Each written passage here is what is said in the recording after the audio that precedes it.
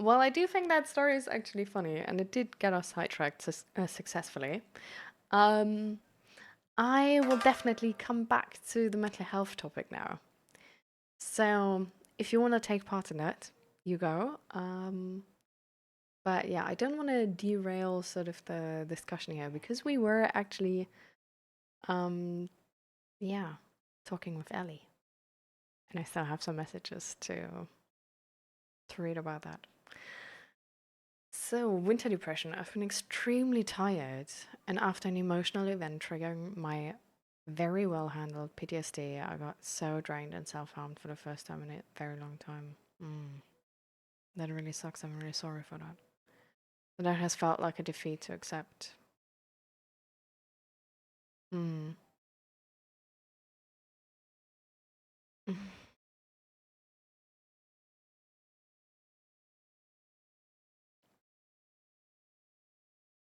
With winter depression, I've also been struggling. I am taking vitamin D now, and it's been like way more manageable. Um, So I can only like recommend, I don't know if you already do that. It seems like a really easy fix, but it does actually sort of work. So it's good that it's easy, I guess. Um, Also tried vitamin like B6,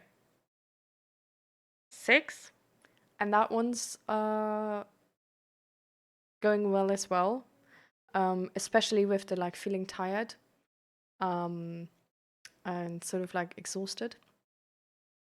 Um, which for me like really comes with the like it getting darker sooner. Um, And well, with the event, like, were you able to talk to someone about this?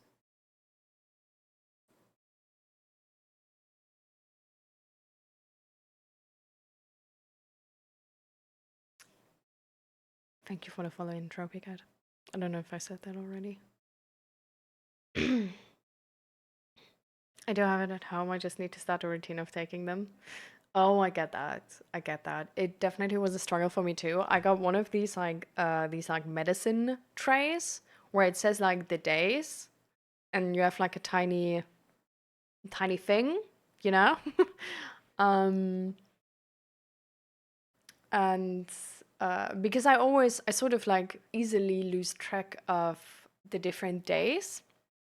Like it's not like I remember it like specifically been yesterday, but I remember it sort of like with like the sort of with an image, so it's more like I can like see the like time of day maybe, or like sort of guess, um and stuff like this. And if there's nothing specific tied to it where I can be like, okay, this actually like specifically happened yesterday, then I don't really know when it has been.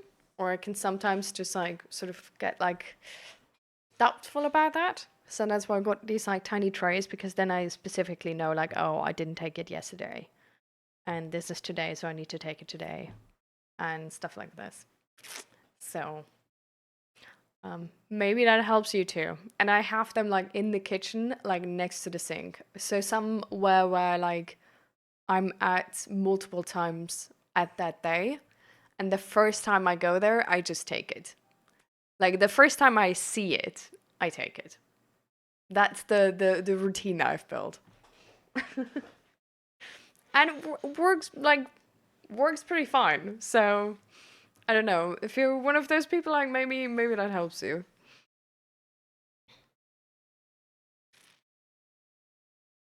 Yeah. But definitely for me, like it needs to be somewhere where I can see it. Like if I don't see it, I have to remember. But if I see it somewhere, I don't have to remember. And that's the good part. Um, I do have a healthcare person I speak to, but I couldn't speak with that person at the moment it happened. Hmm. Yeah. You know, I mean, I don't know if that's like really something you want to do, but I just sort of want to offer that you can always just, like send me a DM or try and call me, or just send a message into the mental health chat in Discord. I feel like, I don't know, like even if I wouldn't be there, like with a bit of luck, somebody would be there who would take the time to just be there for you. It might not be perfect, fair, but it's just, I guess, like one more resource you can note in your support system.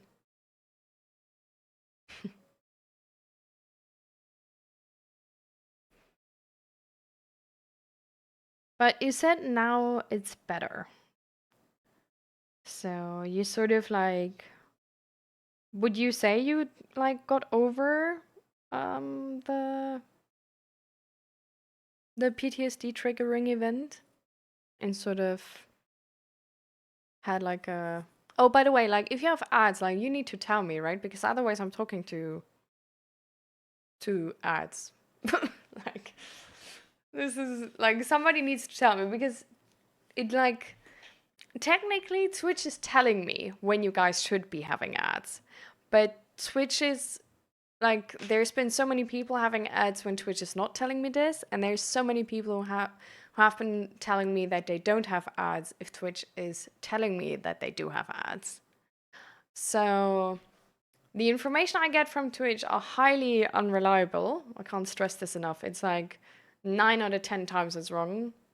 I would argue more. It's probably like 19 out of 20 times or something. So I definitely, yeah. Always good to give me a heads up. No, here ads, notice. Yeah, I don't know. Like Twitch is telling me again that it's like it would be ads, but I'm not sure. But yeah, I just want to make sure like Ellie is hearing me. So what? Not And Ellie got one, yes. Thank you so much, Naradim. Thank you. Yeah, you actually hit. It's so amazing. Domino Paturi also got one. Easy. I love that I got a McDonald's ad with wrapping you with big tasty delicious big with tasty dip. I love what? Oh, I love that. Thank you so much, Naradim. Thank you for 5 gifted subs. I appreciate it so much. Thank you. Oh, so now that you're here for sure, Ellie, till when did you hear me still? Just to, so I know what I have to sort of repeat.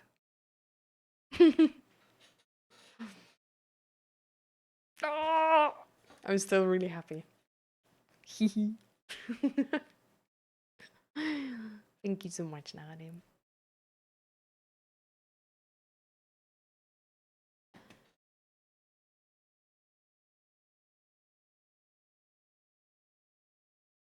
I again had decision paralysis.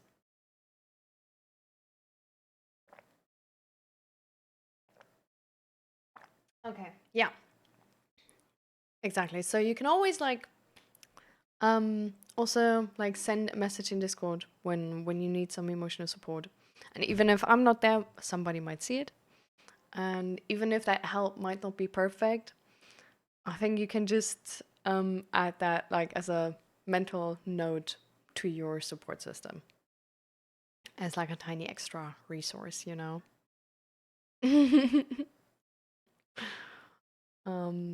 And then I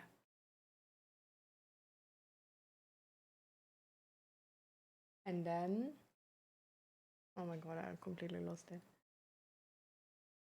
I think I was asking whether with the event now you're sort of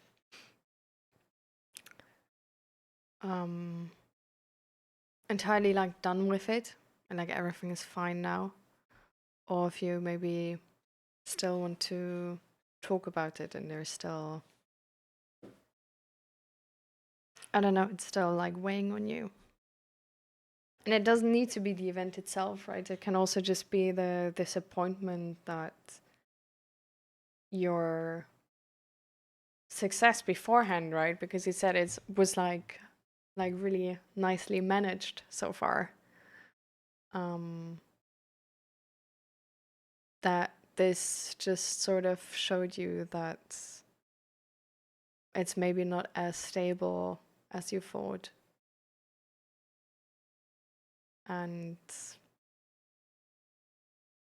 I don't know, because I can only imagine that it's like really disappointing, maybe.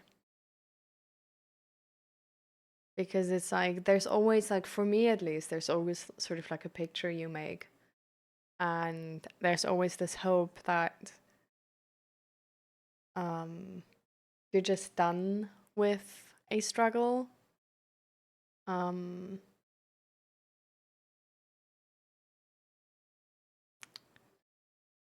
I feel like, especially if it's been going like so well so long and you didn't have like much contact with it, it's one of those situations where,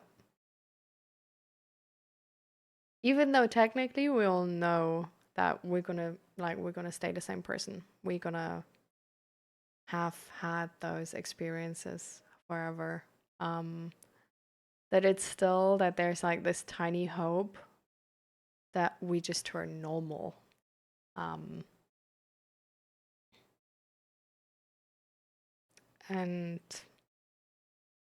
I don't know, I feel like that, I guess, hope shattering in this moment can also add to the heaviness of such a situation.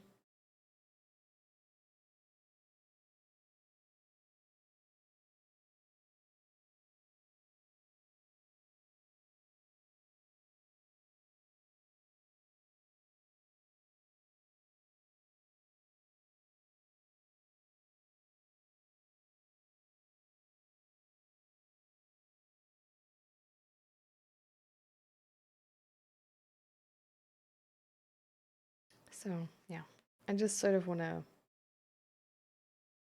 offer that if you want to talk about any of that, you can.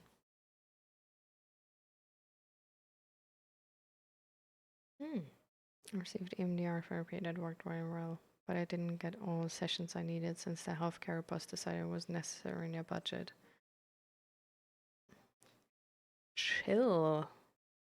So much of my triggers are neutral, but this one apparently wasn't, and it surprised me to a degree where I didn't know what to do. I was back to being okay handled. Oh, that's really annoying. Like, triggers are so much more manageable, right? When you like really know like when they happen and sort of like what context it usually is. But when it like surprises you, it hits like way different, because you don't receive, like, you don't notice the signs as well before.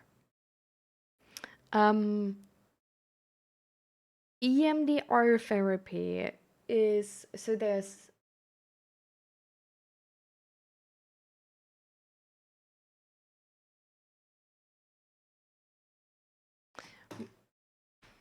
I need to check what this one specifically is, because maybe I know what it is.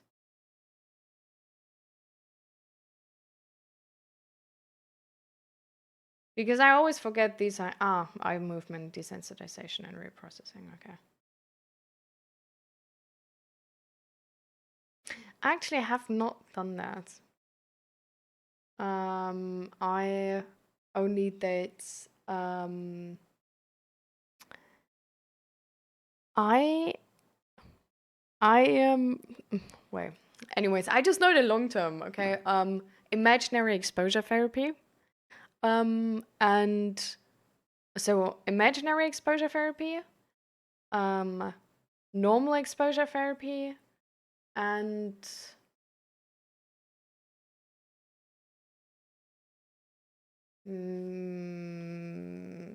memory.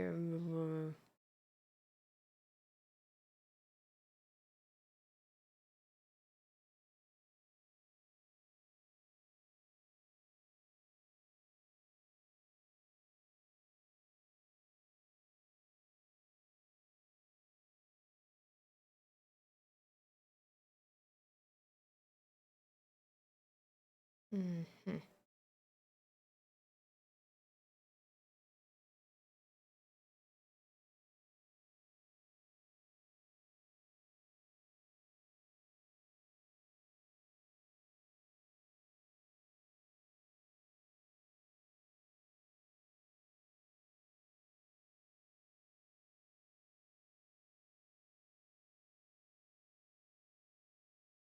I think it's im- imagery rescripting.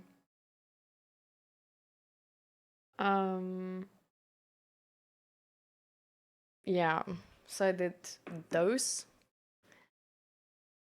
but I actually heard about EMDR as well. It's private and costs like 100 euros a session. God damn. Okay. Oh, I see. Mm. Hmm. So there's like, is it like the specific person you take therapy from is private? Because I can't imagine that like EMDR therapy as a whole is now not covered by health insurance anymore. Especially, I would argue like from like where you live that it's like, like I don't know if you like want people to know the country you live in, but I would just assume that like mental health insurance coverage is better actually than here or in Germany. So I'm sort of surprised to hear that it's not covered. I had a meeting with someone working with uh what is it? Imaginary exposure. um just talking about events, but he cancelled the meeting the first time because patient is too affected by that I'm a male. Hmm. I mean, I think that might be smart though. Um, because like normal imaginary exposure therapy is there is like imaginary and like image exposure therapy or something.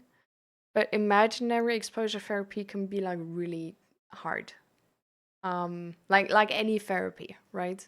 But like when I did it, the situation I was in, like I have like a really good relationship with my therapist, so it didn't really like affect too much that he was like that he was male. But I think if you have like a less good relationship with your therapist, I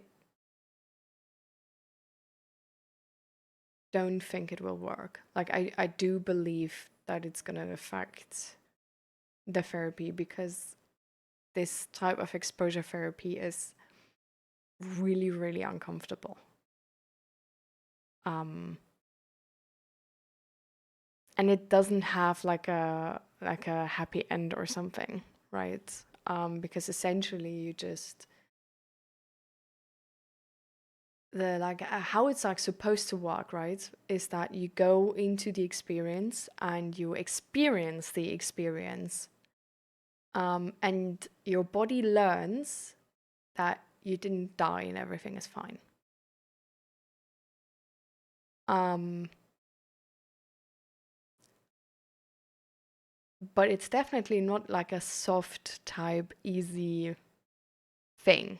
It's like you confront specifically this like I don't know, like traumatizing experience, and you live through it. So you confront your biggest fear, I guess.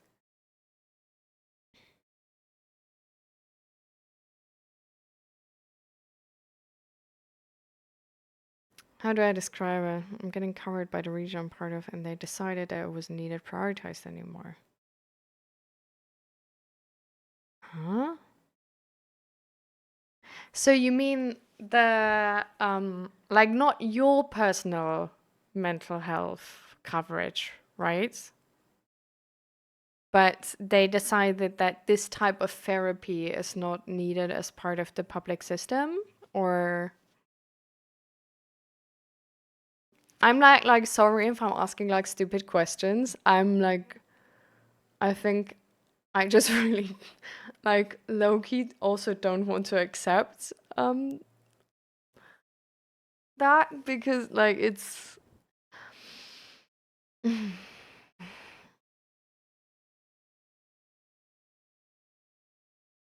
I don't know. I'm always like really disappointed when our mental health care system like shows to be unhelpful. Let's call it unhelpful.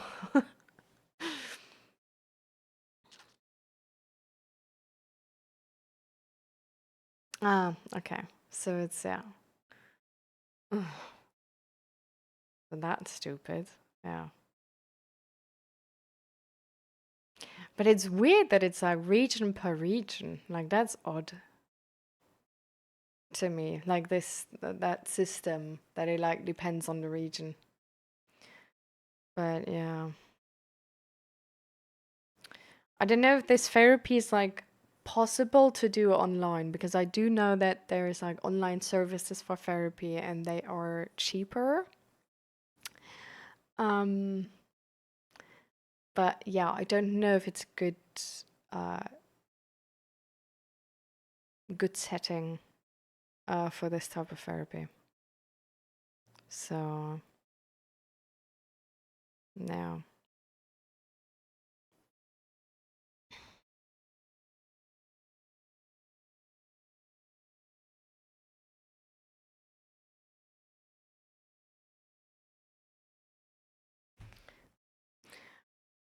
is ISH by the way the exposure therapy type?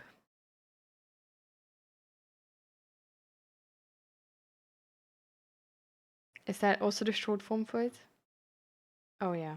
Yeah, imagery based Ah, yeah, that's the one. Why is it ISH? What?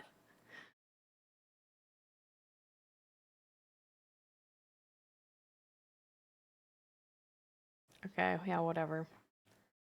But yeah, that one is really hard. Have you like ever done it or like so like was it canceled like after the first session happened or before the first session happened? Or like while the first session happened?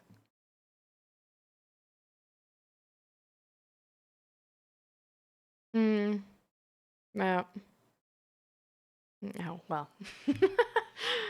Oh no, mental health is expensive. Let's just not do it anymore. Love that. Love that for them. Mm-hmm. Perfect. Amazing. Awesome. Oh my gosh. Mm. Oof, yeah, $100 an hour is definitely something.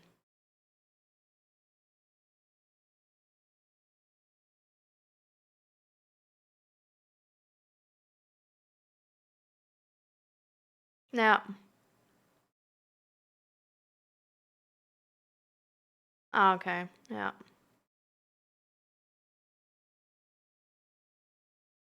Like I personally have like I did it once. Um and it's I personally didn't like it. I don't necessarily think it helped me too much. Um I really like this therapy style where you I don't know how it's like necessarily called. Yeah, imagery rescripting, that one. Um, that one I really liked because it's like you go into that traumatic memory, but you change the narrative of it. And that's how you sort of try to change the emotional meaning of it. And so, for example, for a memory where you before felt like helpless in, you then can like change what happened. So that you get the feeling that like next time you would be in such a situation, you wouldn't be helpless anymore, but you would be like, could be able to like help yourself and stuff like this. And often you need a full 12 sessions, so you need to be, damn, 100, 1200 euros, easy. Yeah, okay, so that's a tiny fortune. Yeah, whew, okay, yeah, damn. Mm.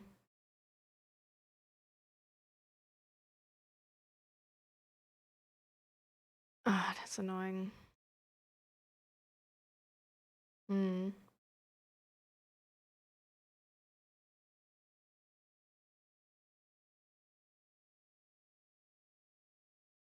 Mm.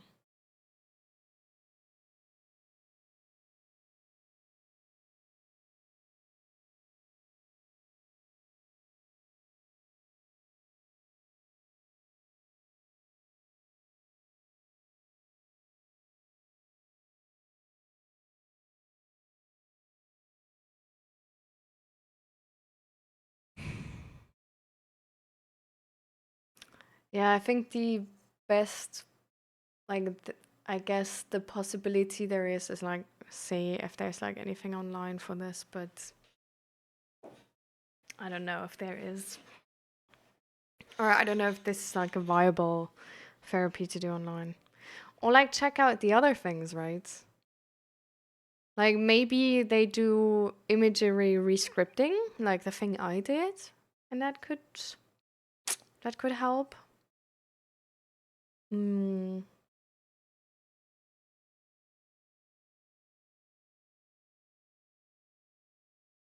Like I don't know. I think like the imagery rescripting for me really um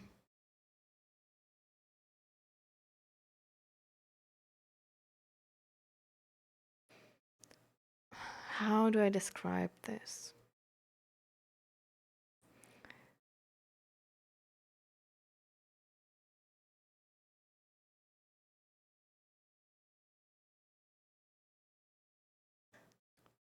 So I guess it sort of depends on like how a situation is influencing you, right? Um because it's like if you have a situation where not specifically the situation itself is haunting you, but more what the emotions, like what you learned from the situations and the emotions it did, that you sort of like fear like an outcome like this or something. um I feel like then imagery rescripting can really help because it's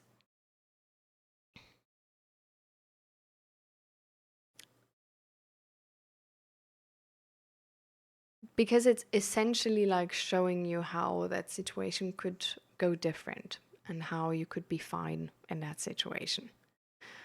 um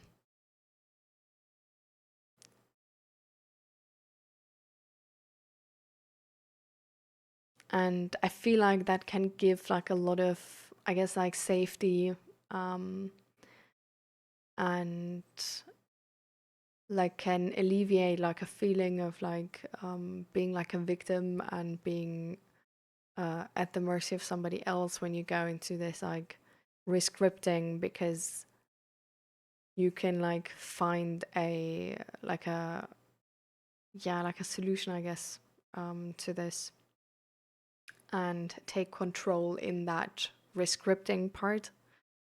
um and that like sort of gives you back the feeling of control in that moment, I guess. um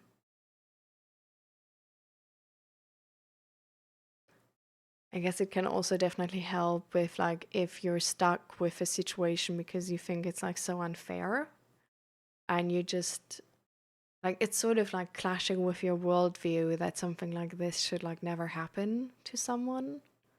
or that people should have done something and stuff like this. Um,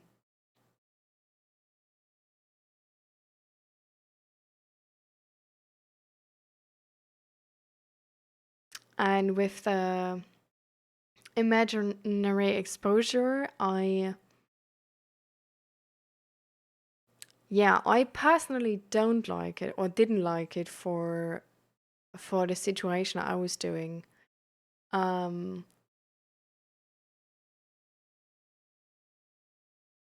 because while it helped like a little bit, it's I don't feel like it can take away like all fear of a situation.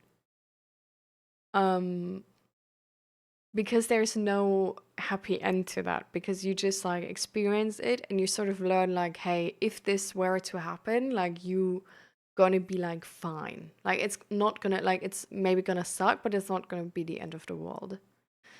Um where it's like this is like not an amazing outcome. You know what I mean? Like it's like okay, I feel like less than before, but it still sucks.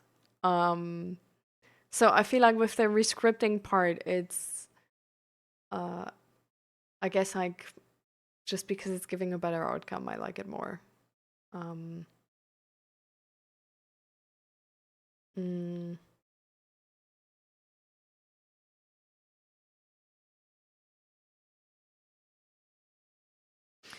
I also, I guess, like the rescripting part more because it's usually about situations so it's about situations which actually happened. And I'm like one of those people I feel like where like a lot of the things I like go through like have like a very specific route. Um, and not like a very, very specific route, but there's like one or multiple situations where this formed. And there's some situations like really stuck with me, and I feel like if I can alleviate myself from the emotional trauma of like these specific situations, then it helps me today to not be so overwhelmed by like new situations. So I feel like that's why I like the rescripting part more.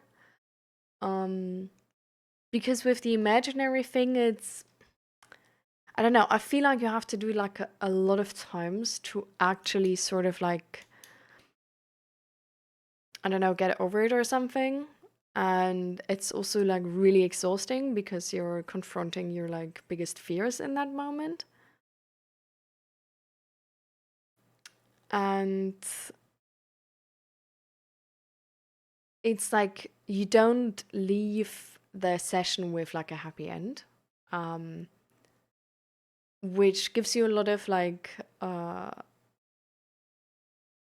work to do like after the session, because you need to like emotionally regulate and sort of like gain back energy and stuff like this. um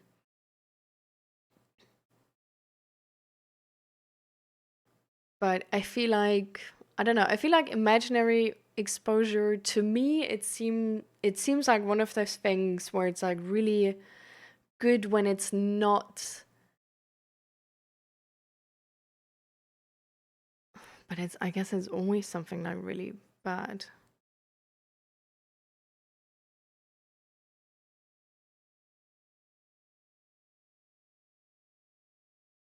Hmm.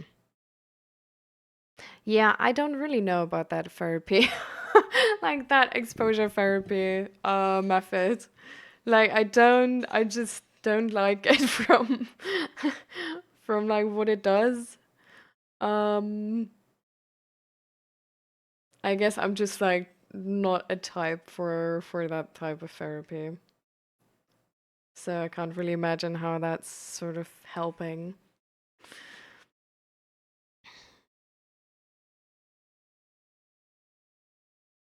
Yeah.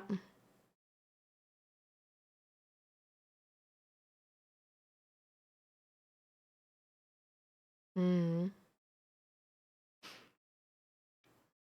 Neutralize triggers, all right.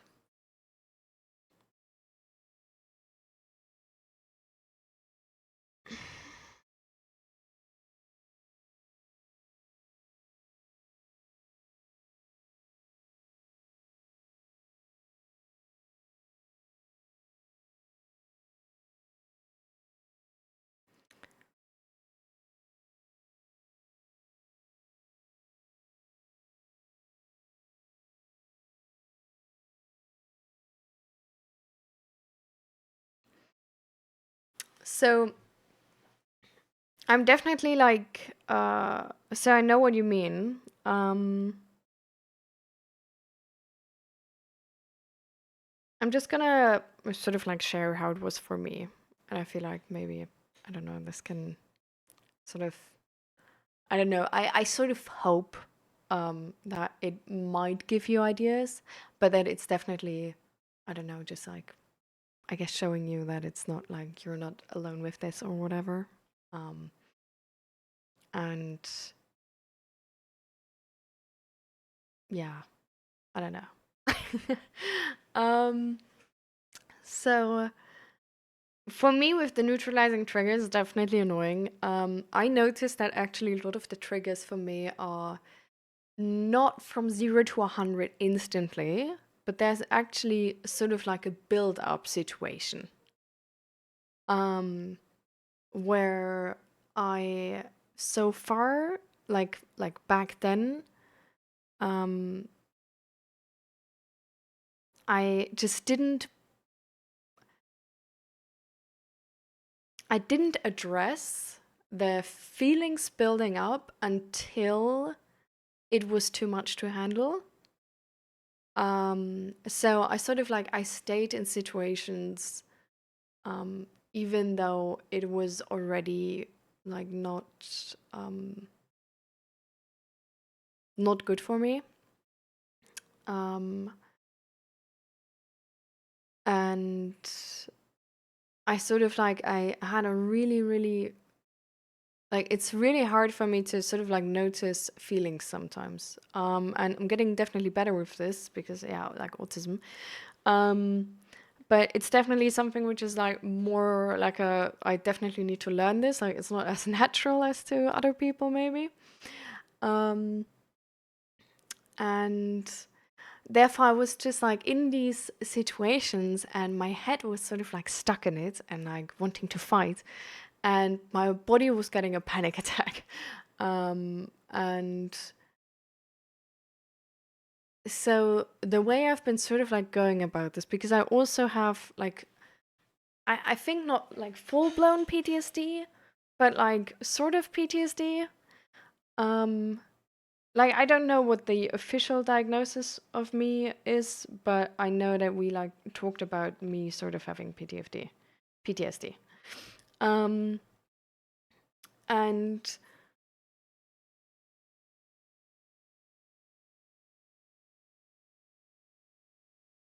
so I kind of try to learn to notice those feelings earlier and then pull myself out of the situation or address the feelings or do something with these feelings, like interact with those feelings um, before it gets really bad. Um,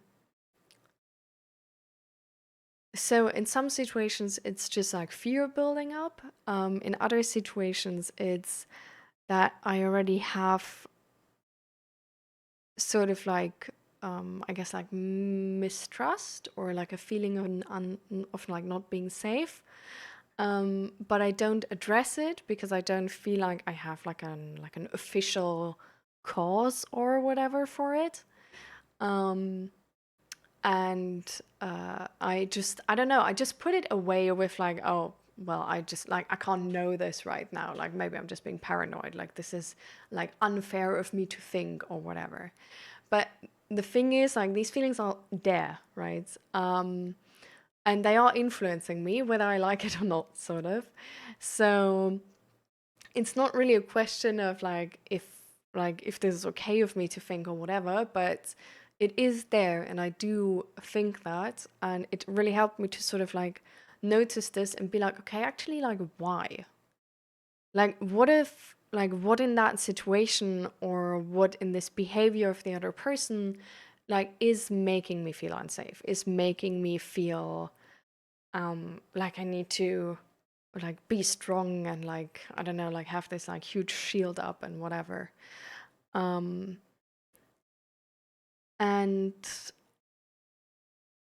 I don't know, like, sometimes it's something you can fix, and other times it's something where I just notice, like, damn true. Like that person is like so judgmental and that's why I believe that. Or damn true, that person is constantly like pushing boundaries of the people around them. And it's not like bad boundaries right now, but it's like, you know, um and it sort of helped me to pull the, I guess, like point of conflict into a um into a spectrum where there's like um, less pressure on it. Um, and that's sort of, I guess, how I handle triggers, if that makes sense. I don't know if that explanation was really good. Um, but I definitely notice how this is also affected sort of by energy management. And hi, Grumpy Palace, by the way. Morning. Um, so if I have like really bad energy management and I'm like exhausted already or I'm sick and like stuff like this also gets worse. So I always need to, because then like my pressure is like generally on a like higher level, right? So even if I confront the triggers like earlier, it's like still sometimes like too high to like fully sort of avoid them or whatever. Um, but yeah,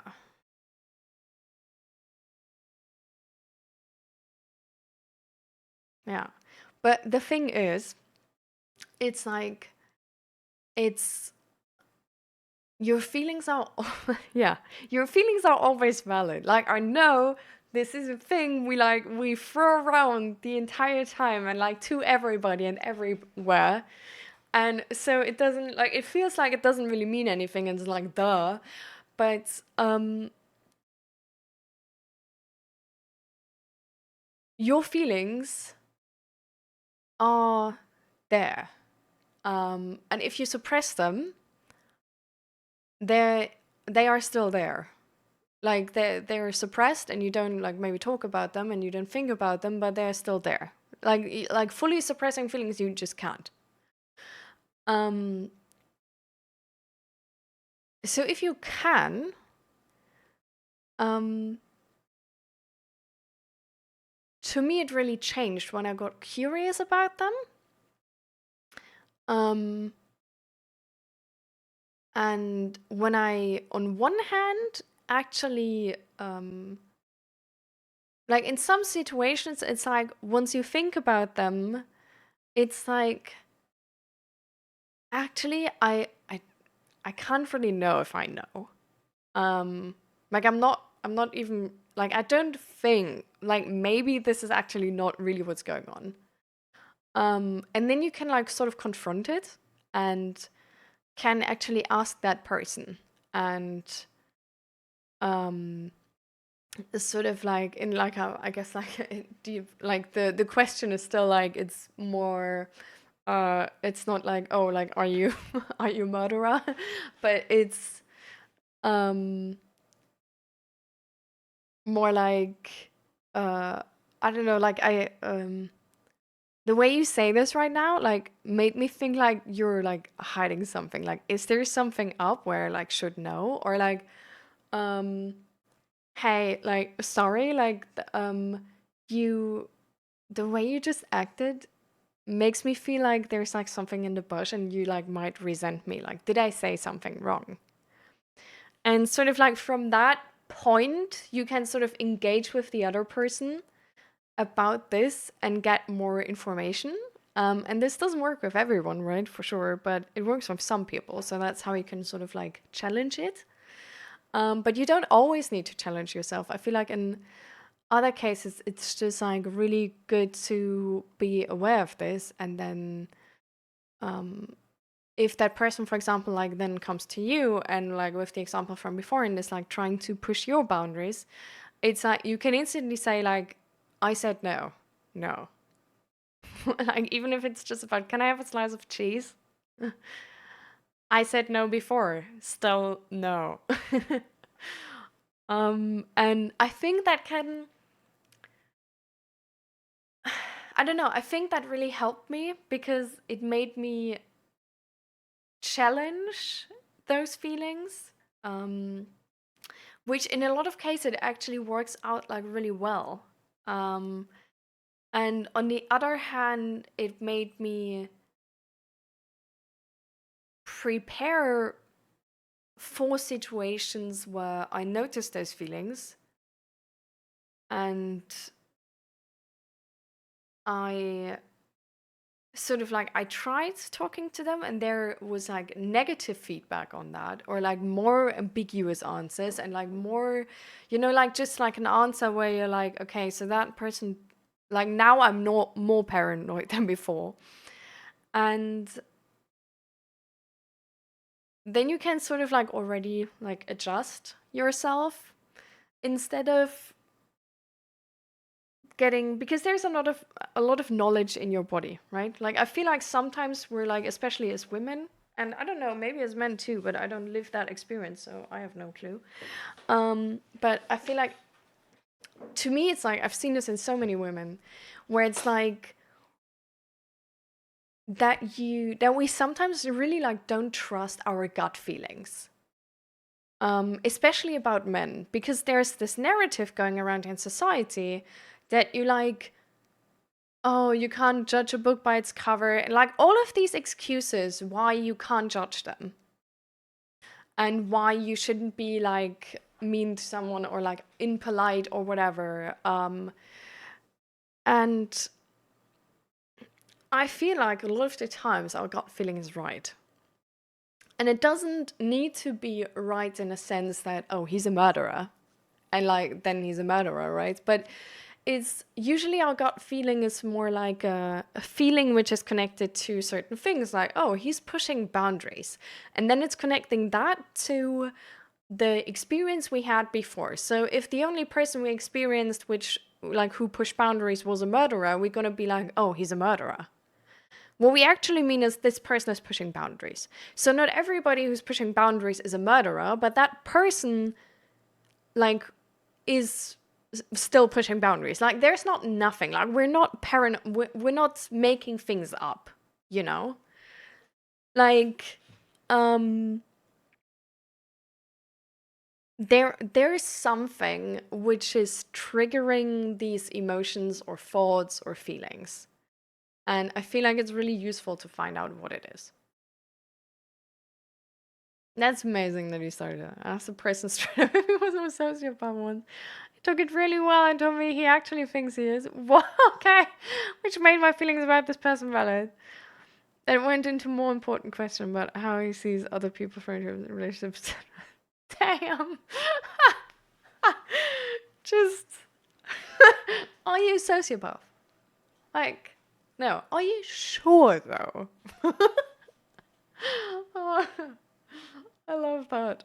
But yeah, like I do think that makes sense. And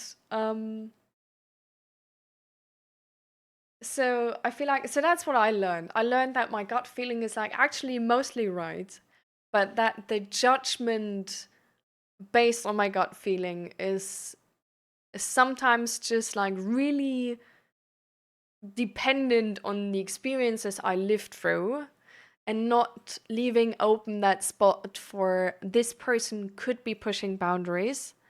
But it can be for multiple reasons. Like they don't need to be a murderer. Like they can also just be a dick. They can also maybe actually feel insecure and not wanting to see that insecurity. And that's why like they're doing this. Like there's so many, like I've learned that there's so many different reasons why people do stuff. But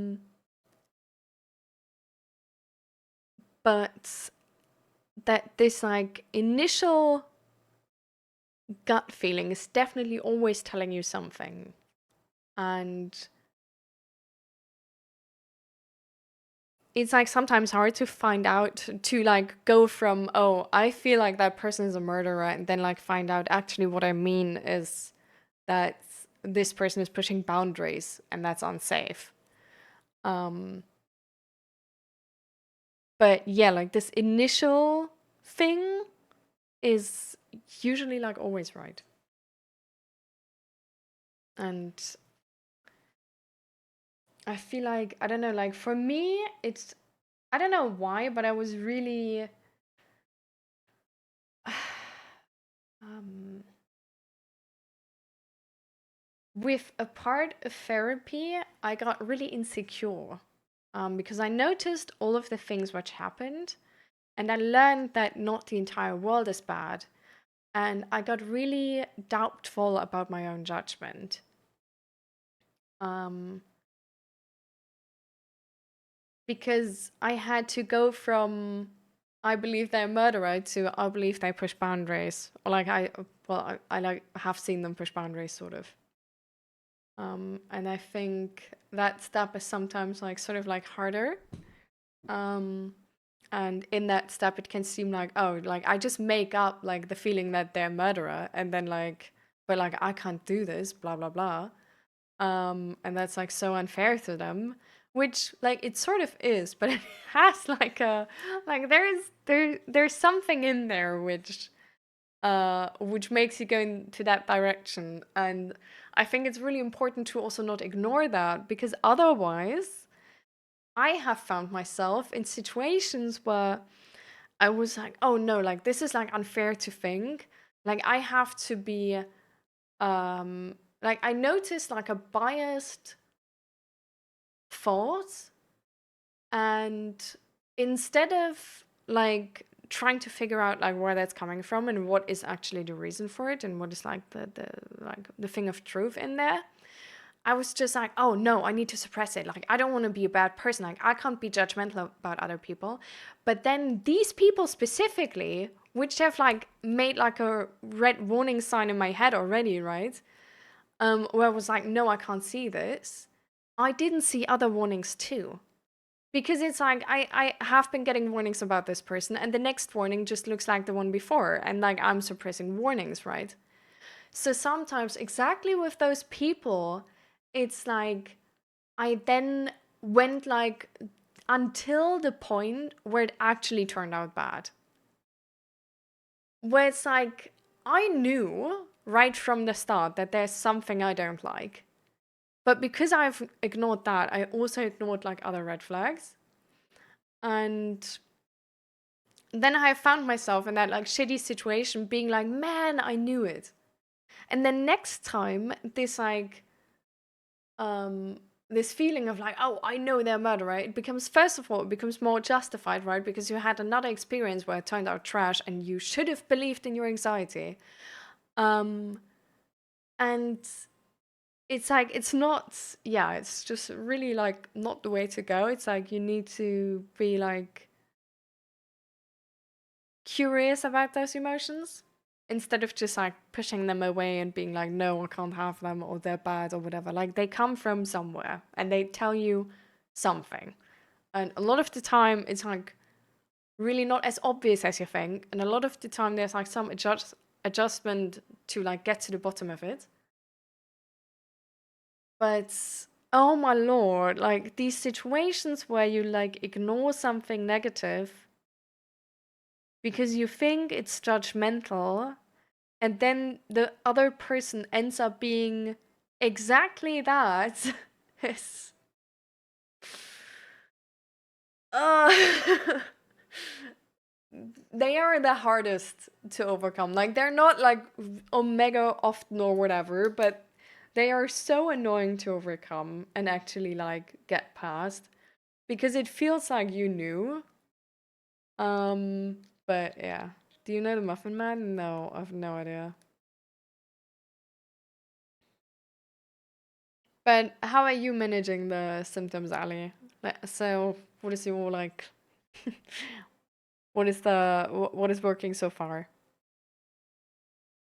And hi, Grumpy.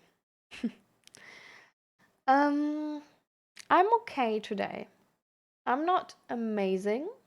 Um, my day yesterday was a little bit tough. So I think I just need a little bit of like rest, maybe. Mm,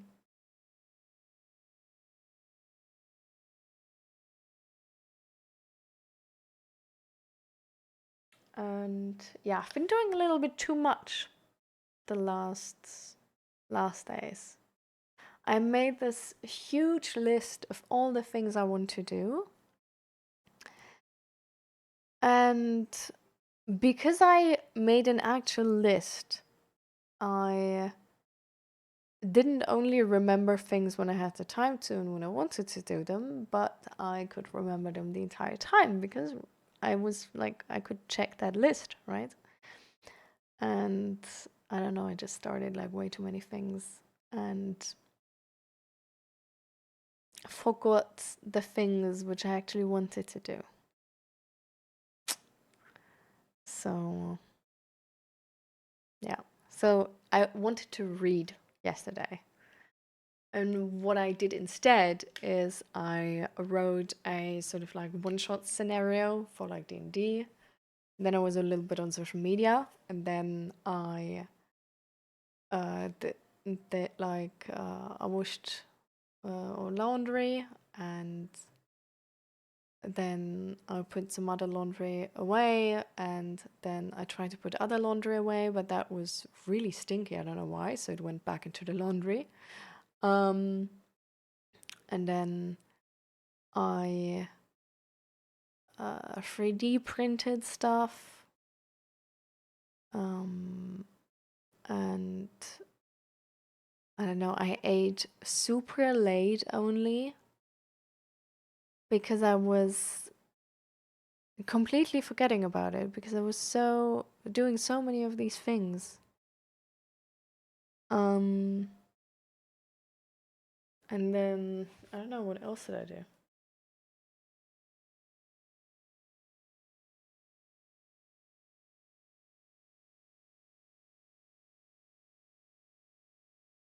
I prepped the package, went to Action as well. I got some gifts for my sister actually. Um, we played some Robinson Crusoe. We talked to the restaurant owner of the uh, curry we got. And yeah, so a lot of things, but not reading. So yeah. So a little bit, yeah, tiny. I don't know. It was like I got so many things done and I could be happy, but I was really frustrated and irritated for some reason yesterday. Um,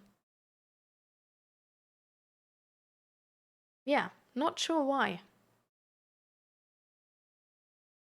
Mm, I feel like it could have been because like the day before we went to play tennis and it was raining and we were playing in the rain and it was really cold. So I might have sort of like struggled with like not getting sick again yesterday, but like completely ignored it and then not properly feeding my body and being like hangry for half the day. So yeah.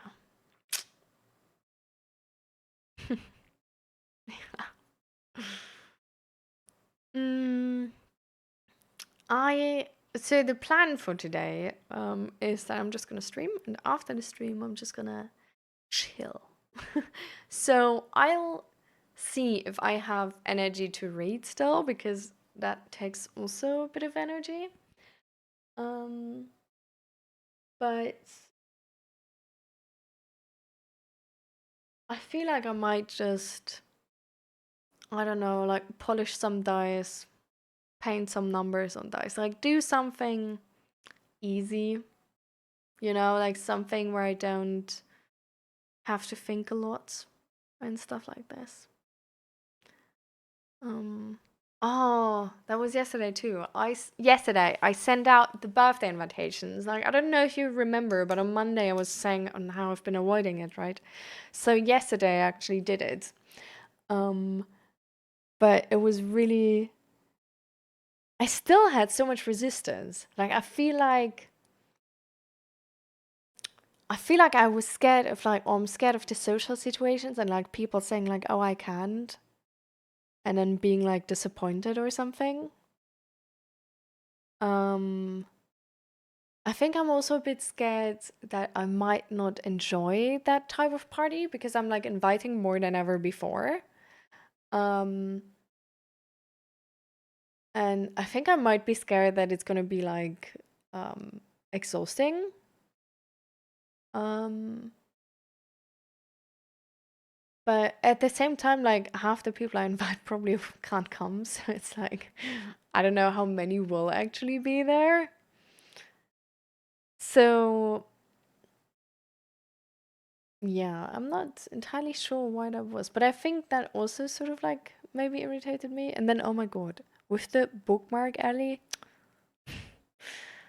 So there's like I looked into this, right? And there's like so many different like things you can use, tools, whatever. So I found one tool and it wasn't working the entire time. I worked on this already like 2 days or something, and it just didn't work, and I absolutely didn't get why. And it just did like so weird things. Like I said, such weird behavior. And then yesterday, Zach looked at it for like a second or something. And I showed him like how it's behaving weird. And then he was like,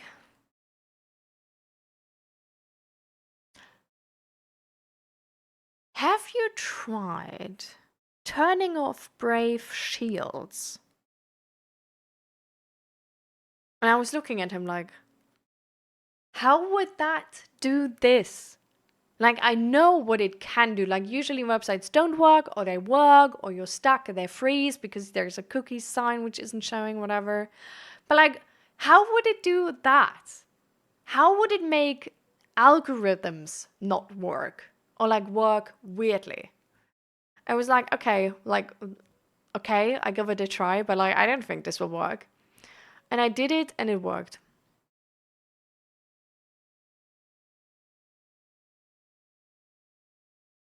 Yeah. I could have cried. Like, I put so much work in this already.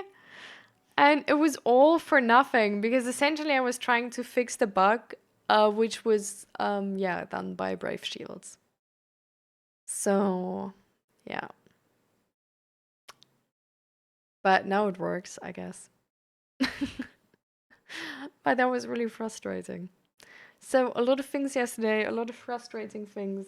Um, but at the end of the day, we took a trip to Action outside in the it was raining the entire time, which sucked. It was super cold, but it was still nice to sort of get out. Um, and then we watched some Critical Role, and I think we should have just kept on watching Critical Role because we then played like one game of Robinson Crusoe, and it was so frustrating. We put the game away after this, after it had been like sitting on our table for like 2 days because we were so into playing it. But now we're like, it's it's so frustrating. We cannot. We're playing like the introduction scenario with a ability which makes it easier. Apparently, we died 3 or 4 times already, and we're not even close to surviving.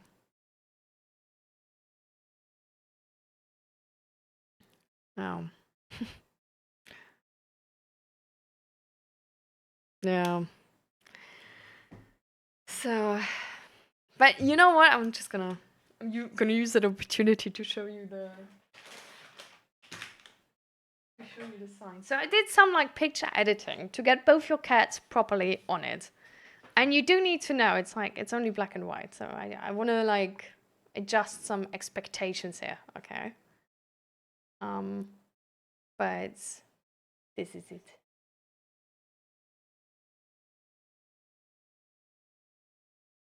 Here. Like this is sadly the darkest shade of gray I can do with black and white. But this is it.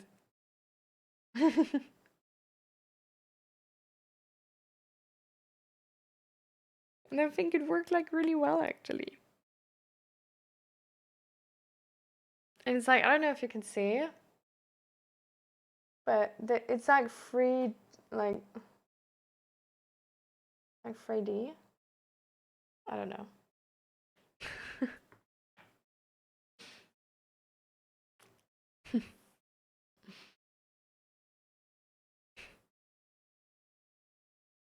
I've never worn a mood color changing ring, by the way. I don't know how they work. I thought it's a cap.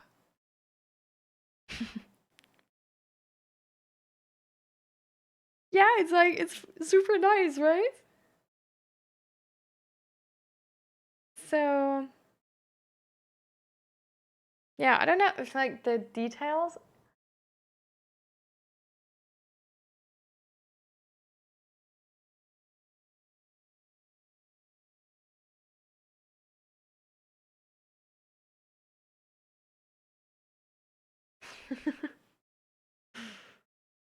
What? Okay, 67 and what now? Hi Rex, welcome.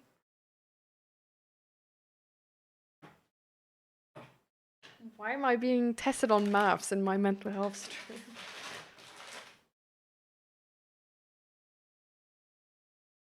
stream?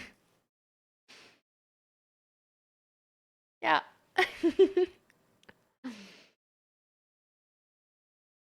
Oh, yeah, you can do that. It's definitely like it has a funny texture to it. Wait. 67 bits? Yeah! Thank you so much for the biddies. Oh my god. In that case, I should have said like 9,999.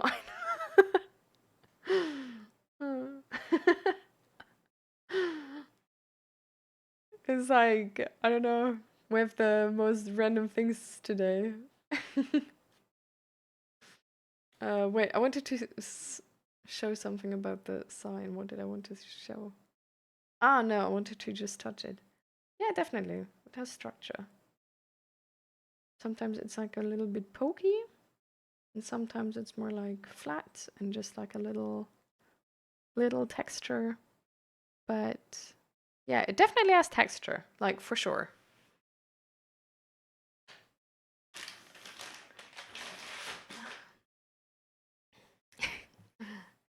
So thank you a lot, Rax, for the bits. There's like good math. I like it. In that case, I like math and chat.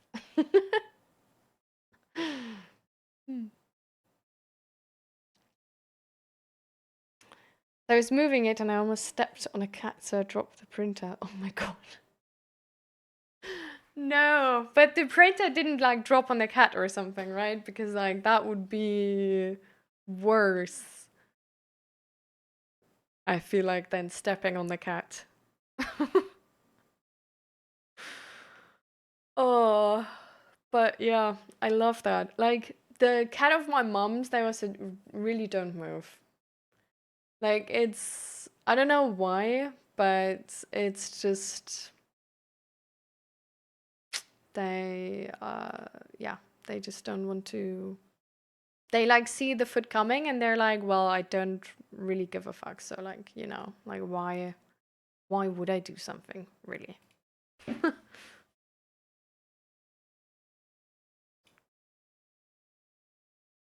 So, yeah. It just got scared. Print is not okay. Oh. He removed. Exactly.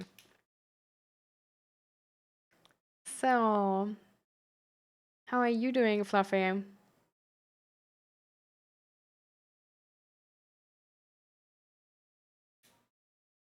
And Rex, do you also want to take part in a mental health check-in?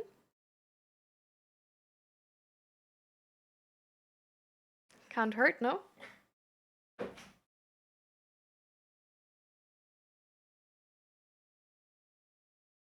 Mine always jumps straight in front of my legs.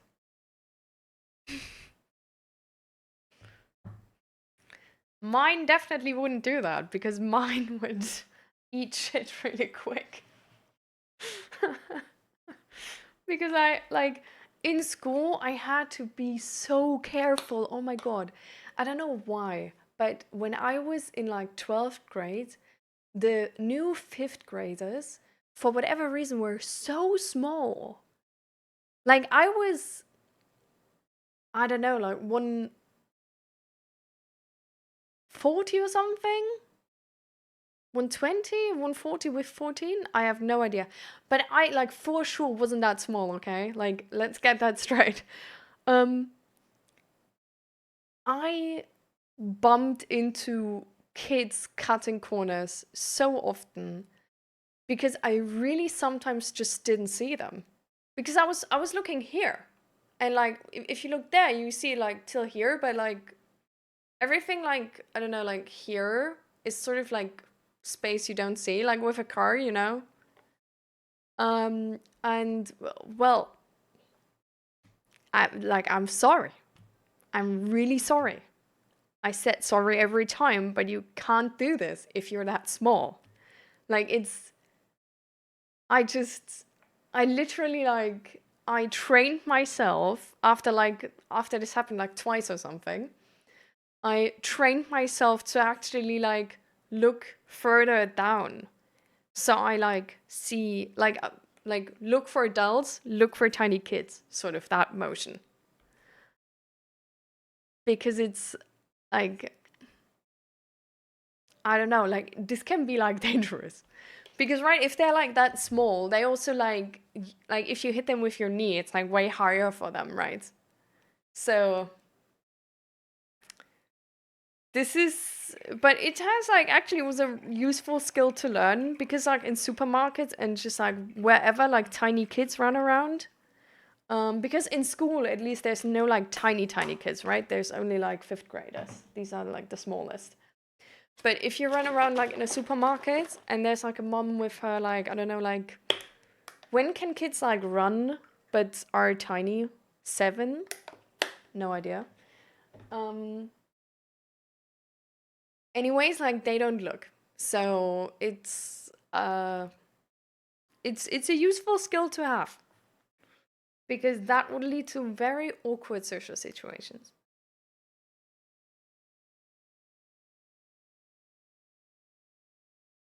Oh, all right, Fluffy. Get going then. See you later or next time.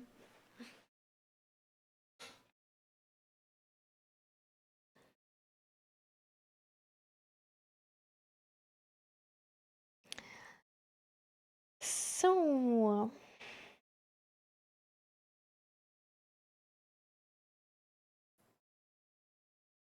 anybody has any topic they want to talk about?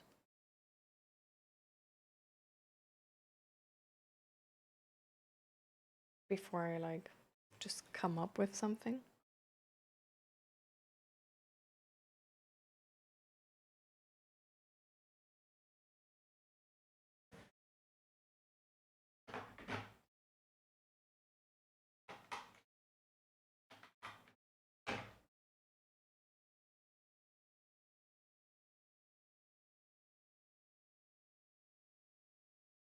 You're still here? But I thought you need to get moving.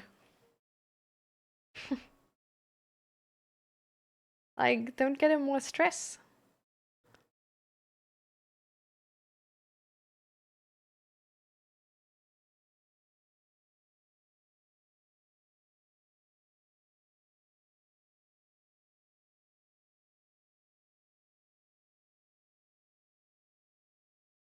I mean, you can definitely take part in a mental health stream if you still want to do that in that time.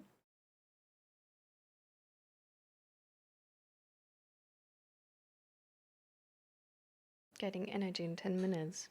Yikes. So, how does that work? Doing jumping jacks or drinking an energy drink?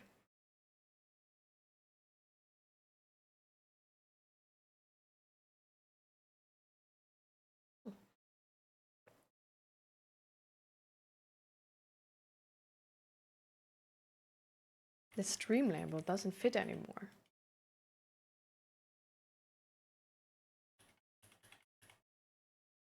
Naradim gifted too many subs.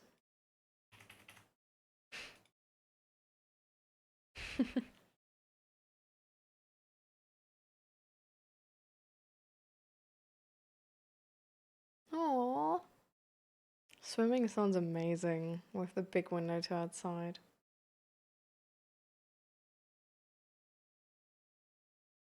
To the next flash in a second. Oh. Good luck with that, Fluffy. Activities to do in this cold winter time. Let me pull up my list of activities I want to do.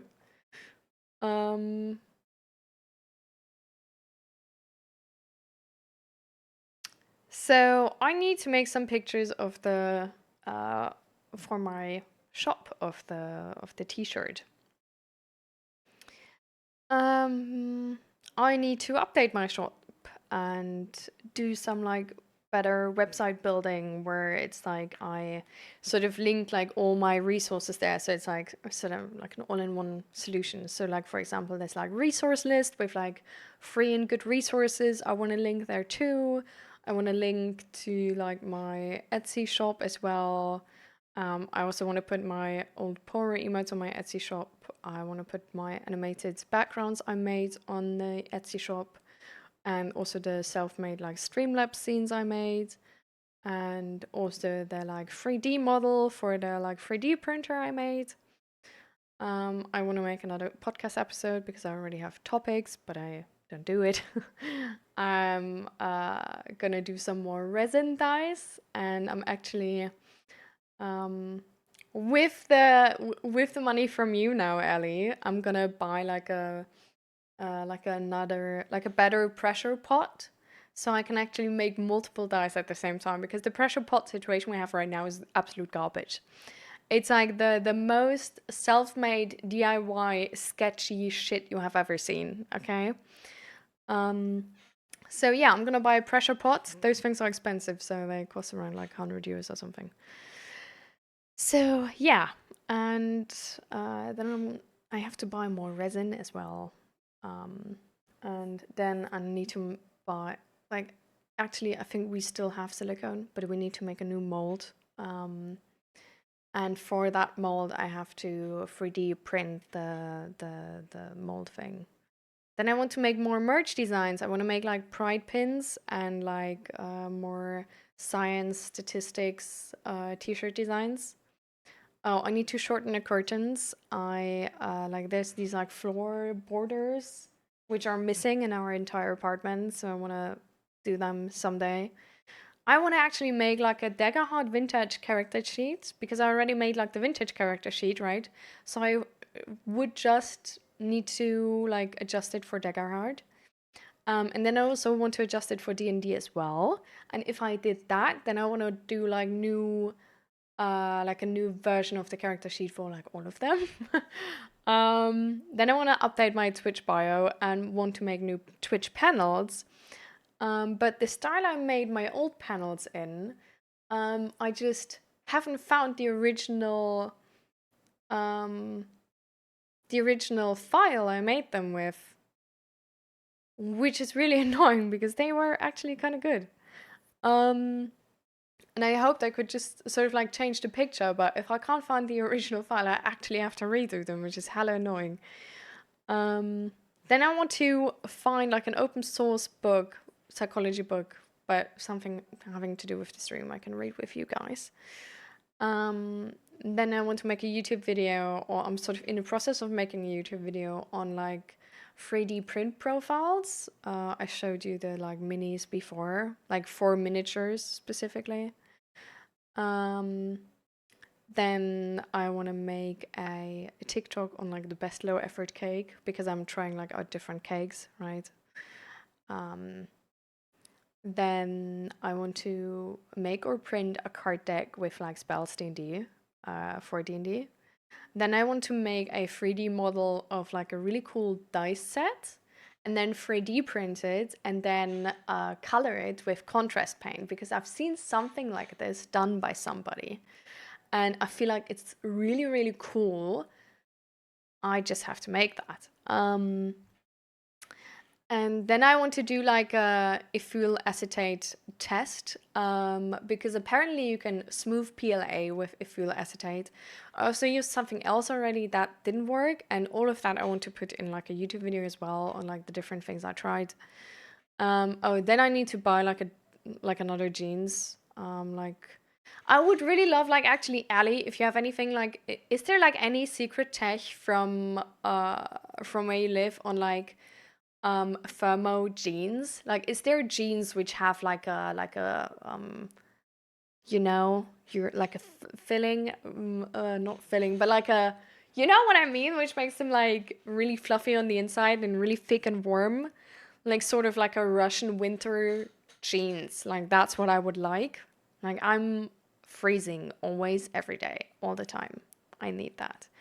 Then, and don't tell Zach, yeah, I want to find like a headphone holder and like 3D print that um, for him as like a birthday gift as well. Um, then I want to buy another turtleneck because I really love turtlenecks and they really look good on me. Um, then I want to train AI to make my emotes. For that, I first need to make emotes. And then I need to get moss from outside because I have like a tiny terrarium thing and it needs more moss. Then I want to crochet a dice bag because I had a really cool idea, which I shared with you. So like a dice bag, which is like with pride colors and like yeah whatever, it's like crocheted. Then I need to find my therapist a goodbye present, and this is only due in 2 months, but I already wrote it down because I want to have a really, really good one. Then I want to make apple cake and I want to make the Oreo cake. And now that I got into this like 3D picture printing, whatever, right? So I want to make one of those for my sisters as well because they also have cats, and ask them for their pictures and then make one of them for them. I maybe want to make one for my grandma, whatever, blah, blah, blah. Make a lot of them, get better at that. Then also make a YouTube tutorial about that part because the thing I'm using is actually free and the only thing people usually know is not free. Um, but yeah.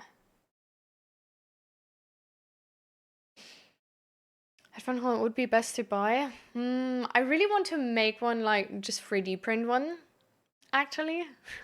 So, um,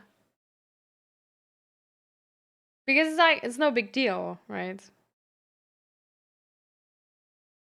Oh, and then before I send out this picture, I still want to make professional dice pictures. And I actually, like yesterday evening, I just came up with this idea that I have this like rotating thing to polish the dice, and I can use that to make really nice pictures. So I'm gonna like put that on, put like a black sheet of paper or whatever on there, put the dice on there, have like a black background, and then I'm gonna like rotate it and like really, really slow, and then just have my like camera and then have like a light, and then it's like cool, right?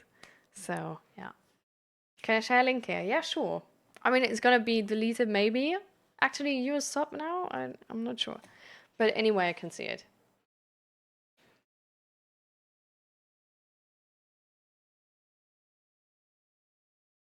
Imagine having that and then cut to you rolling a dice towards the camera. Ooh. Yeah. But then wait. Okay, yeah. That's a different setup though, right? Like that's not with the rotating thing.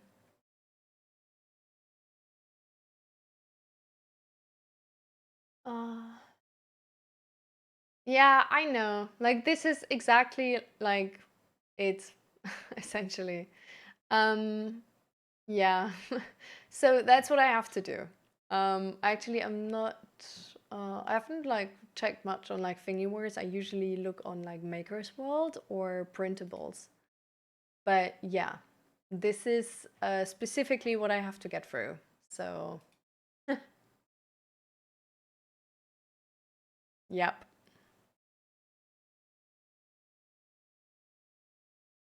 What's your tag on Etsy? I think it should be. Correct me if I'm wrong. It should be below stream in the like bio panel. Like not where the panels are, but in this thing where it says like there's a mental health thing. Like, hi, I'm Leah and I'm mental health. Uh, and then like there's a few links. Hopefully. Um, yeah. And this is not everything. Like, this is not everything. Like, this is the list I started 2 days ago, okay? So, this is why I'm saying, like, if you need a hobby, just text me. You know, like, I have hobbies en masse, actually. If anybody ever wants to work for free, just let me know. You can pick and choose from a lot of different things. Um, and yeah. But so, yeah. So with this list, this is essentially what has gotten me to like burn out a little bit yesterday. It was only like a little bit, right? Like I'm still like fine. But it's since I have that list, I have so many things in my mind because usually that list is like only like in my mind and I only remember stuff when I have like, you know, like when it's convenient to do them. So now that I have that list as a list actually, and I know how long it is, there is more pressure to actually do stuff and like be like check, check, check. Um yeah. It was not planned this way. Like, essentially, the idea from me to make this list was first of all, to not forget any good ideas. But honestly, I have too many good ideas.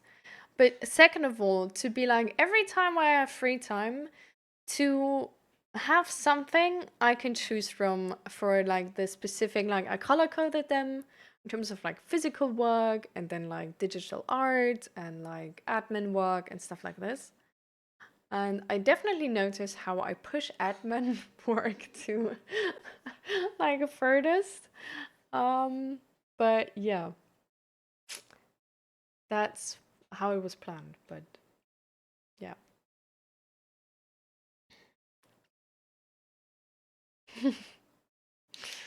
Yeah, same, same, Naranim. And this is like only tasks, right? Because it doesn't say like play Robinson Crusoe because that's what I like doing, right? Like it doesn't say like, oh, play League of Legends because that's what I like doing. Like these are all things you can achieve, not things you just do, you know. Like it also, well, actually it does say with like polish the dice and stuff, but yeah. So yeah, so the Etsy tag should technically be like below my stream. Wait, let me find out if that's actually the case or if I'm lying. No, it is below my stream. It's actually in the about cute grades thing. It says like Etsy. So, but I should actually do like a proper Etsy panel as well.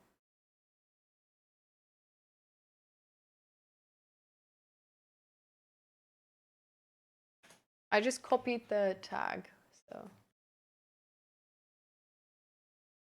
I made a sale, by the way. Did I tell you? No, right? I made a sale. I sold my Stormlight character sheet once, and I sold it actually for full price because that person sadly missed the first week where it was half percent, half percent, half off. So low key, kind of sorry for them. But yeah, I actually sold. I made a sale. Like, do you get that? Actually, like, I'm so excited. I don't have like any reviews though or anything, which is a tiny bit sad because I wouldn't really like to get reviews because it's like the first sale, right? Like, I would like to know if like they like it. But yeah, I don't have a review yet. But yeah.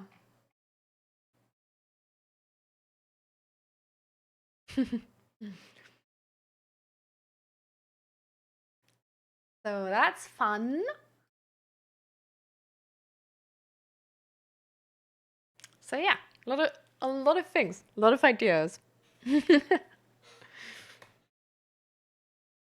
So I just don't have enough time. Like, see, this is what I mean when I say I have a job while not having a job. Like, Zach is working 40 hours a week, but like I don't even need a job to work 40 hours a week. I just do it without really planning to. I can burn out without having a job, actually. Actually, I got burnout symptoms without being employed.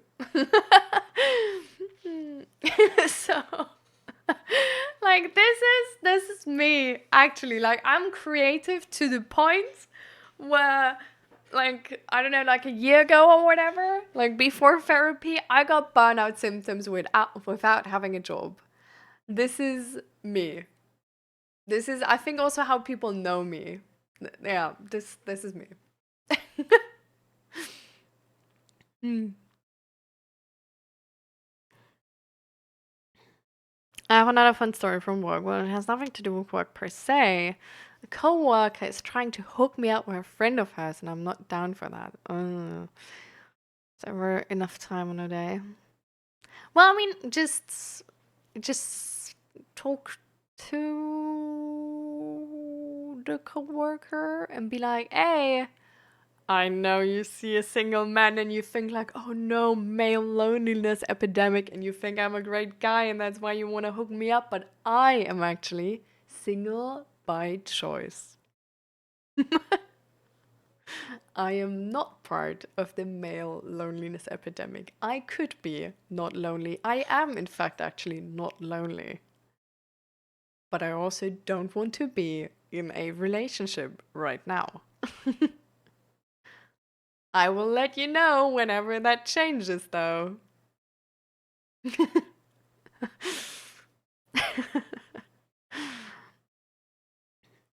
Like, I feel like it's actually like so funny how that can like how that picture can sort of like portray on society, right?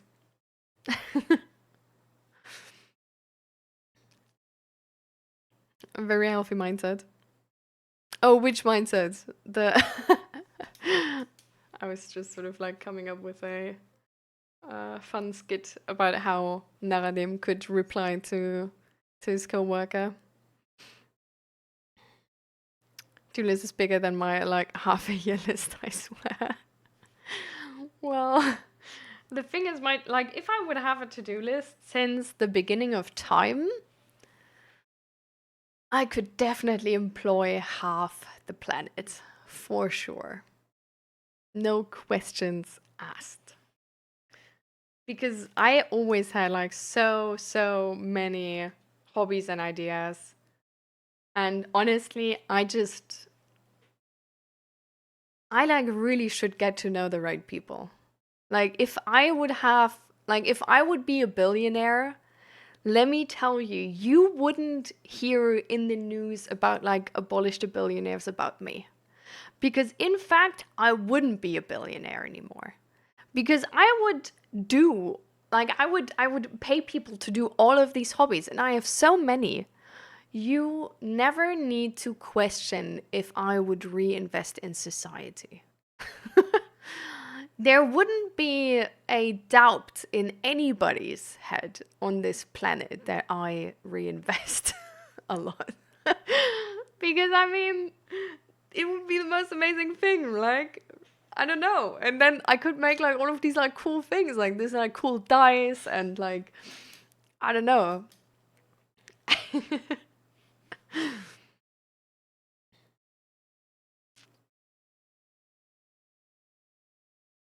Yeah, exactly. This is why, like, if I would be a billionaire, you wouldn't hear me about being a billionaire because I wouldn't be a billionaire anymore because I would reinvest. I would just do all of these things. Like, it's like, how is, like, honestly, like, being a billionaire is like, I can't imagine somebody collecting that much money. Where it's like, it's only collecting money, right? It's like, it's not you, like, actually doing like all of that with your mind. Like, it's where it's, I don't know, it's like there needs to be a mindset of just having money being nice, right? And not having money to do stuff being nice, but like, right? Like, there needs to be some mindset of just owning money is sick. I don't know. But yeah, like with a billionaire, it's also like you just don't get one, right? Like, you like get money from your parents, and then that's how you how you become one. But I think it's really, I don't know. Whenever I think about like billionaires, I get so conflicted because I feel like, I don't know. I sort of feel sad for them in a weird way because I'm like, you have all that money, right? And instead of using it to make your life the best it could be, you just sit on it. Like, I don't know, like so many of the billionaires we see in the news like really don't look happy. Because I feel like, I don't know, like from for our happiness, it's like really important that our community like we live in is happy as well, right? Um so like it would actually be in their interest to like donate and like help their community to like get out of poverty and like stuff like this. And they like still don't do it.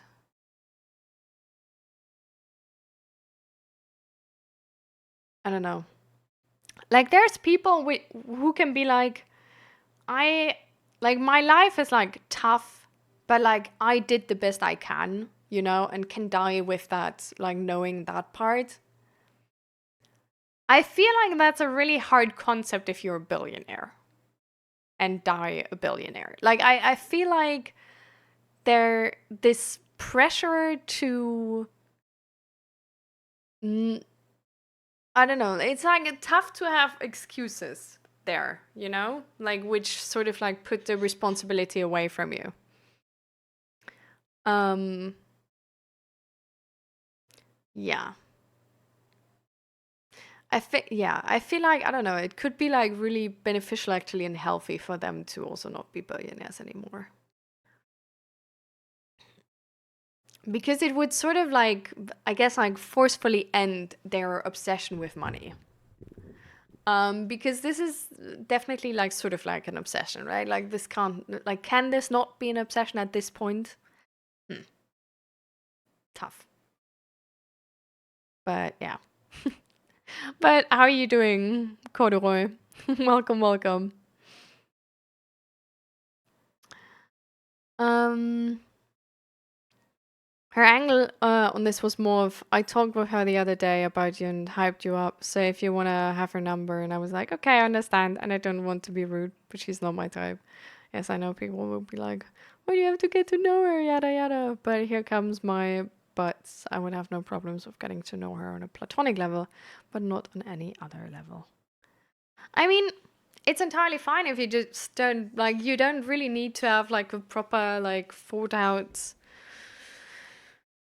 um official reasoning behind that, right? Like I feel like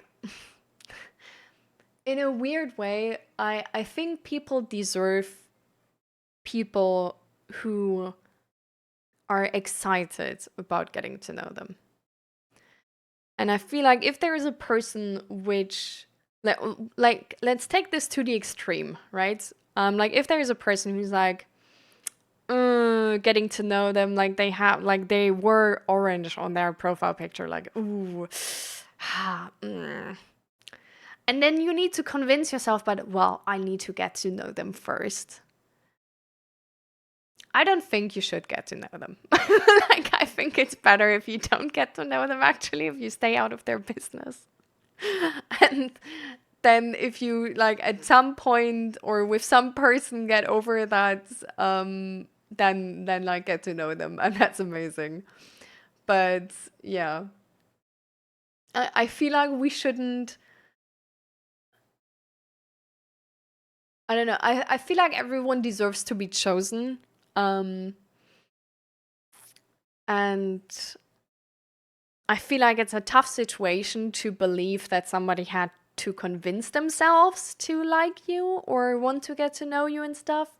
And I feel like there's always, for actually most people, even for fucking serial killers in prison, right? There's enough people who are like really excited to get to know them.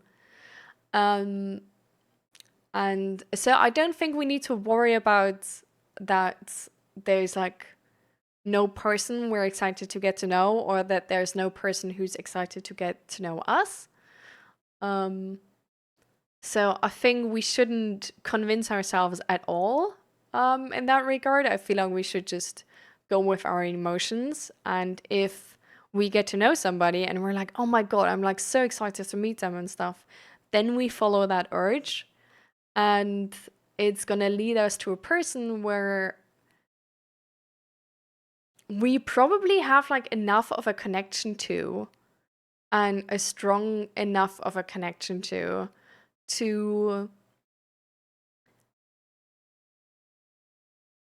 actually build like a good foundation for a relationship, maybe.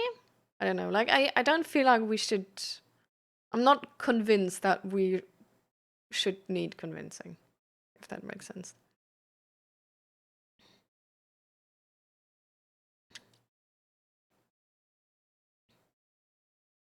Didn't we have to start on that level with everyone? Platonic? Yeah. Like I do believe you get like you are friends first.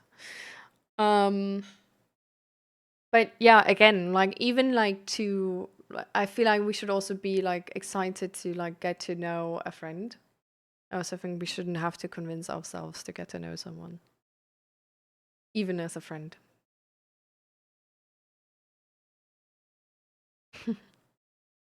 Yeah. Ellie, I love that idea. That would be me. Yeah. I feel like also with a lot of things in life, right? There's, if you have a lot of money, you can make it cheaper. You know what I mean? Like if like not maybe not a lot of money, but if you have money as like a first investment, and if you have like connections, which is like sort of like connected to money, right? Then you can make things a lot cheaper. So I don't know, for example, but like everybody like buying their own like resin kit to make dice, expensive. But one place, like you say, like a community who's like buying like a resin, like enough resin kits for like whatever, like people do that, you probably get like a special deal and stuff like this. So it's probably going to be cheaper for like everybody. Also, it's cheaper if you don't have, because a lot of the time the amounts don't make sense, right? Like if you buy one resin kit, you usually buy like a kilo of like resin, and like a lot of the stuff you need to make a dye set, for example, like really nice, is something where it's like for higher quality, you should use it more than once. And I feel like if you just have a place where like more people come together, it would be like so much nicer and so much cheaper. And I don't know. So I really agree with you. I think like for a lot of hobbies to have like sort of like a hobby center where people come together, it would not only make sense in terms of like financial, that like even if you wouldn't want to make this free, like you could even make it paid, but still it would probably be cheaper than anybody buying their own bullshit, because it's just, yeah, it's like for that like one time you want to make dice yourself, it's like definitely cheaper. But yeah, so I would love that. That would be so cool. I feel like also like sport and stuff like this, and fitness should be way cheaper. I feel like it's so healthy, right? Like we want people to do that, right? So I feel like we should give them like, we should make the resistance to doing that like as low as possible, I feel like maybe it would actually like on a financial level of a state, maybe it would actually be cheaper. Like I would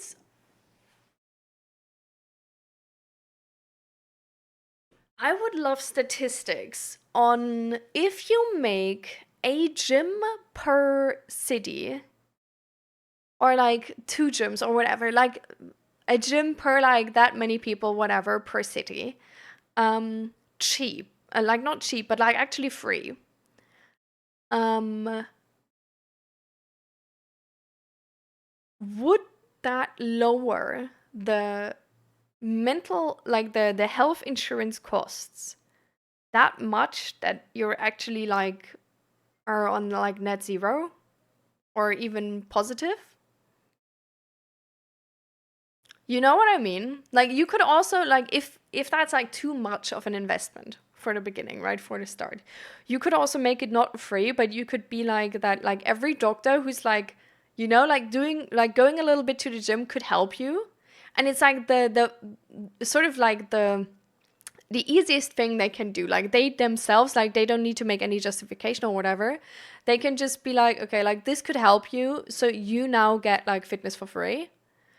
And it's like a thing where like not like I guess like everybody's getting it, but like basically everybody could get it.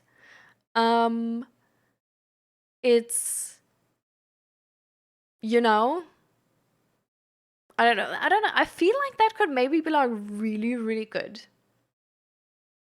I feel like this could go break even in terms of cost.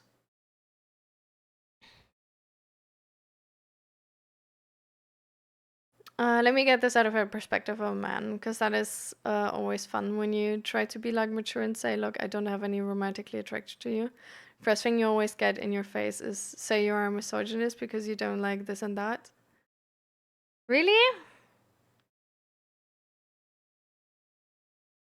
I don't.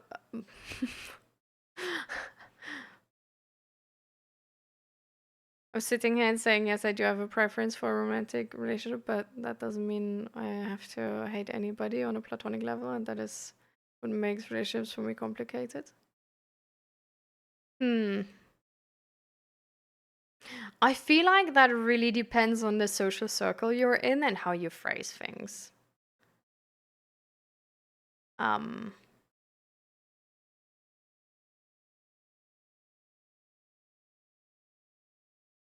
like like I don't know. Like I have seen many people don't like each like are not attracted to each other, and where it's just like sort of like stops, you know? I don't recollect any situation of accusing someone to be a misogynist. So it's like in my circle, this is like, I don't know, like not really happening. So I feel like this depends on the social circle you are in. But yeah, I guess with anything in life, right? Like with whatever language and communication gets more common, and like now with mental health becoming like people getting more aware, right? It's like I think with any communication, because of that also becoming more aware and more more common in our society, it's definitely that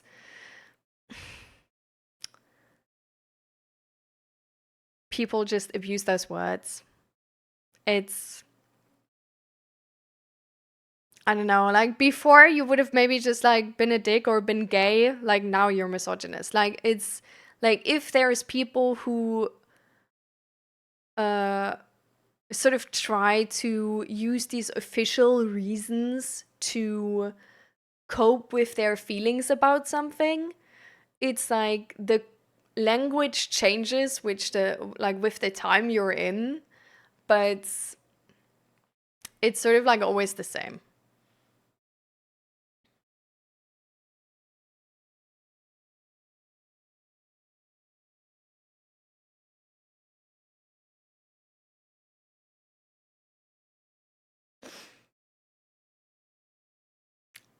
Hmm.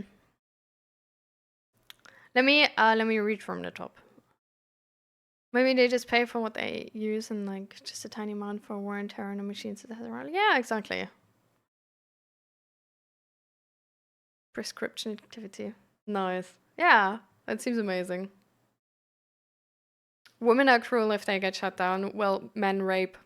So like this is, I don't know, I don't feel like this makes sense to sort of like bring up, right? Like there's people of any gender which can be cruel if they get shut down. Um like, so like I don't know, it like really just depends on like from like who you try to date and get shut down from. Like you know, like I can just say like, oh, men who get shut down are like cruel. You say women who get shut down are cruel. Like once I start dating women, I'm like women and men who get shut down are cruel. Like there's like some people who get shut down are cruel and some people who get shut down are not cruel. We do know that the way like they are cruel is women are more, I guess, like more because they're not in the statistics of like murder and stuff like this as much. Um, they like either more emotionally regulated, or I guess you could argue that they're probably like maybe more cruel in terms of like emotional abuse or like in that moment of like talking. But I don't know. I feel like we don't need to go there right now with this example. I think it's like a unnecessary level to this discussion. And yeah. We just plan for how you can feel better by activity, and it's even written as duration and dosage of it. Everyone connected to this, like maybe a gym or swimming place, you then get us a cheaper price, I think. Oh, that's really cool. That's actually better than my idea with the gym.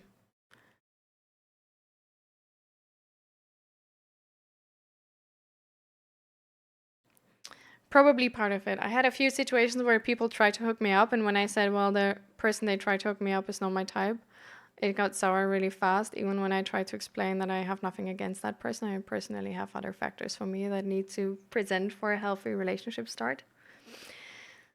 Well, I think a lot of it is like communication, right? And if I feel like it's like always easier if we try to adjust our communication to the person we're talking to, right? Like we talk different to our bosses than to our like partners. We talk different to men and to women. We talk different to kids than to adults. we sort of like, we always, like, we learned in society that we adjust our communication based on a person we talk to make it more successful. So I feel like when you notice, like, okay, that something, saying, like, for example, like, oh, this is not my type, is being perceived as,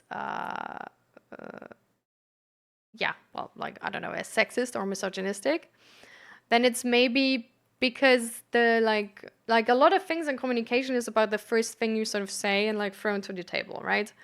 Because like once they are angry already, it's like you don't talk to the person from before anymore, but now you talk to that person in like an angry state, which is different. So that's like already like different type of communication. Also different like how they will interpret stuff like this. So I feel like maybe leading with the fact that, hey, I really want to, I don't know, for example, like find my relationship like organically, and I don't like to be set up with people, or that I don't know, like want to be friends with people first, and then I can talk about a relationship, and I can, like, I'm really bad with sort of like starting into a talk with the expectation of there being a relationship or whatever, and I don't like it. Like there's, like, from what you tell me, it's a very more differentiated picture than, oh, that person is just not my type. Because I would also argue if like if a person like sort of like says like, oh, like you just see a picture and then you're like, oh yeah, well, but like no, thank you, like that person is not my type. Then this is a superficial judgment, right? This is definitely shallow because it's based on what that person like perceives in that moment, which is they showed you a picture and you said no. So apparently that picture is enough to say no. Well, they maybe don't get in that situation, that it's not only like them showing that picture, but it's the whole situation of like, this is a meetup where you meet to then maybe have a relationship. You don't know that person beforehand. This is in a work situation where if it doesn't work out, maybe there's like stress with the coworker, and I don't know, maybe you don't even look for a relationship at all right now, and maybe like you don't even have time for a relationship right now. You know, like there can be like a lot of things here which are not said. Um, I don't know.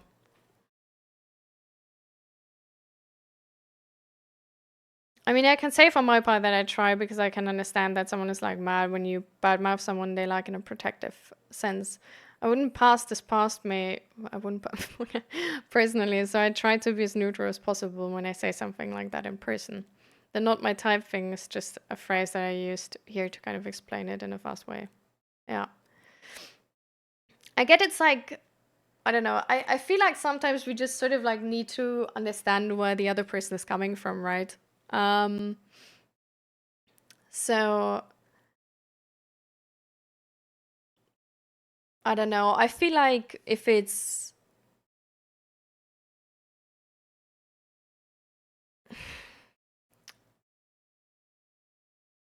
there's like always something we can learn, right, from patterns. And I feel like sometimes things happen, people misunderstand us, and it's really just them, and it's not really us. Um, but that's usually nothing that repeats. Usually with communication patterns that repeat, where we say like, oh, this is a pattern, and where we then, for example, make statements like, oh, like women are like this and that, if whatever. The funny thing is that has like it's either a systemic issue or it's a issue which has to do with the communication from us. Um, so I feel like if it's about communication, and if you just want to, I don't know, like with the system, like that's the annoying part, right? That's also the part like women's face with like sexism and harassment and stuff like this. Like what we try to, like what we concentrate on is what we can do, because like we can't really do like change the system, and that's why we always sort of like then focus on like what we can do ourselves, which then leads to victim blaming sometimes. So it's like sort of like it's also a difficult situation. um but I feel like it's something where we can always sort of like try to to, I guess, like decide whether that's worth it or not.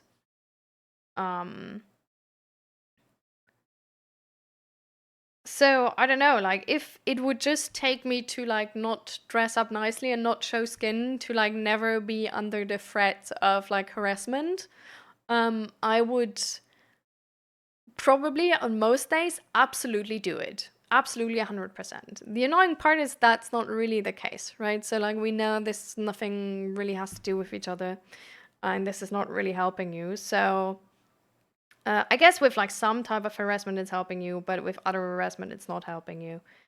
So it sort of depends, but it's like not as nice of a, I don't know, feedback loop, I guess. With some communication, though, we can just change that communication and there's no like actual cost attached to it and it might have like a use, right? So then it's like sort of one of those situations where it's like, well, I'm going to do that because like it might help. Like even if it just might help, it doesn't like cost me anything to do it.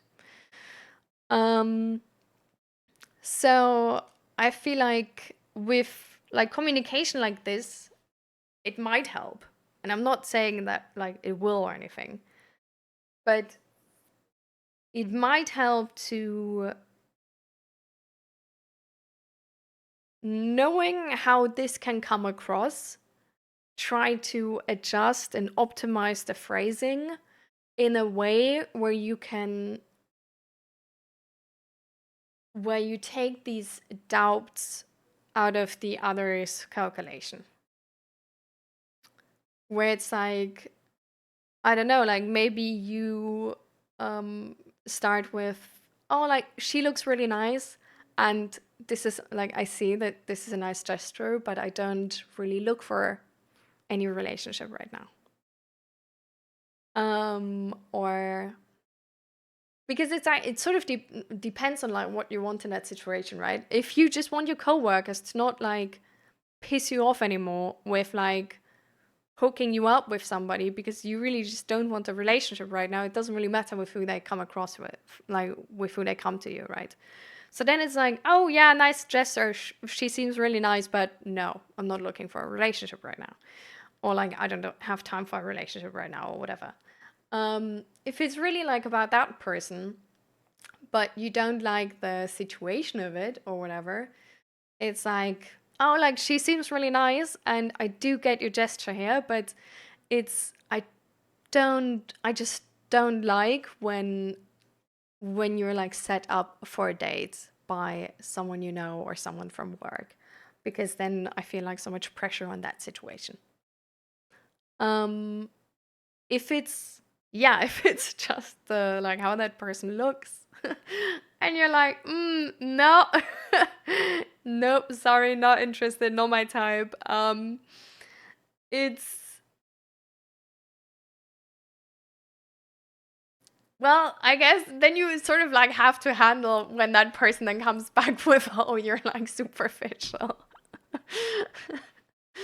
um, and I don't know, like you sort of like are to a certain extent. It doesn't make you like a bad human, probably, but definitely like it's. I guess it's okay if they judge that for themselves, right? So, um, yeah.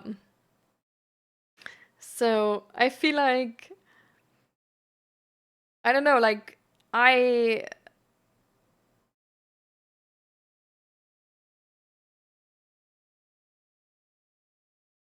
I guess we all just need to try to get along with each other. And I feel like that's, I don't know, with women having to do with sexism and like living in a sexist society and in a misogynistic society, I feel like it's important that we sort of see where they might come from. You know, it's important that they need to make a judgment in that moment if we're like a sexist person, a misogynistic person or not. And if we just, I don't know, like are normal and then annoyed that they like are not sure of that judgment or whatever. It's like, I don't know, in our society, it's really important for women to make that judgment. And the annoying part is that we also leave women with the responsibility of this, right? So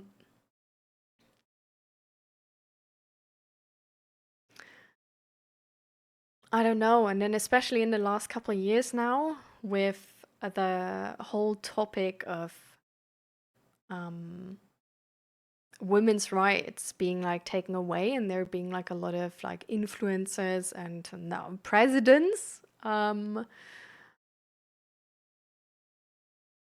trying to really like strip us of our rights. Um,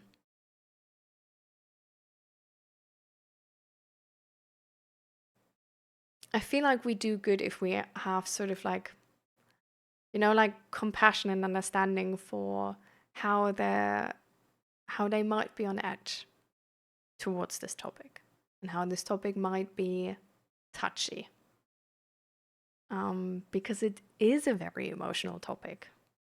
And like, this is why sexism is sort of like ruining it for all of us, right? Like, good men need to sort of like put in the extra effort to, first of all, like be a good man, because it is like from our society, from like social media and stuff. Like, we have studies that it's harder to not be sexist and misogynistic as a man than being sexist and misogynistic. So it's like, so first of all, they need to put extra effort in to not be like that. And then they also need to put extra effort in that they also portray that and give the people around them, the women around them, the feeling that they are safe and making sure that they know. And I don't know, yeah, well, as women, the judgment of who's a good man and who's not is, yeah, could decide our fate and safety and maybe even life. So, and it's also actually for men. Like, the statistics tell us that men get like, the group of people men get killed the most by are their friends.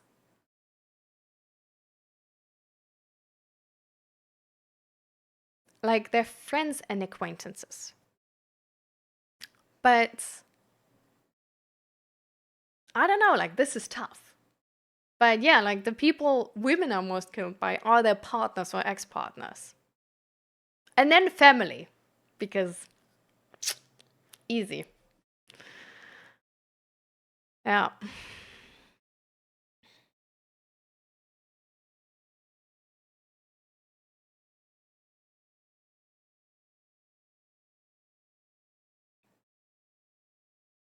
Mm. Yeah, I can imagine. It's like, it also makes it harder sometimes because actually there's like, so there's this situation um, where, because you're insecure about this, um, your like mimic and like bodily signals portray that too, which then can send the wrong signals as well. But it's a very difficult situation. Like, having this between men and women is a very difficult situation in terms of connection. And it's a very difficult situation in terms of society.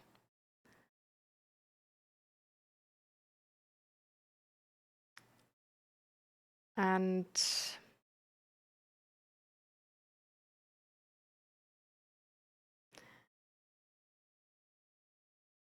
I don't know. I don't think there is any like easy solution to it.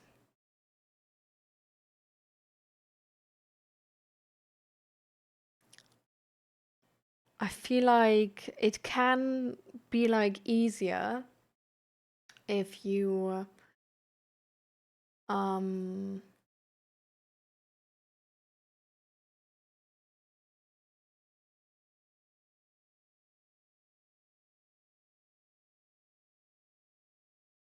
if you like mentalize a lot with women, you know. Hi, Oskip. Welcome, welcome. Where did you get that? What do you mean? My name? Or okay.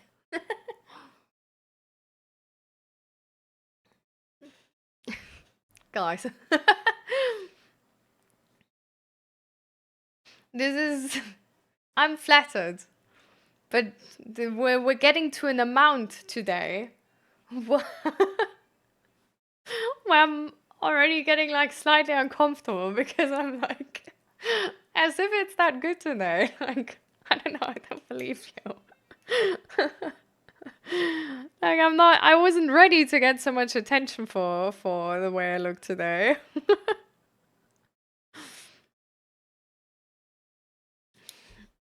But welcome, welcome, and thank you. How are you doing? You're welcome to take part in a mental health check-in. Um, and yeah, just tell us about your day, how you've been doing, stuff like this. At the moment, we're talking about, yeah, I guess the problems of like sexism and misogyny in terms of how it affects the social connection between women and men and how it's, I don't know, just like this tiny bit more difficult. Take more interaction with other coworker I talked about as an example. Even if someone asks me like, "What do you think about me?" I still think, okay, to which extent do I say something now because of factor X, Y, Z?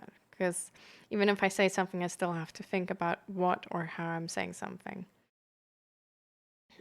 My cat is obsessed with me brushing my teeth. Okay. I will answer to Narative's message first, but that took me off guard. Yeah. I mean, to be fair, I have the same. I think it's really hard to talk with men about like sexist topics and misogynistic topics. Um, like like even if I talk to some friends, it's like I really, yeah, I also like think a lot about how I say things, also here in stream, how I phrase things so that no men is getting touchy about like, oh, everybody is sexist, misogynistic, and whatever, and can actually listen to me. So yeah, it's definitely it's just a difficult sort of situation to have that between men and women. Like it's I don't know, like one time I was literally just referencing a study and it like my sisters were here and my like the middle sister had her boyfriend with her. And I don't know, I like a couple days ago, I read this like super interesting study about, it's not a study, sorry, it's it's a statistic about um, um,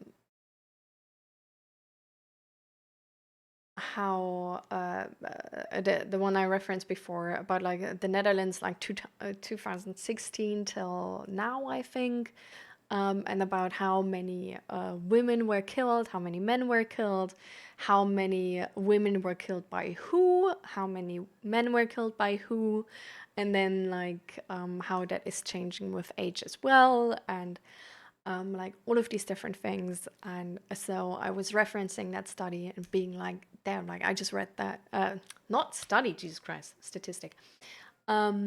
And I read that statistic sort of out to them, and it was like, it's so insane, right? Like, this is like really like, because what the statistic was, I'm actually, you know what? I'm just going to look it up.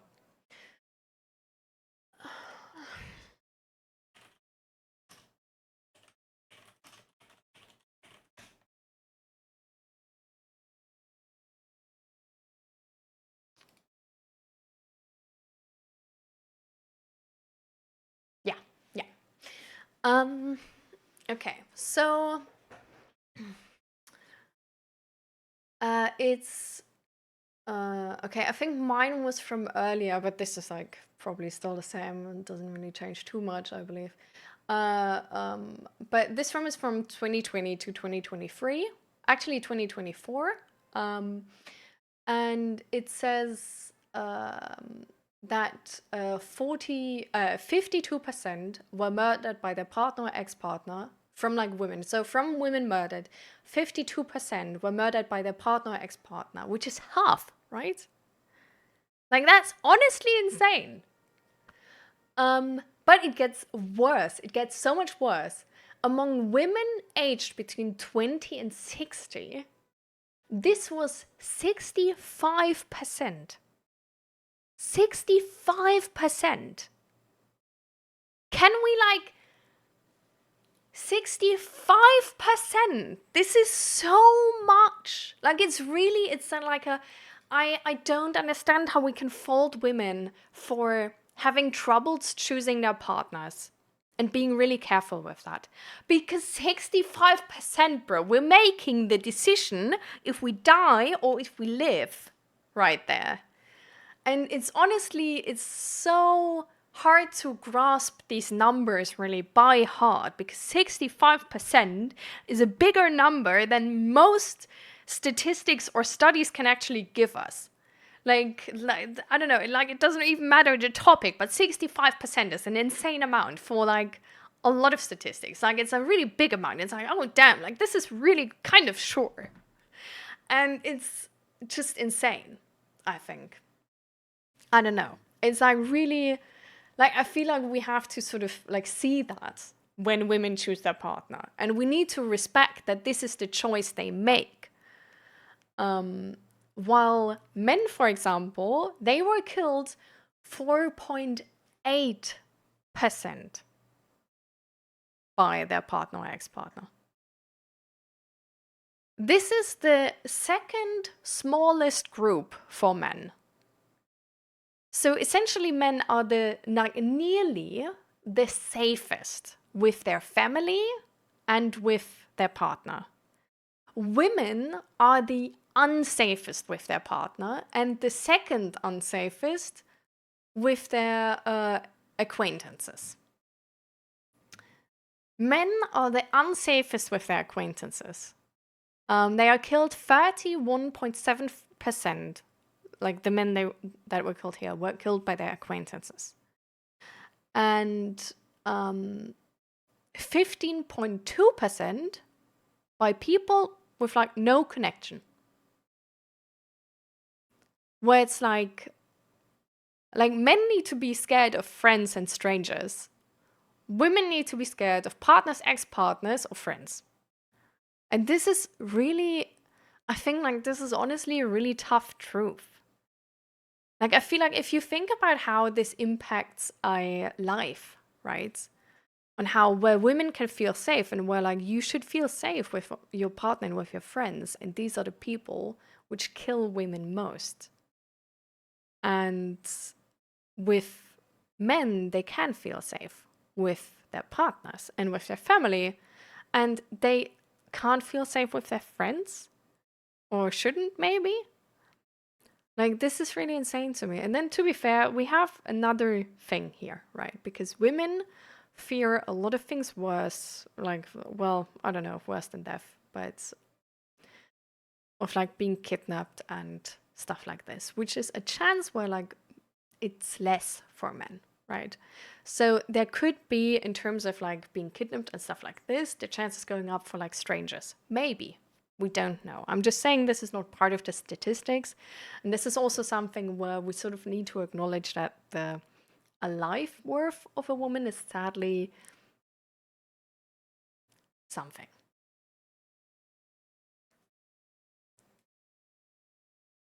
But yeah.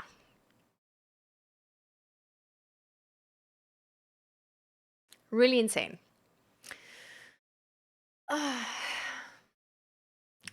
But at the same time, numbers of murders are going down. Like in 2001, it was really bad. Since 2001, it's now more than half. This is for the Netherlands. But men get killed nearly, not entirely, but nearly twice as much as women. Yeah.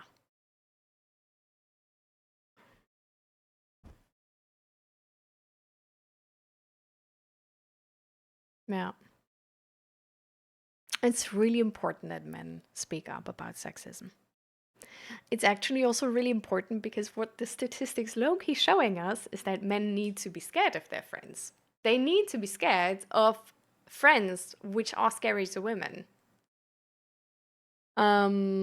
So might be good to keep them in check before they turn really extreme. But which is not the biggest asset itself, but it is still the consciousness to do it because, well, I personally like to do jokes and then, especially when I'm nervous, I do automatically some stupid jokes without even thinking. Oh no, the nervousness jokes, Naratim. No, those are the worst. Especially the ones which just like fill silence because people are awkward in silence. Like, we gotta learn to be comfortable in silence, okay? We don't, like, it's fine to be in a situation of pressure, okay, guys? Like, let's do some exposure therapy, okay?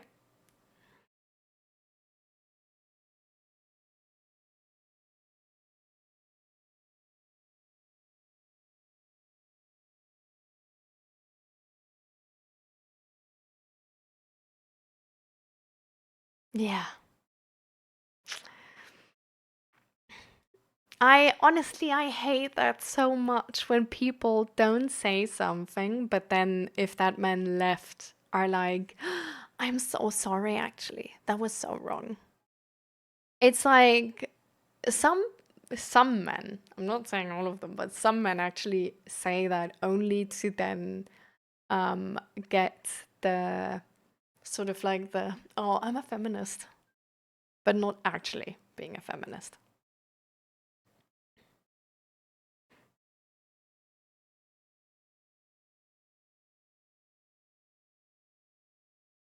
Yeah. Lucky me, mostly having female friends. Like, to be fair, making, like, statistically speaking, it's making your chances better. Yes, exactly. Those are my joke times. I'm working on it, not doing it, but I still do. Zach does that too. Oh my god, Zach is so uncomfortable in silence and so uncomfortable in some situation. And then he's really doing this most dumbest jokes ever. Where it's like, I look at him and I'm just like, you didn't just say that. No freaking way. It's like, but it's really just, he's so uncomfortable in that situation. He's not even thinking properly. He's just throwing something in to be like, haha, am I right? And you're like, just shut up. You didn't need to say anything, honestly. This made it worse. Like, the pressure before was fine. The pressure now is oh.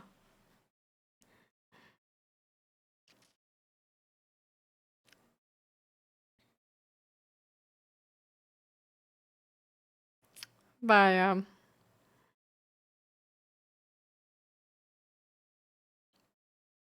but yeah, I can honestly like there's exposure therapy. you can do about this, right? Which is essentially really forcing that silence and seeing what happens. Just not saying shit for like, just like sort of like you do it as an experiment, right? Like you go to work and like you just try to literally like not talk. Don't say anything which is like unnecessary. And notice the feelings going on. Notice how uncomfortable you are. At the same time, the fears you, like, if you feel any certain fears, if you have anything where you're like, oh my God, like they're gonna hate me or whatever, you know, like if there's anything like that coming up, try to fact check those fears. Try to like look in the room and be like, is actually anybody looking at me like they hate me? Is anybody looking at me like I like I'm, you know?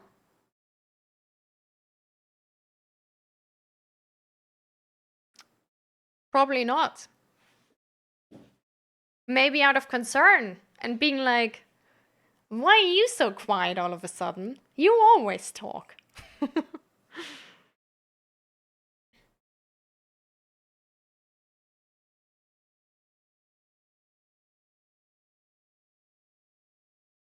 Yeah.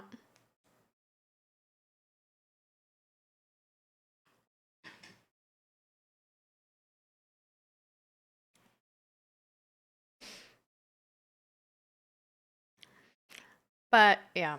So it's definitely like sexism is a really difficult situation. But yeah, it's not only for men with like, oh, all of these false accusations and like, oh, like everybody's calling me sexist and misogynistic. It's definitely also on women, and it's like I don't know, if we don't see the other party here, if we don't see the other group here, it's just gonna enforce disconnection.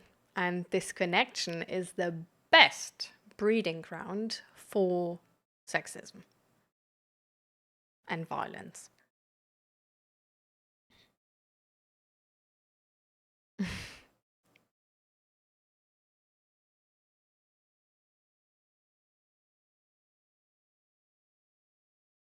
Yeah. I mean, most of the boys' talk is also really like not saying anything and just being this like, I don't know, like kindergarten way of like trying to look for connection and never having learned how to normally communicate. Like, I don't know, like I remember that back in the day when I got together with Zach, like he, with his friends, they never talked about feelings. Never. Like, actually, never. Like, I sometimes ask him, like, oh, like, how does he feel? Like, blah, blah, blah happened. Like, how does he feel? And Zach was like, he didn't text me. Fine. Where's like, bro? Like, I don't know, his grandma died or whatever. Like, are you kidding me right now? But yeah. Yeah. It's so weird to talk about females and males. Uh. Mm.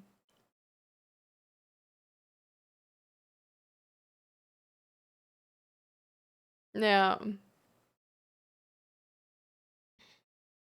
I think if like with boy talk, it's only about like topics where like women are usually not interested in, or maybe commonly not interested in. It's like, I mean, that's good, right? Like you do you.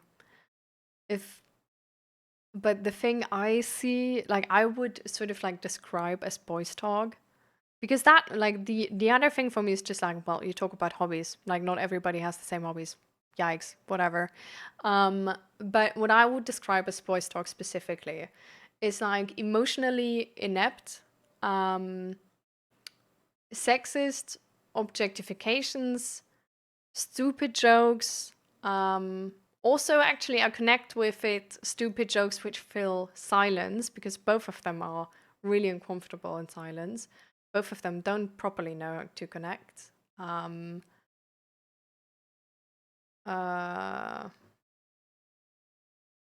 Bringing common topics up where you personally might have absolutely no connection to, but you know that it's a thing where the other like it's being talked about, and you bring it up because like that's something you can talk about, right? Because you don't really want to say what you are interested in, because what if they don't like that? What if they actually reject you for that? What if they make fun of you for that? So you say something which is like officially accepted as a topic right now, which is, for example, football, for example, alcohol, for example, women, for example, this whole like sexist misogyny talk. Like, this is sort of like how I would, like, when I think of boys talk, this is the situation which is forming in my mind.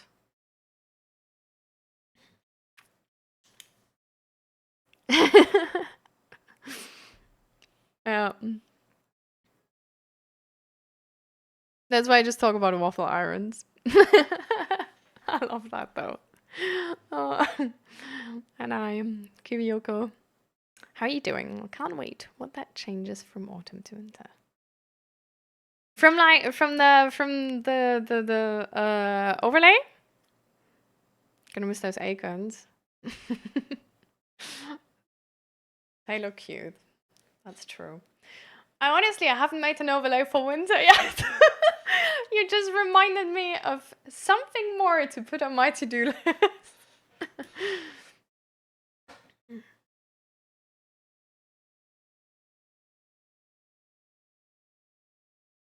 But isn't that like talking about group pressure mentality?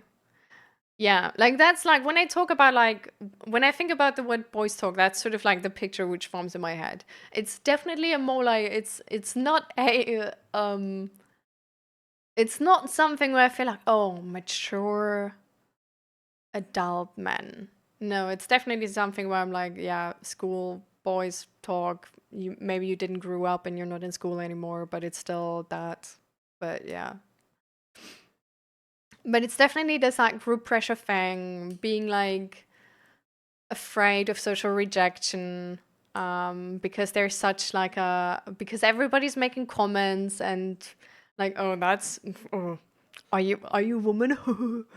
It's not really like masculine. And like stuff like this. And like actually not even people making those comments, but people saying that those comments are being made. Because I talked with my boyfriend actually about this thing of like if I talked to him about if like having a small dick was actually like a problem in school. Like, was that a thing where like people were like you see in like movies or whatever, like high school movies, where like people like in the do like dick size comparisons and stuff like this, where it's like, who does that? Like, do you not have hobbies? But it's like, he actually told me that like it never happened. Like, everybody left everybody alone, usually. Like, there were like small little incidents, but usually everybody left everybody alone. But he did feel that pressure. And he did feel like this, like that it's a thing, that it's like that there's like that it's a topic between boys. But it was more of like this.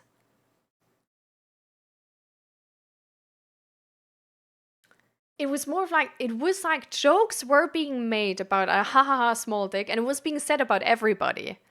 So like like no one actually like it was never like that situation of like somebody like, I don't know, like actually had a small dick and then it was haha small dick. But it was only like this like running gag to like say about everybody. But because of that running gag, it was actually like there was like he sort of like said like that there is sort of pressure, like that, like the pressure felt real, like it could, like that it could be a thing where you like I don't know, get rejected for or get made fun of. But he also said he actually like he doesn't know if anybody has a small dick because like the moment he thought about it, he's like, we never like in like I don't know, like in normal sports class, you leave your like underpants on, right? Nothing happens. And like even in swimming class, it's like everybody just like changes like quick. There's like nothing, there's no weird situation like that happening. So I don't know. It's like I feel like maybe the what we still have left is actually the like these stupid jokes which make the pressure instead of actual situations. You know what I mean?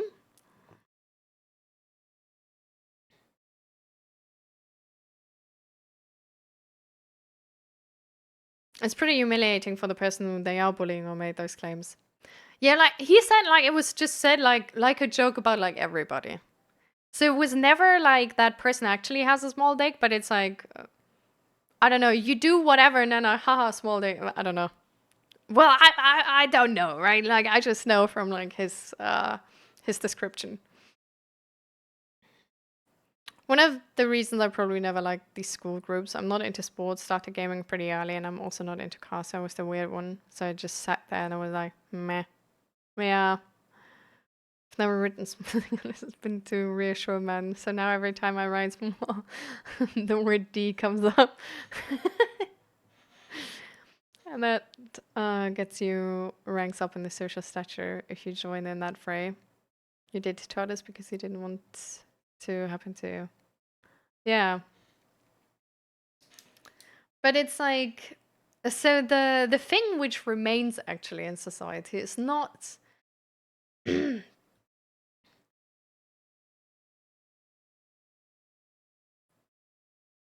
so it might not even be that there is like that we still put all of these expectations on men and like that everybody heard like so many comments about like, oh, are you a woman, or this isn't masculine, or like you need to like, not in serious, but the jokes about it remain, and the jokes are still potent enough of a threat that the pressure to adhere to the rules is still being perceived. Which is interesting, right? Because these jokes are being made by boys themselves.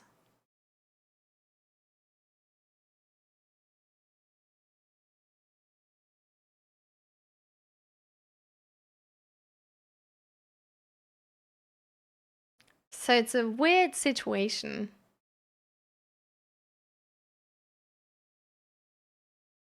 where it's like we're technically we're out of it, but we're not. I think this whole discussion is part of psychology. Yeah. And I definitely agree. Like humans, like I think it's like a really biological need to feel connected to society and be accepted, be a part of society. I think it's a really like one of those like natural fears to be rejected. At the same time, I have actually. We know because of something else. So like, wait, I'm gonna send you the thing from before with the murder statistic, and then I'm gonna look up the new thing, which is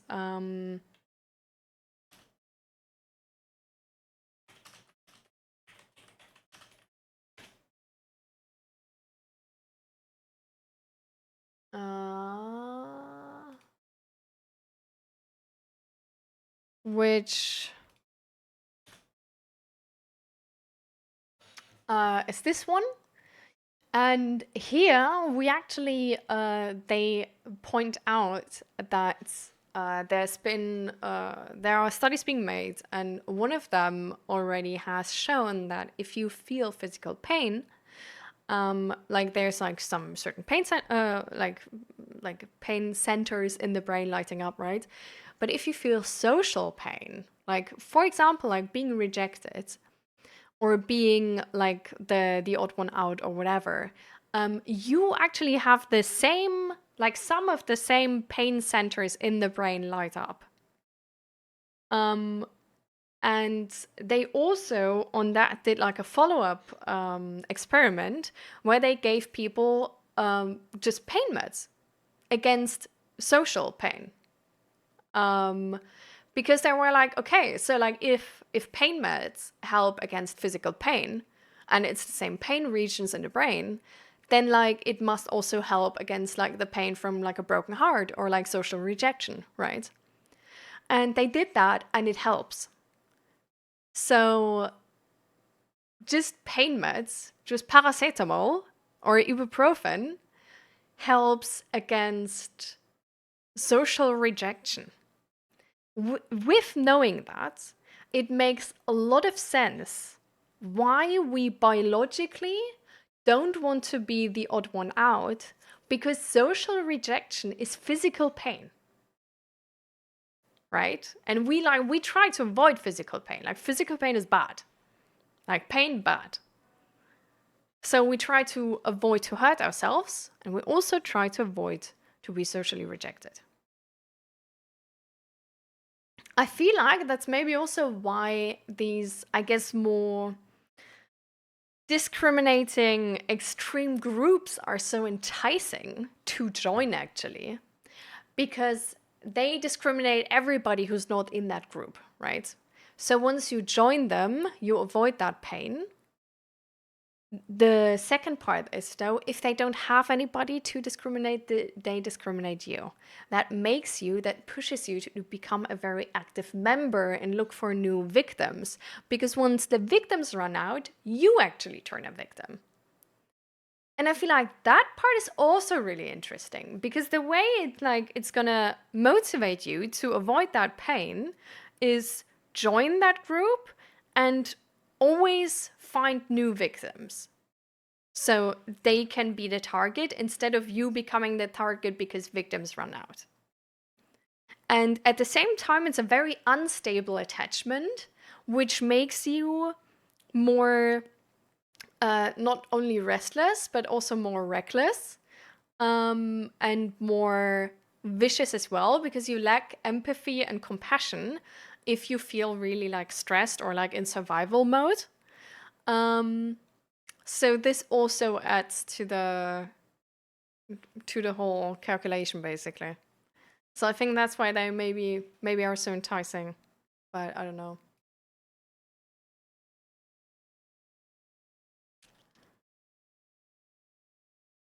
Probably also why I personally get along better with women than with men. I just don't get the appeal of these jokes. Why should I put someone down only to feel better? Yeah, exactly. Can't even imagine feeling the pressure of wanting a baby as a man. Never felt insecure about my own part as a woman.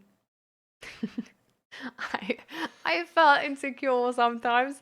Like there was a girl in our class which with 13 or something, like really young, maybe even like earlier, had like C cups or D cups even, while I had nipples and that was it, sort of. And that was sort of one of the situations of like, God damn it. Like, I don't know. That was really like a really odd feeling, because like everybody in class had like nothing, you know?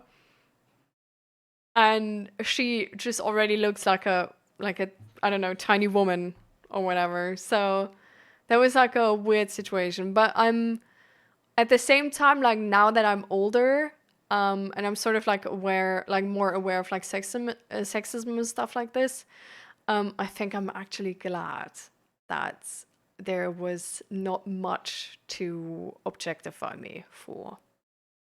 Because I bet that must have been an issue for her. Or I bet she must have run into that issue more often than I did.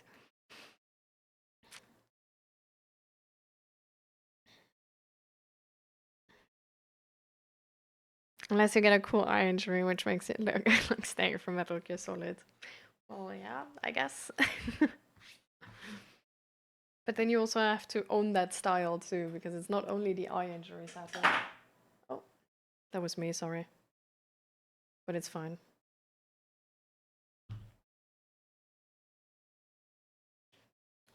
But yeah, so really interesting. But this is, yeah, how we sort of like influence our society. Sometimes with just even, like, I actually recently also thought about how, like, the male loneliness epidemic, like, saying it like this, how that is actually also influencing our society. Um,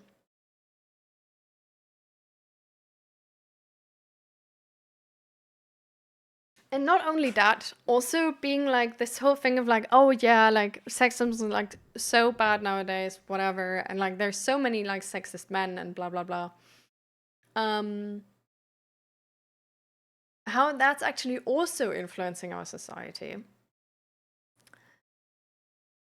Because it like these generalized statements make, like, even if on average that's true, like I'm not arguing with that right now, like that's not point of the discussion. But just such a statement is forming an expectation about society, right?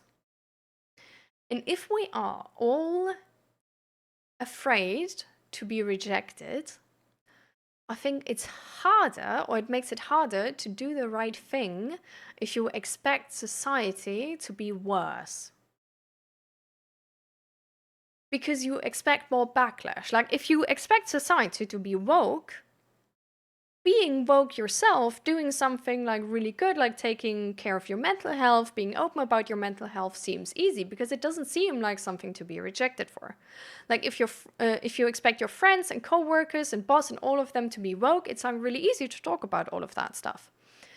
If you expect them to be like judgmental in terms of mental health, because you hear like, oh, like everybody's so judgmental in terms of mental health, for example, which will shape your expectation, definitely, it will be harder to talk about these things. Like, there's going to be a resistance to talk about these things. So I feel like in that moment where we make this assumption, or like, well, assumption, I don't know, but where we shape a expectation of society where men are sexist and misogynistic, it's like, it doesn't matter if that's true or not, but it's gonna make the decision to, for example, speak up against sexism harder, because if you are, for example, in a group of men, one of them says something sexist, he could technically be the only one, but if you have the expectation of men in general being sexist, you probably have the expectation that the other men are not only like too stunned to speak or like scared or whatever, but they are just like sort of like on his side. And then saying something turns way scarier because you're like, oh damn, but like then the others will reject me and whatever. Like there's way more pressure in comparison to a situation where you think like, well, everybody's woke, and then this person is like not woke, and then you say something. And I feel like this is something where I like beforehand I was also using these terms like, oh, like male loneliness epidemic, and like, oh yeah, like society right now, like really like tough with like populism and like fascism and blah blah blah. But I feel like making these statements about society, even if they are true, is biasing our expectation and making it harder to behave how we want to behave because we expect more backlash and harder resistance when we were to correct people or when we would try to be ourselves.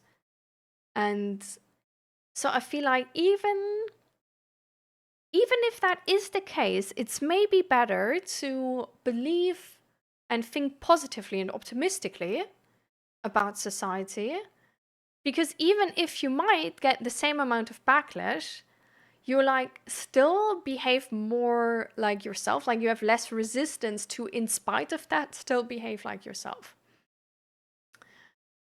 And that's sort of something I had to think about, because I was like, damn, like that could actually, you know, that could actually change something and make things harder, like even if it is like that. So yeah, I don't know.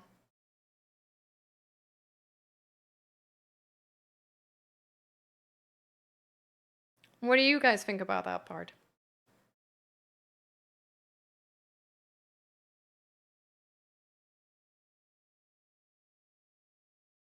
Mm. I'm actually gonna go in the toilet real quick. Be back in a second.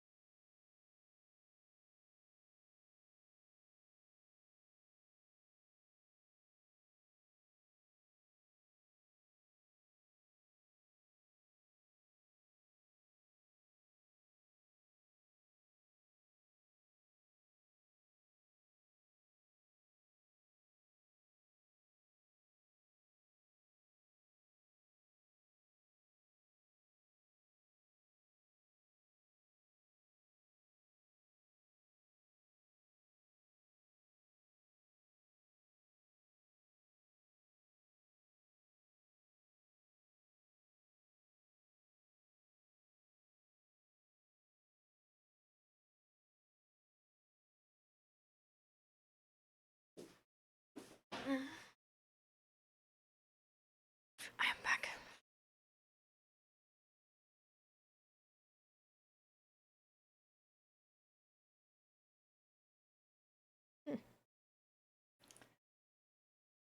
I noticed that I've been talking quite a lot now. And I've gotten some like aching in my throat, so I'm gonna use this.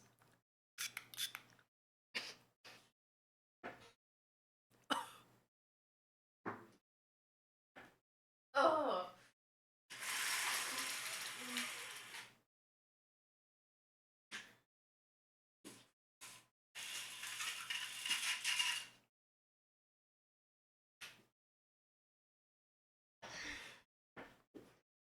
Why is it spicy? Oh. Yeah, with this one I know, sadly. It's like essentially like alcohol, like 40 to 47% with echinacea and salvia. I don't know, it's like herbal alcohol bullshit. Yeah. Oh, yeah.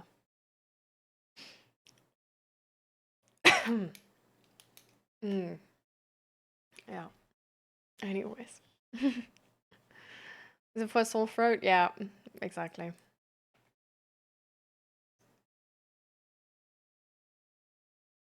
Mm. This tastes so disgusting. No, I can't. I wanted to drink the protein shake, but no. This is such a disgusting combination. I can't do it with the aftertaste of the spray now. Like this, like herbal alcohol disinfection taste, and then like caramel coffee protein shake does not go well together. I can tell you. Yeah. But yeah.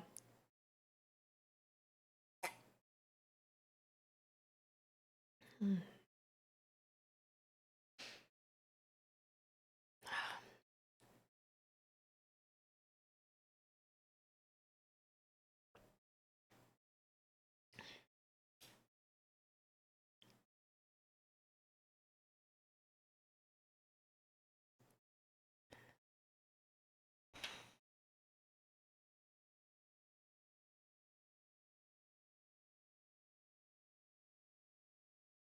Shall we stretch a little bit?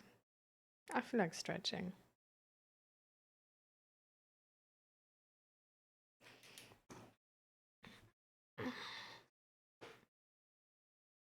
We have been sitting for quite a while, so I think everybody can do good with a little bit of stretching. So with this exercise, you basically I like my hands together here, and then just, yeah, press my chest out, my shoulder blades together. And it's like easier if you have your hands like closer to your back, and harder if you like, ah, oh, oh, my nail. And harder if you like put it further like this. So like this is easier. Because when you see with my like shoulder blades, they're like further apart, and like here they get like closer. So like that's sort of like the idea of the stretch. Oh. And then like this. I think everybody knows this one from some type of sport.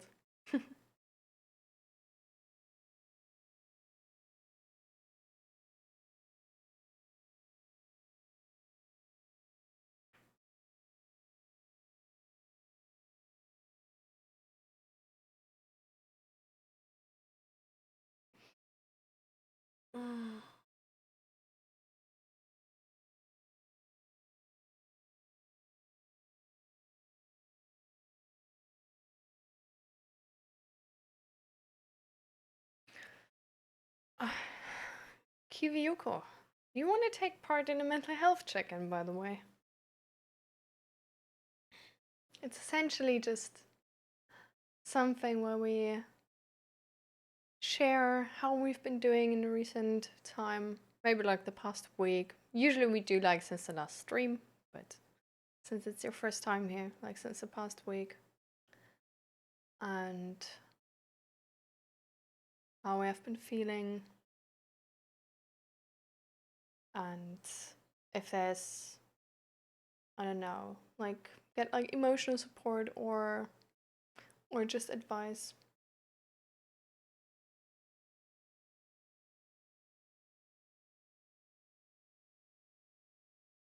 I had to delete my cookies because Beyond didn't want to work, and now all my chat is gone.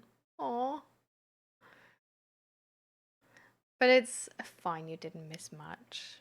We're just doing a little bit of stretching now. Or like, do you want to have like one of the links? Because otherwise I can also like repost them.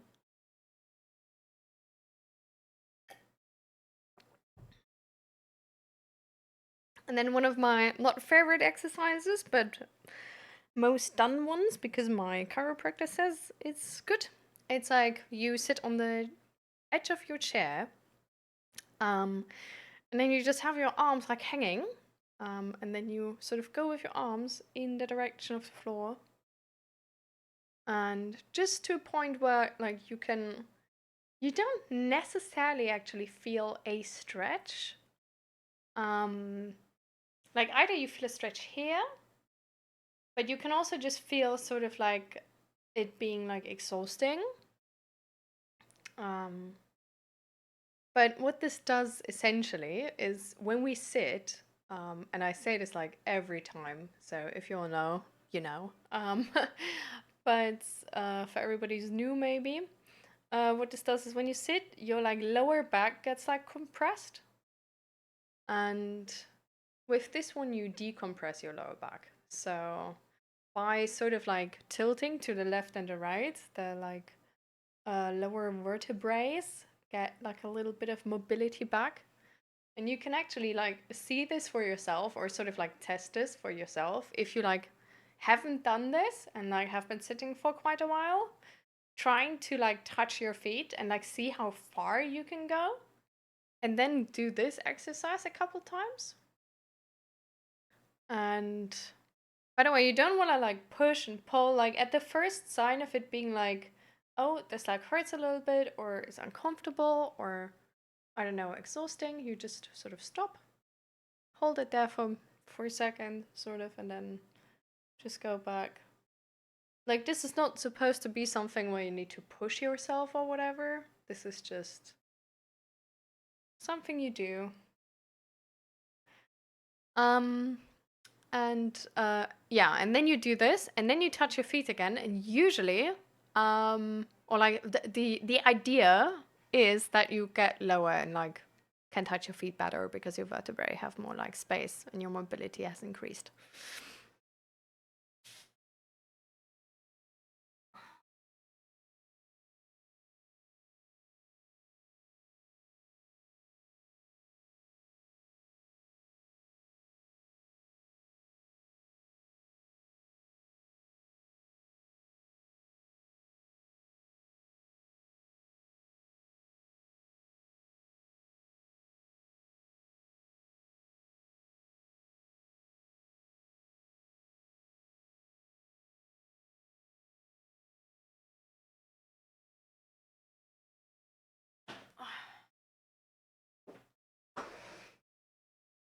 And if you want to do something for your neck, because that's also for like a lot of people like a problem area with sitting at quite a while. Um, it's just that okay, well, I can't showcase it too well, but you can either do this, you just like touch your ear here, and then just like you don't pull, okay? You just have your hand here. You can do this, or you can put your hand behind your back, or you just normally like sit straight.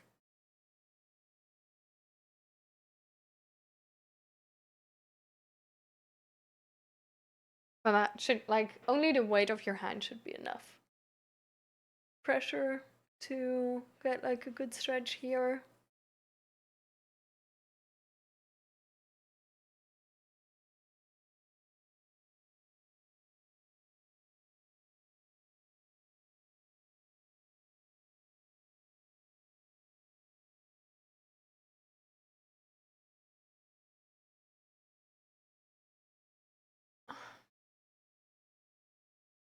Then you can like go to the front, but with like a straight back into the front. With a round back into the front is like a different stretch.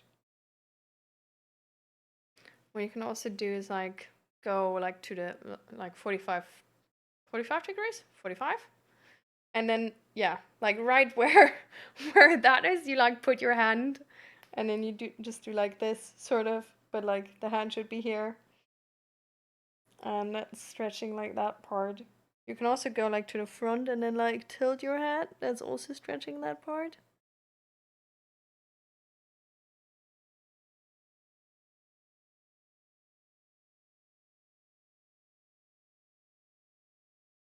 With all of these stretches, it's always really important to not go too far. Like it should just be a stretch. You shouldn't try to rip your head off. Yeah. That's good. That was good.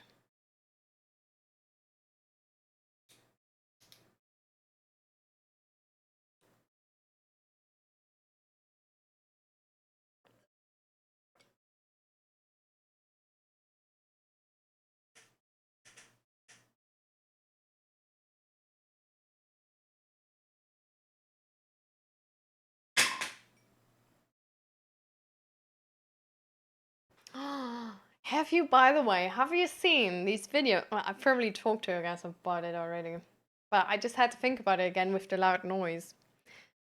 Have you seen these videos of this content creator who's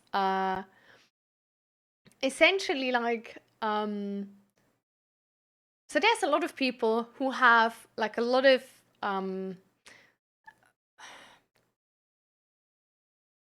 I don't know, get like stressed a lot when things fall on the ground. So when you, for example, like spill some water, you drop a glass, a plate, whatever, like, or you just like spill something, stuff like this. And there's this content creator who like her entire content is just being there with a glass and then spilling it on the floor. Or like some food or whatever. And she's yeah, it's like it's essentially like exposure therapy. And I definitely, for one, I had such an issue actually with like spilling stuff and like dropping stuff, and I always felt like really guilty and I don't know, really guilty and like bad about myself, like it would make me a bad person or whatever, like back in the days. And I found her already like some years ago. And then, so at first I watched like one of her videos or something, maybe two or whatever. But then I tried it myself actually as sort of like exposure therapy. And it works really well. It's, yeah. I like if you have a problem with that, you know, you might want to try. Like it's not, it can really just help to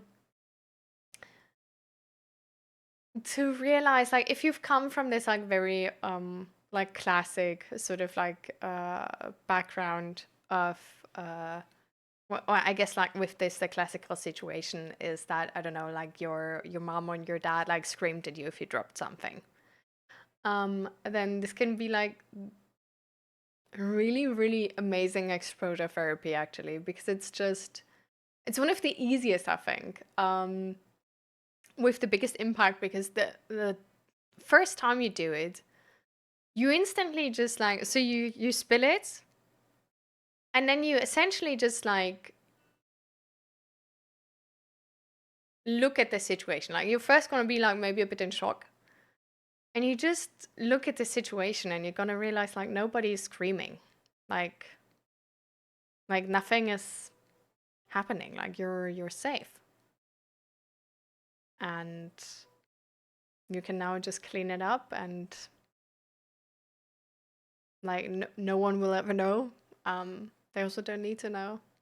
Nothing happened. The floor is not broken. It was easy to clean up. It's like nothing bad happened, and I think I don't know. That was the first exposure therapy I was doing. Like that was with the like spilling things, and I think it's one of the most rewarding ones because it's like so. I feel like it's easier than other exposure therapies, because it has like a easier like feedback loop. But yeah, definitely helps.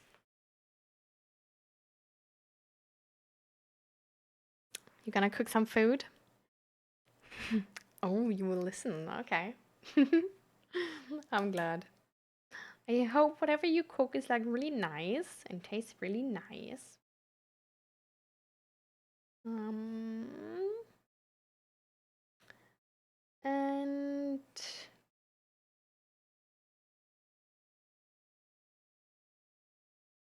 yeah, I think that's that. Is there anybody here who wants to take part in a mental health check-in or talk about something really specific? It can be a question, it can also just be an experience where you want somebody to listen to. Can,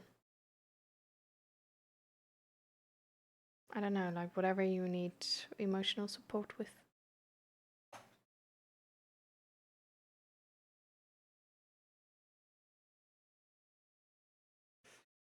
I think it could be the perfect time right now.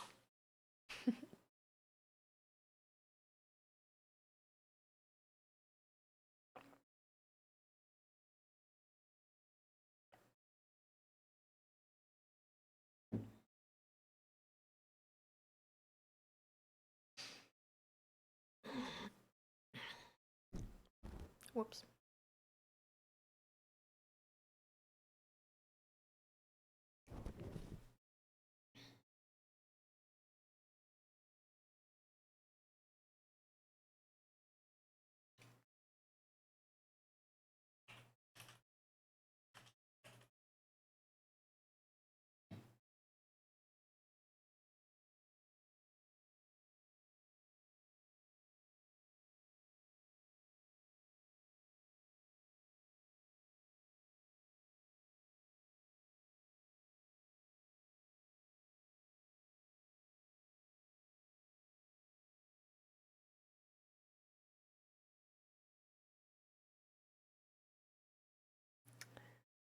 So, you're back. You still have your online class on the second screen. Welcome back then. I sort of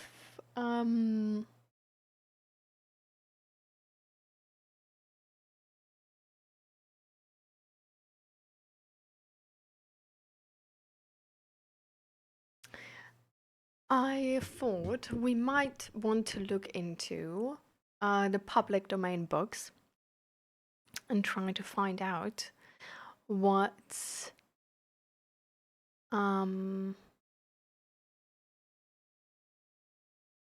yeah, well, what book we want to read essentially. So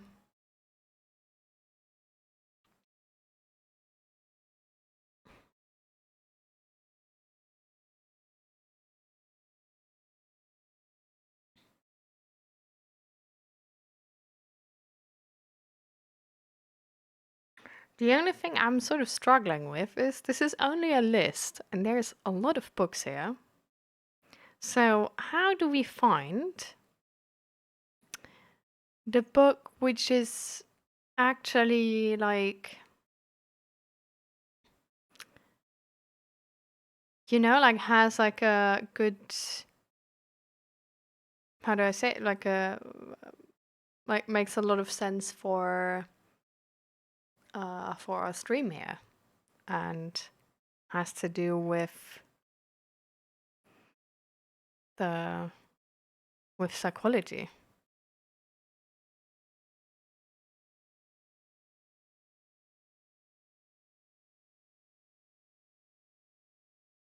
Do we just look again for like,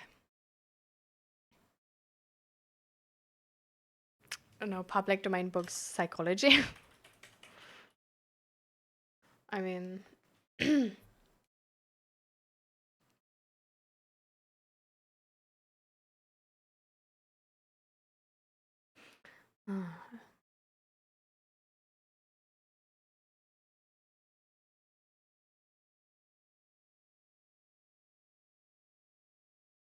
ah, somebody on r/Betterment Book Club.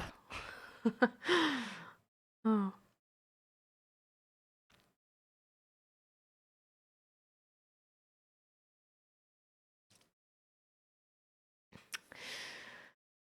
I was thinking about putting together a list of public domain self-improvement books, but I'm having difficulty finding what's available and good copies of them.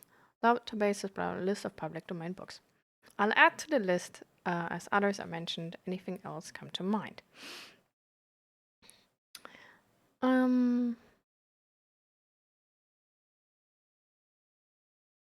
Yeah. Okay, it's not in like insane amount of books, okay? It's meditations, dialogues, the Enchiridion discourses, the autobiography of Benjamin Franklin, Walden, Struggles and Triumphs, Tao Te Ching, The Art of War, The Spiritual Exercises, Man's Search for Meaning, Meister Eckhart, a Modern Translation. I Ching? I don't know. Okay, they don't tell me that much yet, but let's find out.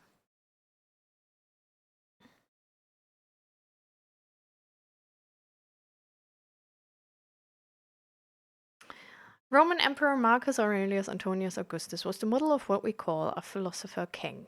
Though his rule was troubled by war and conflict, he remained a thoughtful and even-handed ruler. Okay, well, we just let it stand there like this. Meditations isn't a complete book, but rather a collection of his personal diary entries written over a 10-year campaign in Greece. The entries were never meant to be published. Instead, they were a reminder to himself of how to remain calm, tranquil, and kind, even in the worst of situations.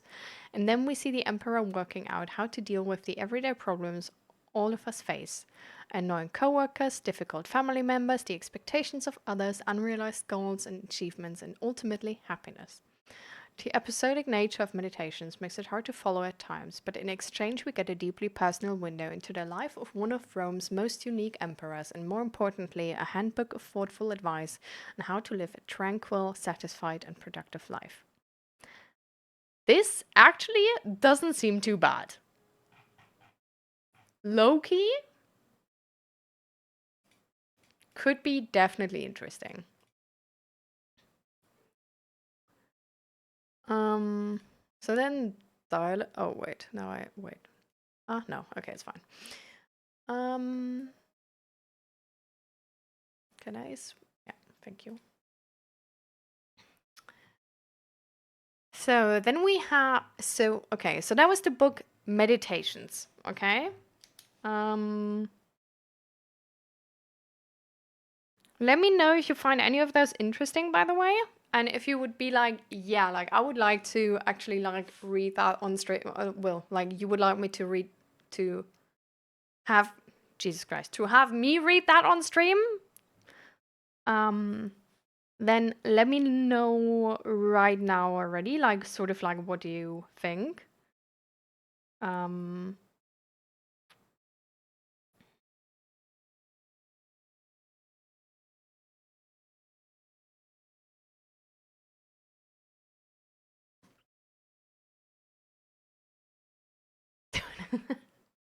Well, it's like in comparison to the other ones, right? So it's like we're trying to find the one we start with. Okay, so then there's dialogues from Seneca. Seneca the Younger was a statesman and philosopher who lived in Rome around the dawn of the Common Era. Though he wrote a large amount of tragedies and other works, today he's perhaps best known for his writing on Stoic philosophy and principles. Seneca didn't write books about Stoicism, rather, he composed essays and sent letters over the course of his lifetime that addressed that philosophy. Since these essays and letters are addressed to his friends and contemporaries, they are written in a conversational style and thus referred to as his dialogues. Some were written to friends on the death of their loved ones in an effort to console and comfort them. Others were written to help friends with their personality flaws like anger. One on clemency was addressed to the Emperor Nero as an effort to guide him on the path of good statesmanship. This collection contains all of his dialogues, including the longer on benefits. Okay. So Loki sort of the same like the first one. but more, I guess, in like stoicism direction.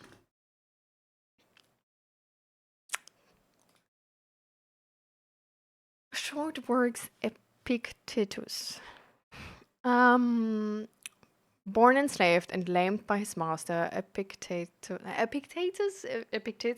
I don't know how to say that, studied Stoic philosophy while in bondage. Once freed, he survived the mission's banishment of all philosophers from Rome to settle in Greece, where he found a school of philosophy. He quickly rose to prominence as a renowned Stoic scholar and teacher, and even though he was personally favored by emperors, he kept a simple life.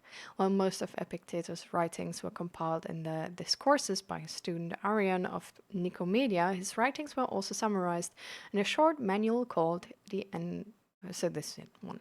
A short handbook with practical suggestions on how to live a good and satisfying life. It remained popular for centuries with translations to different languages completed as early as 1493 and was even a common school text in Scotland during the 18th century. Damn, they had common school texts in the 18th century.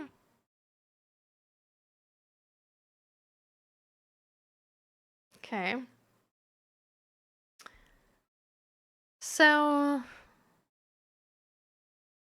same but different. Same but different. But still, we're going sort of in the Stoicism direction.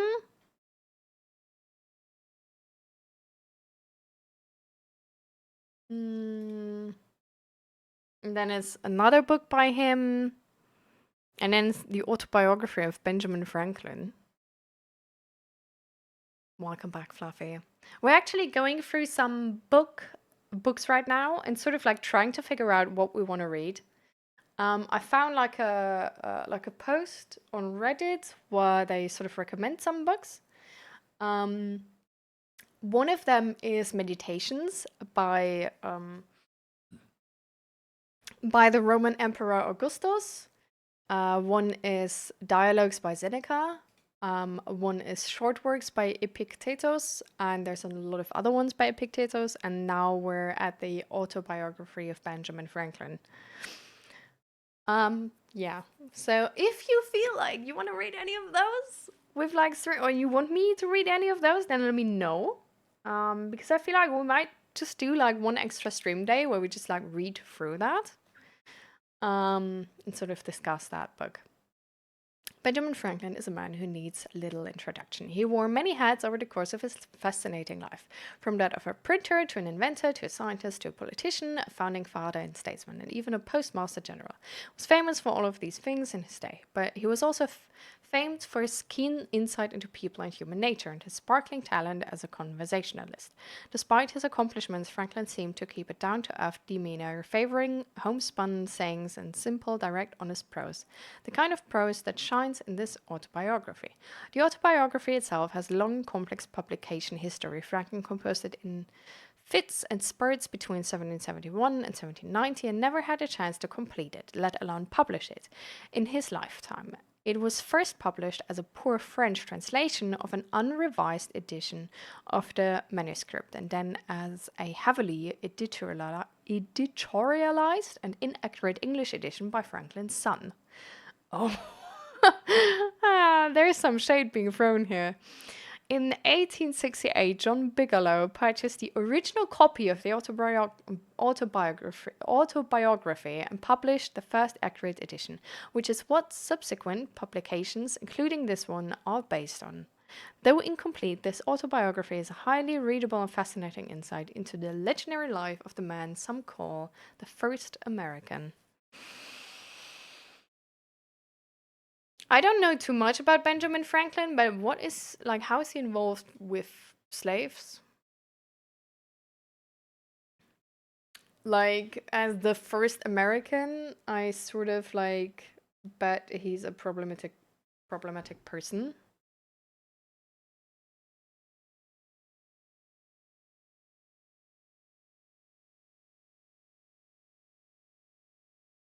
Hmm.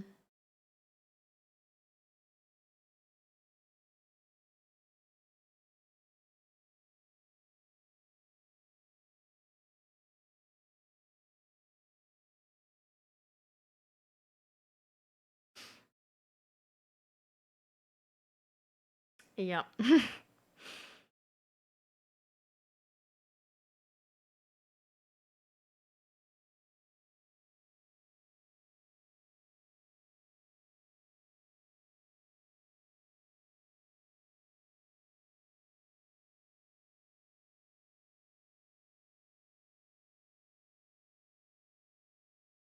Okay, so at the beginning he owned slaves and he had racist attitudes, but later in life he apparently changed and actually was part and president of the Pennsylvania Abolition Society.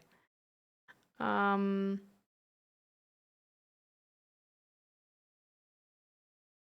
so I guess he changed later on in his life.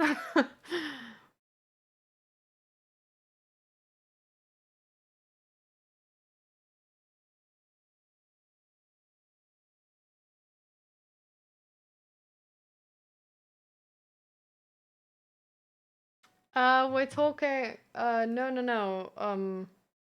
He's not Washington. No, no, Benjamin Franklin.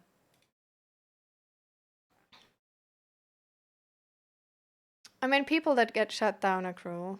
I just worked it out of my perspective as a man with my experience as just flopsy grown woman. I meant to start a gender war. People just can't handle denial, so my bad. Oh, it's fine. You didn't really like start a gender war. I just pointed out how this is not really helping, right? Like we didn't really end up having like much of a uh like it wasn't like a negative discussion or anything. It's like so it was fine. I think it actually maybe it was like good that we like pointed that out to sort of like make clearer like where the discussion is leading and what the discussion is like based upon and what is like not part of it, I guess, or like not wouldn't help or something, you know. Um.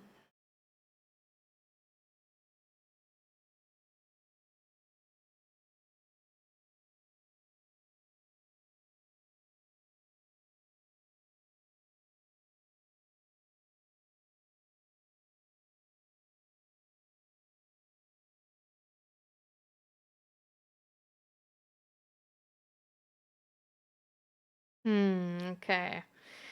So the autobiography was sort of like he had already freed his like the enslaved people in his household apparently. Like my only like source is ChatGPT right now. Just be aware of okay, like take this with like a bunch of salt. And later on he actually um turned like really like anti-slavery. So not sure in which direction the autobiography is going. Not on the top of my list though. I think I feel like the I don't know. I don't know. Like I'm more catched by the sort of like Rome, Greece type um scenario right now.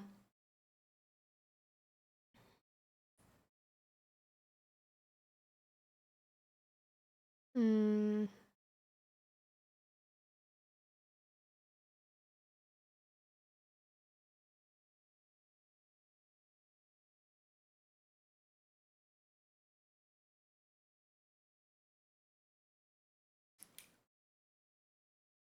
I don't blame individual slavers to be honest. Well, if they had money, I do. Like it's like a difference to like, are you one of the people who can end it and are actively lobbying to maintain it, or are you one of the people who, um, like I don't know, at the bottom of the ladder where it's like, I don't know, you, like, I don't know, yeah, even then, I don't know. I guess if you're one of the people at the bottom of the ladder, um, I don't give you as much responsibility towards like changing stuff.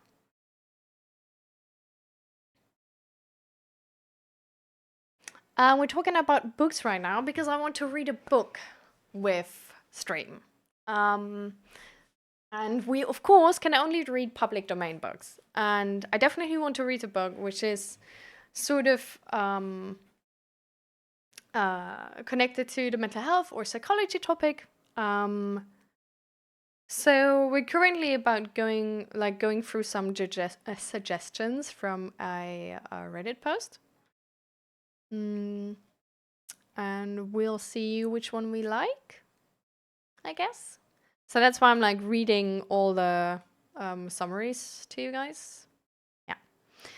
So the next one is Walden from Henry David Thoreau. Walden is one of the more famous transcendentalist tracts in modern American literature. First published in 1854, Walden is an account of Thoreau's famous experiment in solitude, spending over 2 years alone in a cabin near the wilderness. Walden is broken into sections that meditate on single themes: economy, reading, sounds, solitude, visitors, and so on.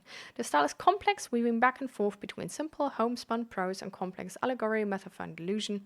This makes Walden an interesting read because, while it may seem accessible on the surface, it's a book that requires deep and repeated reading to fully appreciate its many complexities.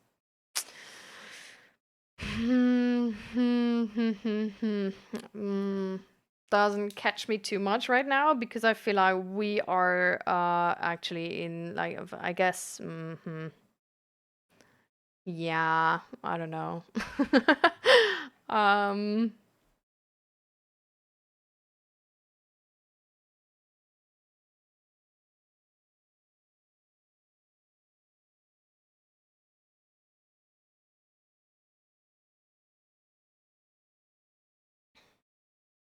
yes, exactly, with you guys.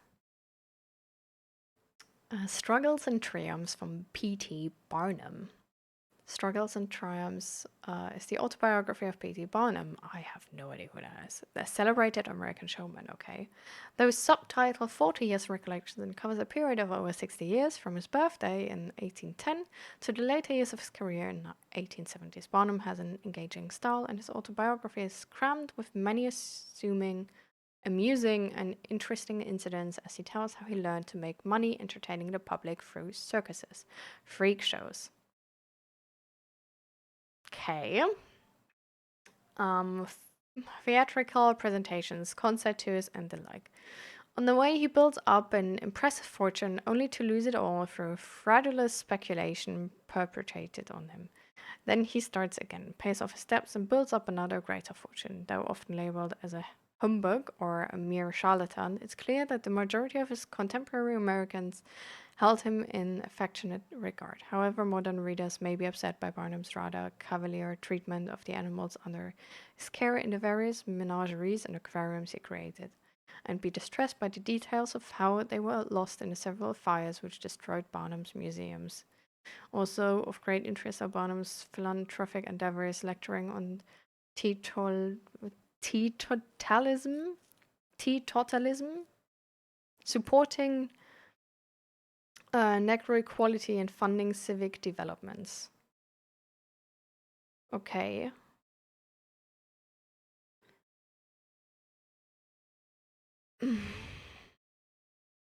Doesn't give me as much as the ones before. Tao Te Ching is a classic Chinese text written around the 6th century, BC by Laozi as Zhao Zhao dynasty courtier. While its authorship is debated, the text remains a fundamental building block of Taoism and one of the most influential works of its time. Today, it's one of the most translated works in the world. Ooh, that sounds good.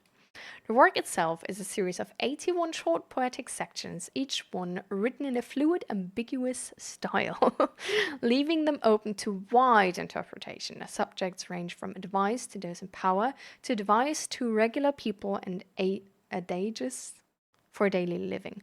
Because of its ambiguous nature, the Tao Te Ching is famously difficult to translate, and many, if not all, translations are significantly influenced by the translator's state of mind. This translation is by James Legge, a famous Scottish sinologist and the first professor of Chinese at Oxford University. I feel like this is definitely interesting. Like, it might have nothing to do with the stream, but it's definitely interesting. But I feel like it could it could be really interesting. Um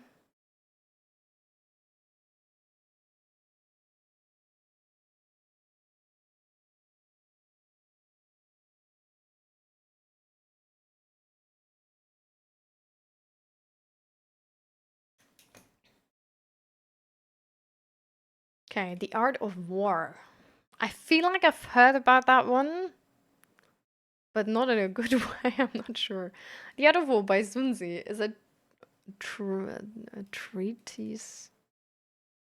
Is a treatise on military strategy written in the 6th century BC. This foundational text delves into the principles governing warfare and strategy, emphasizing the importance of intelligence, deception, and the understanding of various elements such as terrain and troop movements. It has been highly influential throughout history, impacting not just military thinking, but also business strategy and leadership principles.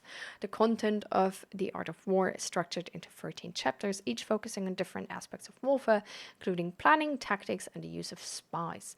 Sun Tzu discusses the significance of preparation and adaptability in achieving victory while minimizing casualties and destruction. He emphasizes the value of deception, urging leaders to mislead their opponents to gain the upper hand.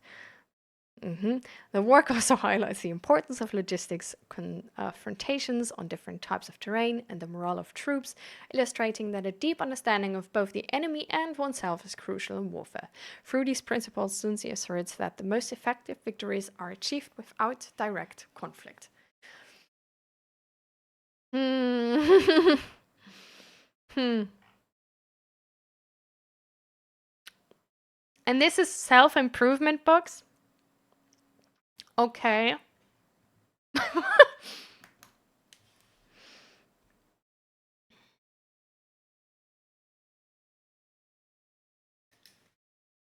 The other one was dry, so you read it?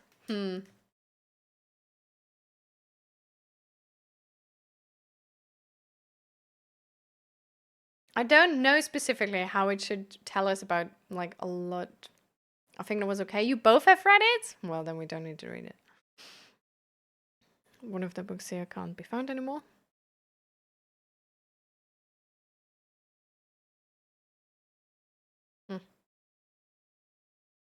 Okay, and this one also can't be found anymore.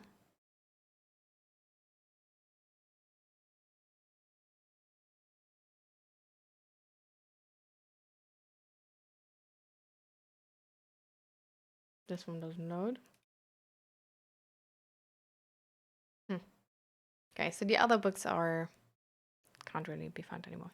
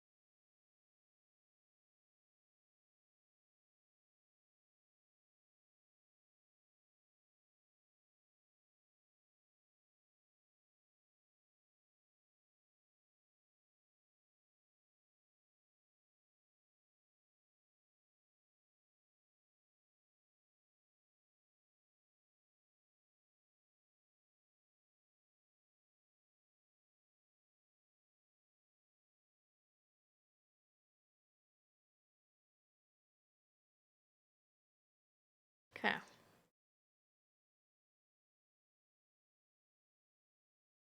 So we have some categories here by Project Gutenberg.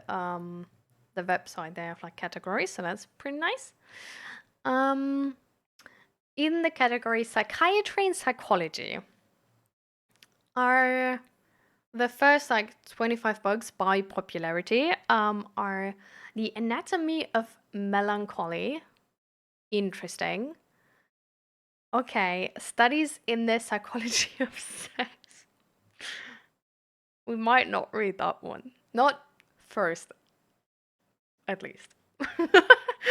Then The Principles of Psychology, Interpretation of Dreams by Freud, Psychology of the Unconscious, A General Introduction to Psychoanalysis, also by Freud, The Fairy Faith in Celtic Countries, Psychological Warfare. Yeah, nah.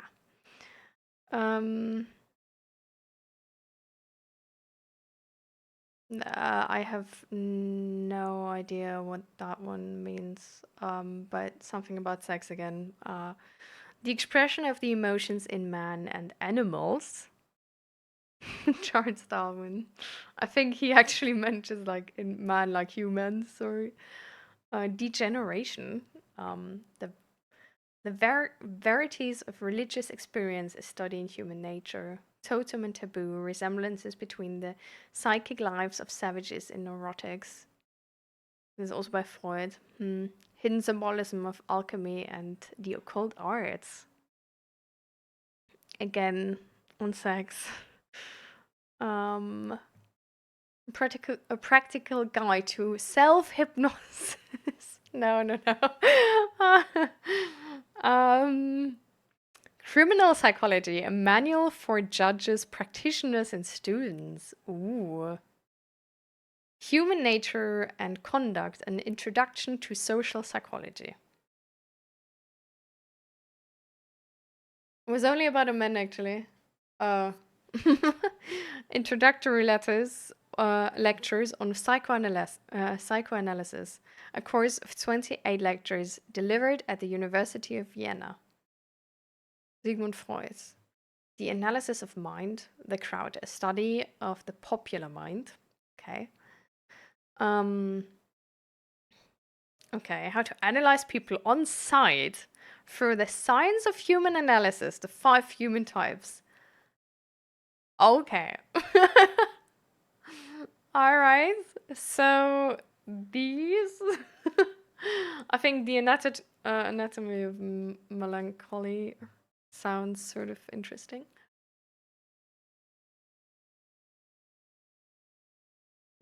Yeah, I love cooking things that just cook themselves. I put a pork knuckle, that's the translation, okay, into a broth, and now it's just supposed to boil slowly for like 3 hours. I would never have so much patience with food.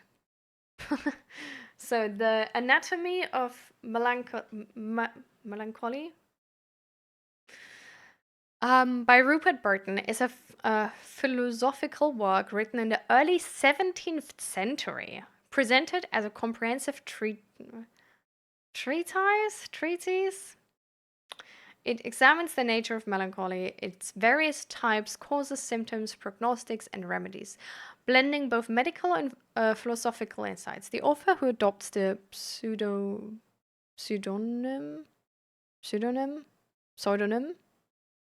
Democritus Jr. aims to explore this profound human condition while drawing from classic sources and his personal experiences, reflecting his own struggles with melancholy.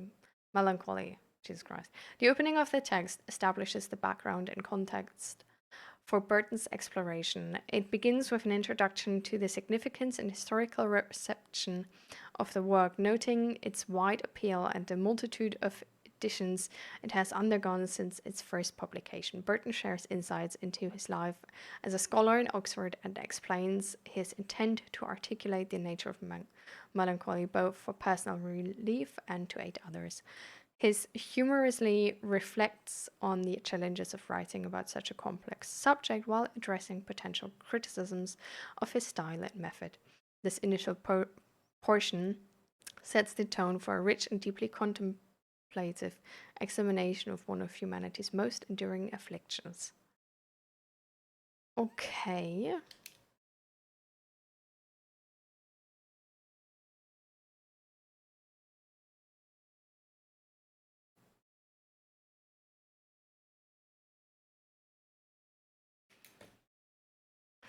Doesn't seem too shabby.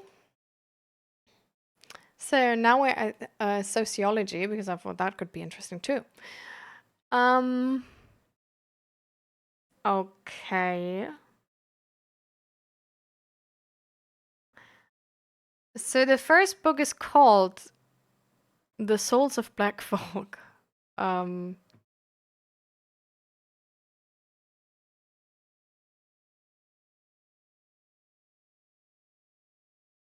Oh, okay.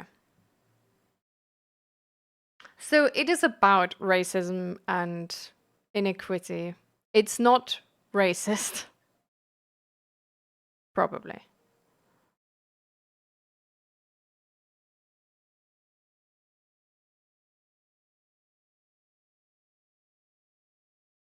Hmm. Yeah, yeah, okay. So it's not racist, it's about racism. Okay, let's start. The Souls of Black Folk by W.E.B. Du Bois is a seminal collection of essays written during the late 19th century. This work addresses the multifaceted struggles and experiences of African Americans in the post-Civil War United States, focusing on themes of race, identity, and the quest for equality in an era plagued by systemic racism and inequity. Du Bois artfully captures the deep-seated dissonance experienced by Black Americans as they navigate their dual identity within a society that both marginalizes them and defines them. The opening of the book introduces a powerful exploration of what it means to be treated as a problem in society.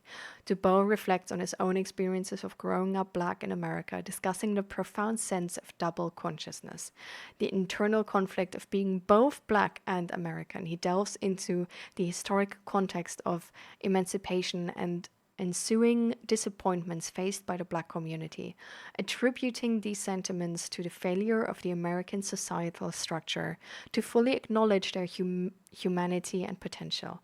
As Du Bois lays the groundwork for these discussions, he sets the stage for a profound examination of the African American experience, the aspiration for self-realization and the urgency for civil rights and education in the face of entrenched racial segregation and prejudice. This seems hella interesting. Um, do resource lists help you at work today? Yeah. That's what I do. Oh, I also paint myself.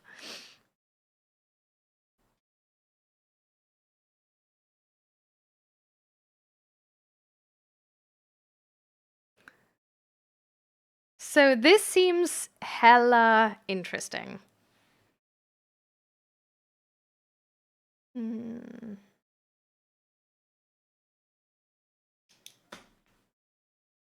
Hi, Fireshark. Welcome, welcome. Welcome to the stream. Do you want to take part in a mental health check-in? Or do you just want to be here? At the moment we're going through finding sort of like the perfect public domain book to read and stream. Yeah.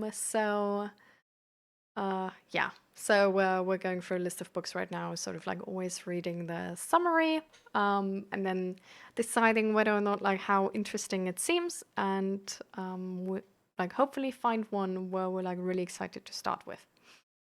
Are you Danish, Netherlands? Yeah, I live in the Netherlands, but I'm actually from Germany. So yeah, I moved like a couple of years ago. How about you? The DSM-5, actually, you're absolutely right. Good that you remind me, because this, like, is it a public domain book? It must be, right?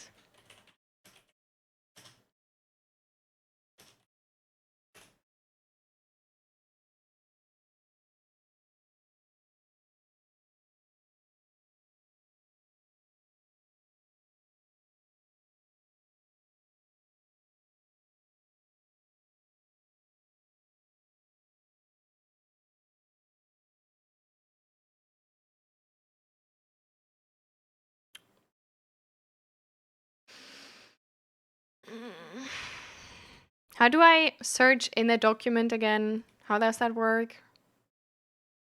Nope.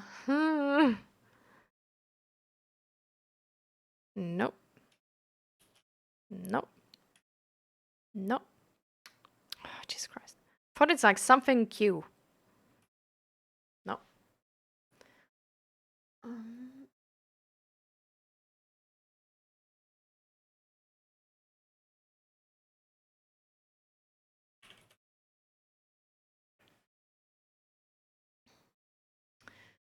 So F. Okay, thanks. So yeah, exactly. It's that mental health diagnosis book, but it's actually really interesting, I feel like. Copyrights, DSM and DSM-5 are trademarks, blah, blah, blah. Use of these terms is prohibited, blah, blah, blah. All rights reserved unless authorized in writing by the APA. No part of this book may be reproduced. That's not what we do, right? Or used in a manner inconsistent with the API's copyright. Well, like you tell me what the copyright is. This prohibition applies to unauthorized uses or reproduction in any form, including electronic applications. Correspondence regarding copyright permission should be directed at design permissions, blah, blah, blah, blah, blah, blah.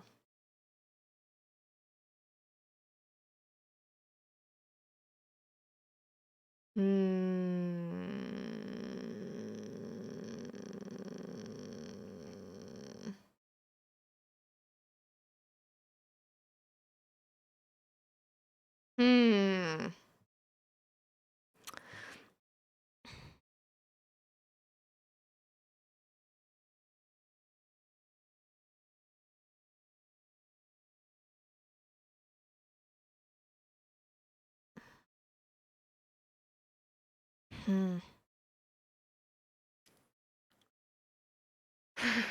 None of us be snitching. I do want like the books we read, and I would be interested in this. The books we read, I want to sort of like upload a like essentially like if possible, but I don't know if it is like depends on how long we take for each book. But I want to upload it as like a YouTube video in like long form. So that you can listen to it like an audiobook, for example, if you would want to.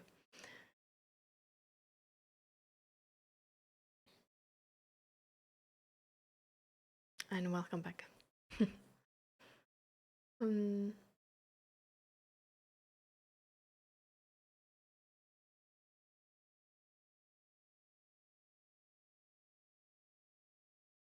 Books read aloud isn't a crime.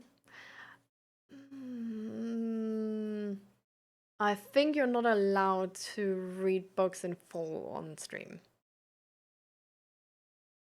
So, well, I haven't read a book yet, but I just feel like it would really benefit the stream, you know? Like we already have these like mental health talks, and I feel like if we would have like maybe another stream,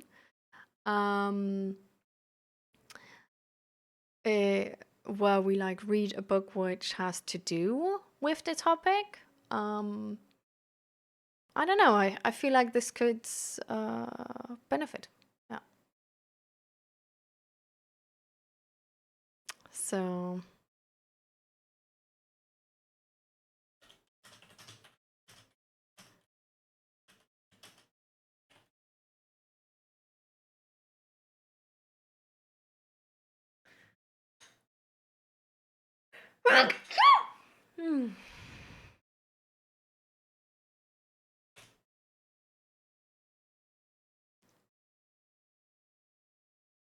Okay.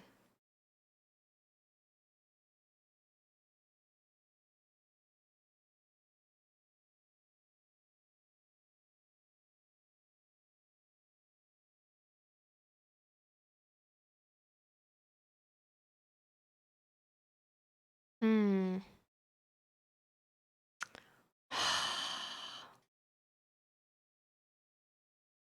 As if you're not allowed to read the DSM-5. What?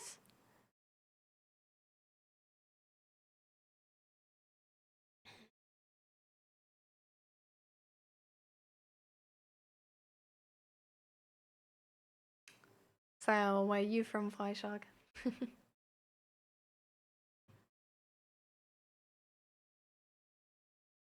Mm.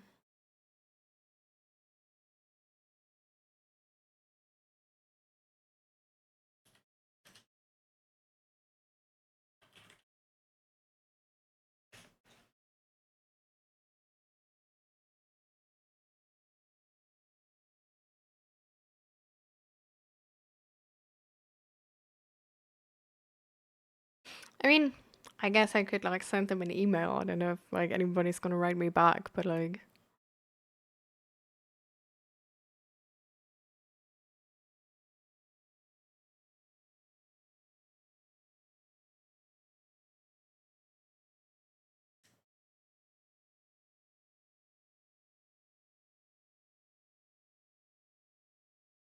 might just do that. Find out.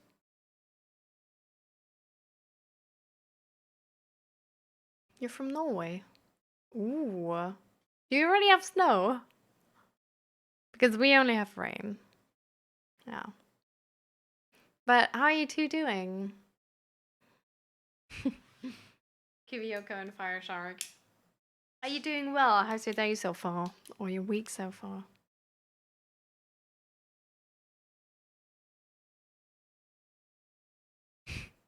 1 meter of snow. God damn. I literally like I just got like a how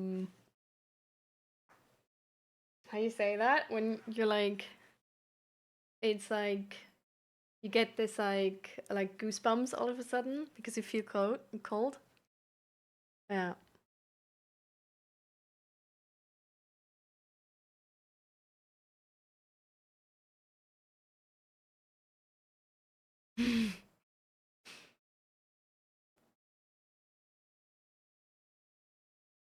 That's cool.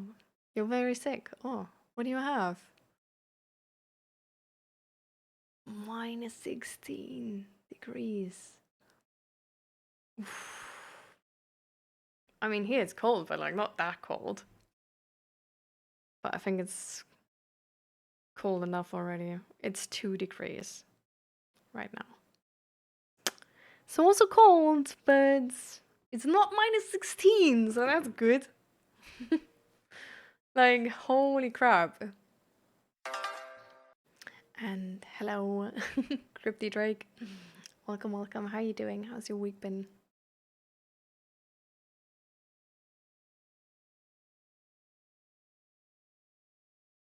It might be because I drank fennel and my blood thingies that they constrict. What?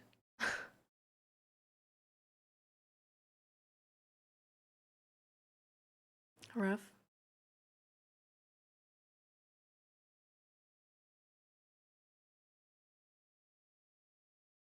We would have time to talk about it if you want to.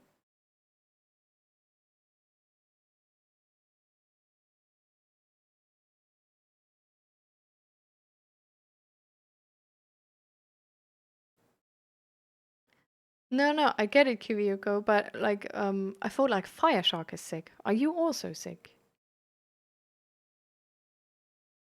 But dealing with a bunch of anxiety and panic. Oh. Are you in treatment for anxiety and panic attacks?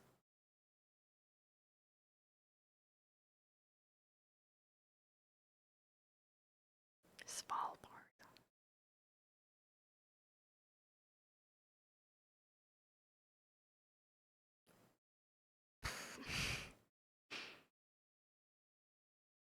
That's really in the north.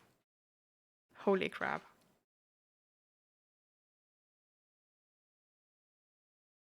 You see a therapist once a week right now? That's good. Are they able to help you? But I'm glad you're not alone with this. I'm glad you have support.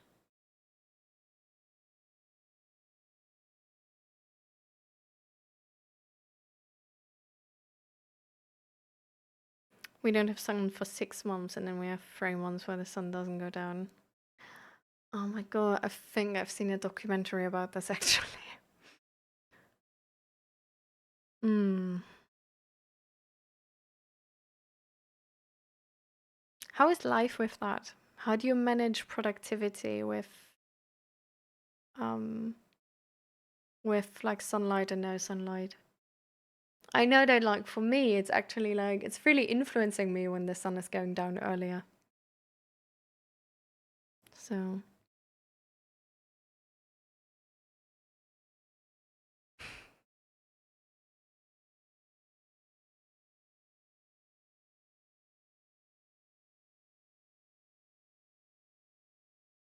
but like how do you manage?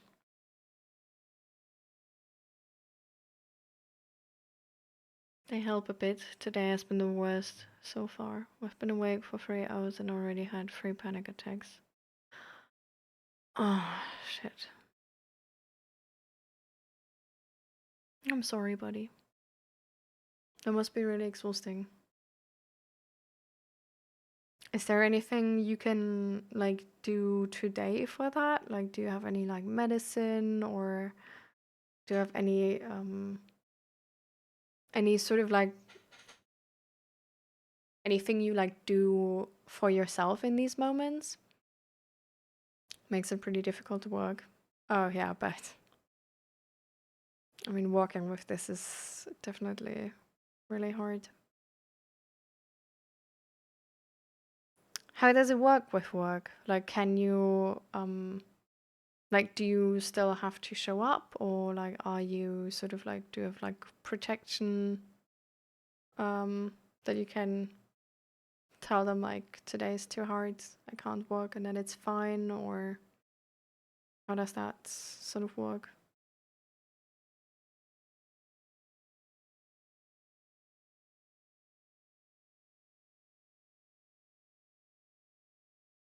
Hmm. Hi, Byro, welcome. How you doing?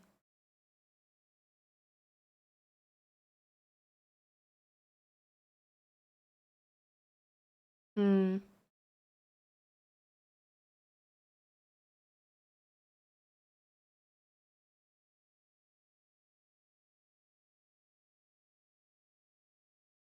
I'm so confused. With what has the Tai Chi to do, by the way, Kimioko?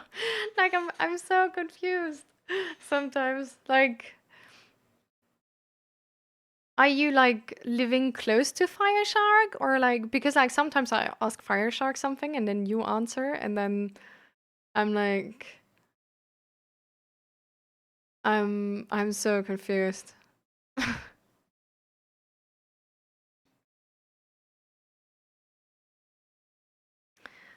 But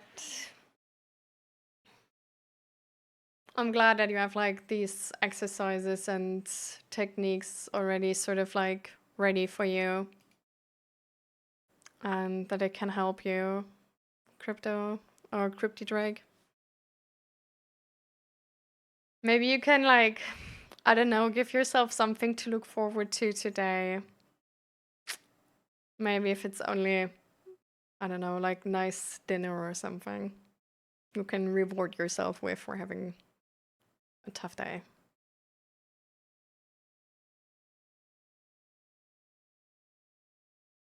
I'm too. I think we're at least 500 kilometers away from each other.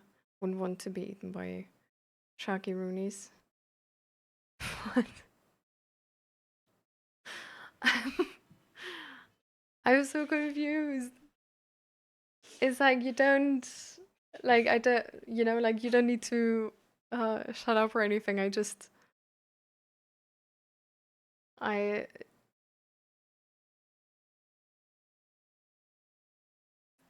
it's just I'm struggling right now to understand what you're like trying to tell me.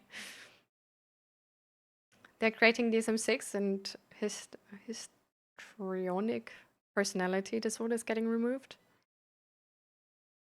Interesting. I've never heard of this one actually. The reason is that all people with HPD are comorbid, so the new version will add those traits to the new personality disorders. Also, fun fact: sadism was in the DSM-3, but it got removed. Hmm, interesting.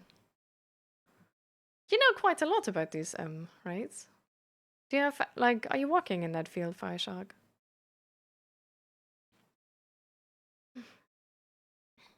I have some flexibility with working. If the problems start before I get to the office, I work from home for the day. I can leave early if I have to, but I try to stay and work through it once I get to the office. Oh, so you're at the office right now or you're at home? I also have medication, but I try to not to take it. I don't want to depend on meds to feel normal. I understand what you mean.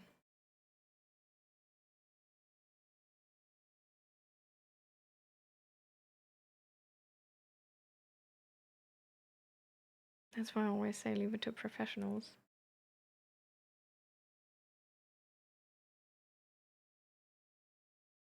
Mm.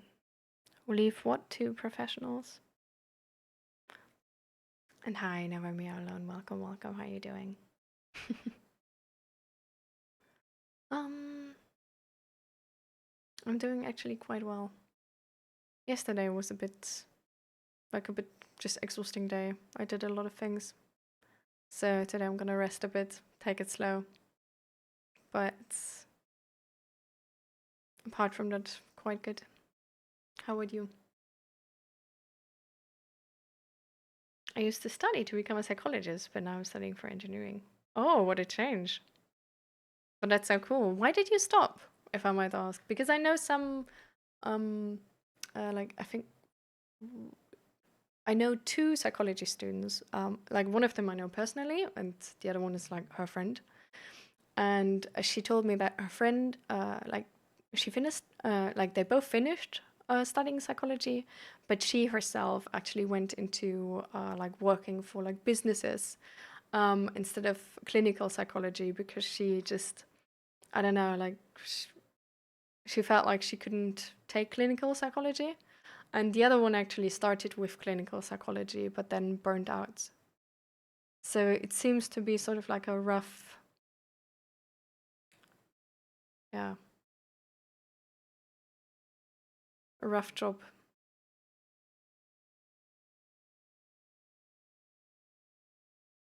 Yeah.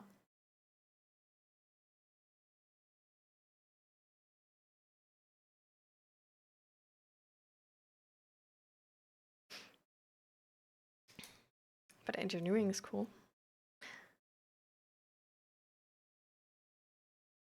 Do you have um any sort of like specific vision with studying that part? Oh, and you're at the office today, CryptoDrake. So you wanna push through? I feel like being a psychologist or psychiatrist would be incredibly challenging. I definitely, yeah, I think it's always a challenge. I definitely agree with you. Um, I feel like maybe like the way we treat that line of work and what we expect from them makes it harder than it would need to be, though. Um, I don't know. Like I don't know like too much in detail about their work, but I just feel like um, it's one of those lines of work where you really need the people to first of all keep being informed, right, and being like up to date on like the newest science in that field. So you would need to get like part of that job, like part of the hours you're getting paid should be for like research only. And then also you should just, I guess you just need more rest time maybe than in other jobs, or sort of have like times where you just need to like don't have like any client there actually, but can sort of rest that part of your job. But yeah, definitely. I'm an emotional sponge and treating people would affect me too much. Yeah, that was sort of exactly like her reasoning. Yeah. You might have a massive update regarding my crush. You might. Okay. um, let's come back to that later, maybe, if that's fine for you, Pyro. I wouldn't be able to disconnect from work after sessions because I would be too consumed. Yeah, I can understand. I feel like also just being like, it's like a weird limbo, right? Because between creating this like really trusted connection to your patient, and on the other hand, not being too invested, because you will have patients which are maybe suicidal and stuff like this, right? And you can't like worry about them the entire day. So I think like there's, yeah, it's a really, really complicated field. Yeah.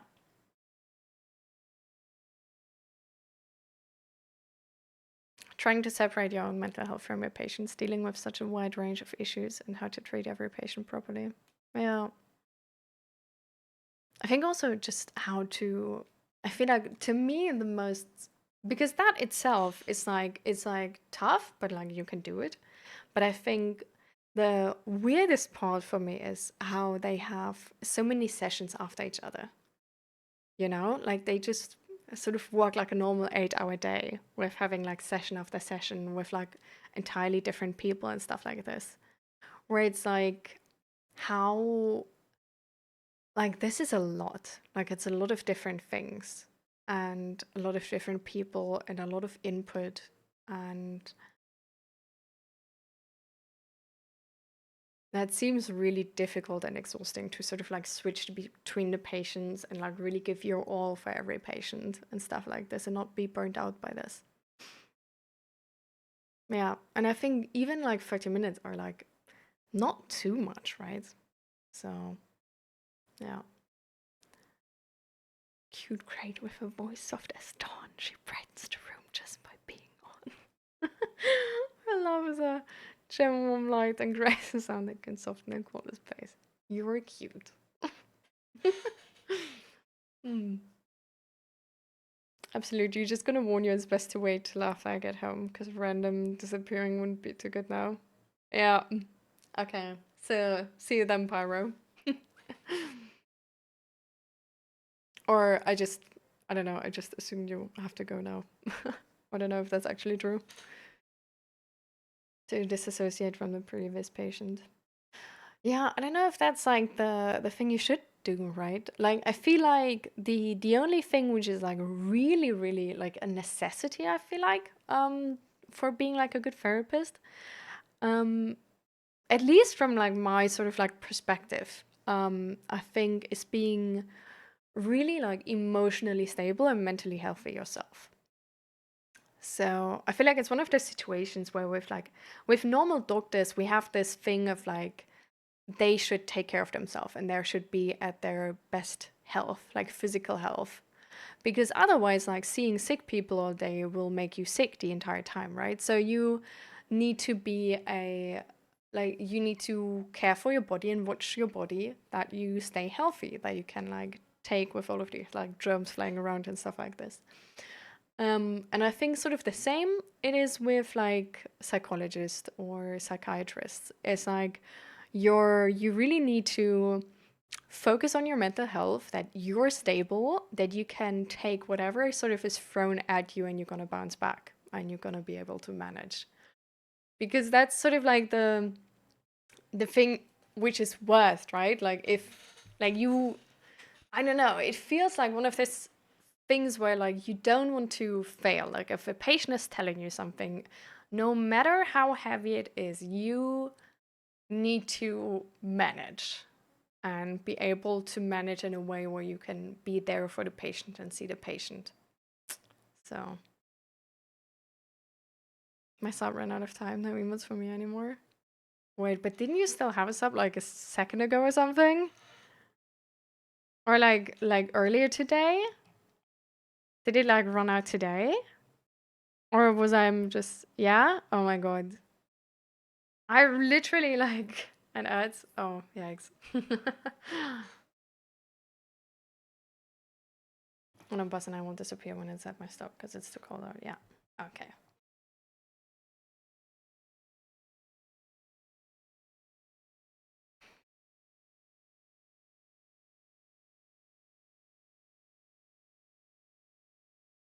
Does everyone else have ads too?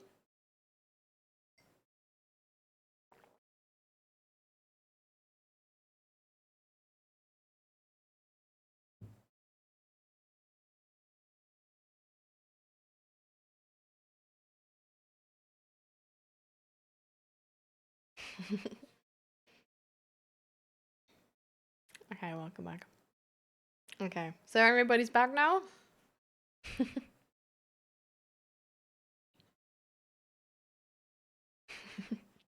I haven't had ads in a while, actually. You have a sub since 4 hours. And I remember you having ads while you had that sub. So that's actually cap. I politely inform you.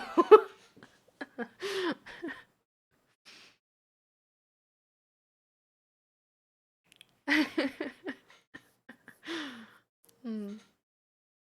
Oh, your second ads for 2 more minutes? Oof, okay. So I'm gonna wait, I'm gonna wait.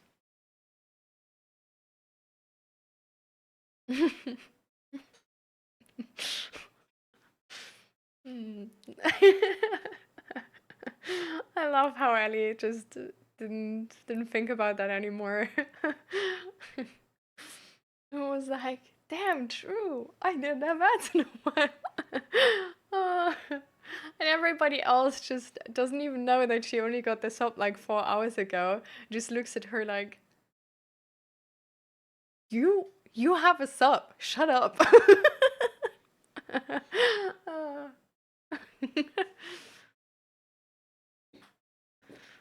The streamer? No, I don't. What does it do? Or he or she or they? Or it could also be a bot after all.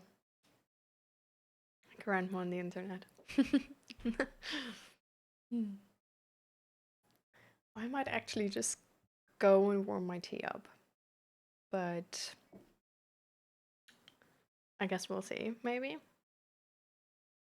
If I sort of like do that. I also feel a little bit cold. I might get myself like a, I don't know, like a blankie or something. You're so chill. Yeah, I'm actually chilly.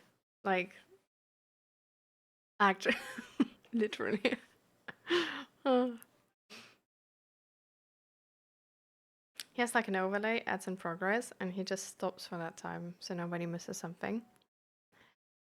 Well, the thing is, like, I'm like trying to do that, right? But the thing is that so often when Twitch is telling me that, like, we experience that too. Like when Twitch told me you guys have ads, you actually don't have ads anymore. So for example, your ads were like gone while like at like 4:40 like 4:06, right? And Never Me Are Alone had an ad too and was also back at like 46. And while Crypty Drake was still stuck in the ads at like 47 and now like just came back. So it's like it's this weird situation where like I would do that if everybody would have ads on the same time and I could just, yeah, like we could just wait that like 3 minutes per hour or whatever it is and then be like, hey, we're back. But yeah, so now I rely on you guys telling me if you have ads, and then I will wait with addressing you personally, and then we're back. Yeah, it's different per country. Oh, okay, I didn't even know actually. So yeah, so that's annoying.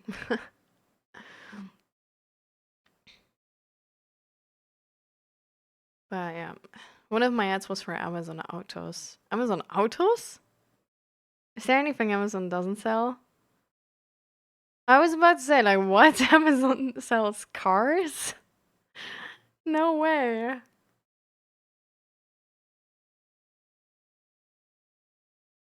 Yeah.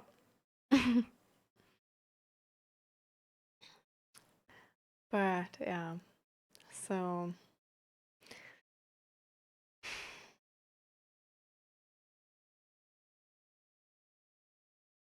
new and used cars now.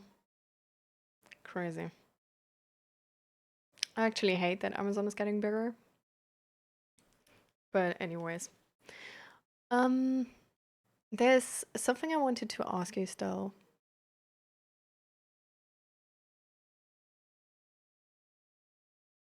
What was it?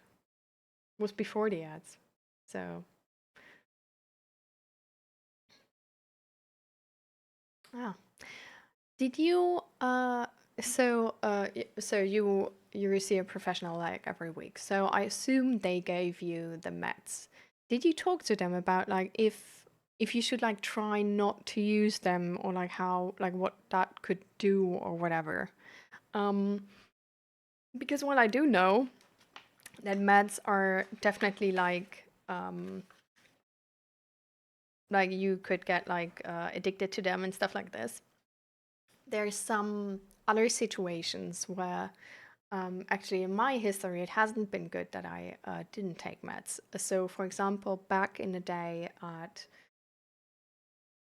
October 2020, I started to get chronic headache. Well, back then I didn't know it would be chronic, right? But I got a headache, and the headache is not uncommon for me. This one just stayed a little longer, and because a headache is not uncommon for me, I was just like, I'm not gonna like take paracetamol like now every day. Like, are you kidding me? Like, it's gonna ruin my stomach. So I didn't do that. Well, I still have that headache. And the thing is that if you so there's different factors here, right? So it's like really like you need to look at every individual case. That's why the like medical professional hopefully has an answer to this. But with some pains or some things in life, I don't know if it's only pains, but it's like nerves, sort of like nerve activation.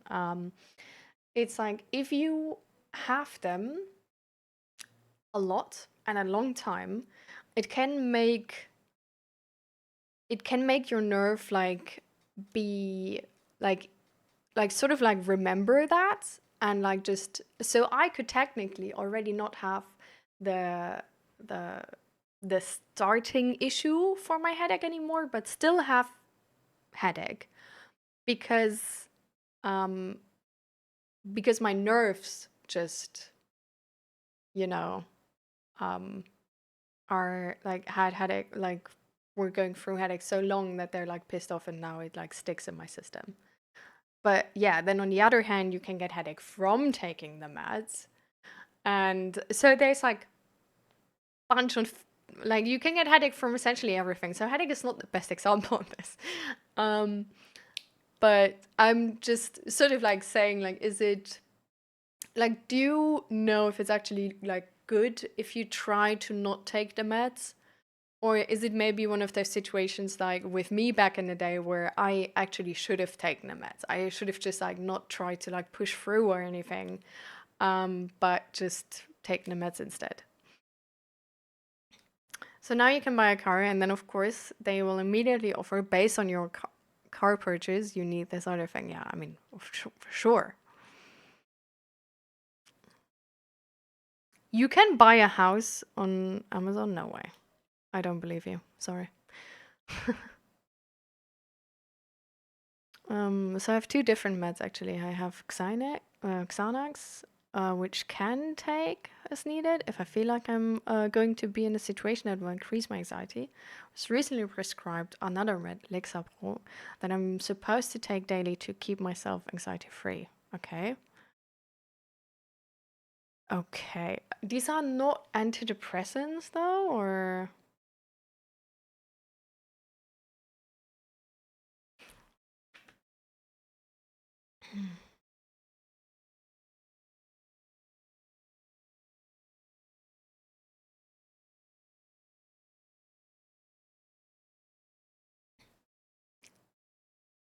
oh, I don't have my funds thing anymore. Did have a funny reply. Um. What actually, yeah, like why are you using this font by the way, Fireshark? Like it seems like you have an opinion there.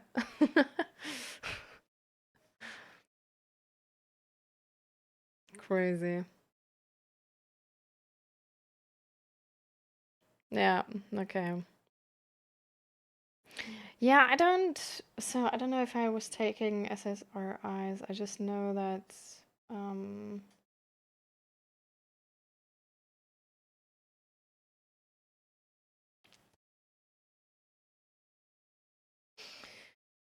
I was taking amitriptyline, I think.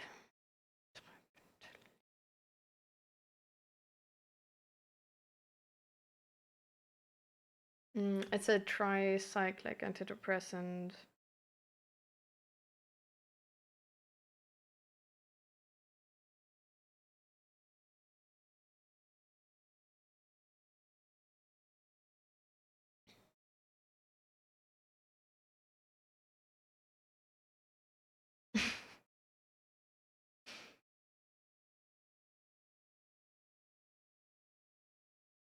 Your son takes that? Against what is he taking it? Against depression? Because apparently, um, use it more against like chronic pain nowadays, like sleep problems. Oh, like not specifically that, but like tricyclic one. Okay. Yeah, actually, so a fire shock, you're like definitely invited. Uh, That's why I write in these fonts. 1 second. I'm still not sure why you write in these fonts. Like, I'm like, is it like being sick and bored is sort of like, to me, like from my knowledge, it's a side effect of SSRI. So I would interpret, I think, like I'm guessing that you mean that it's like this common thing that like SSRIs are being prescribed like way too often, and then people feel like sick and bored, and that's like the sort of next issue, and it's like this, just like fix the issue, don't just give them out like candy. Um, but I mean, I don't know, like I don't know you long, right? So it could also be that you are like, oh, like people were just sick and bored, like just now take like SSRIs, and like haha, people are lazy or whatever.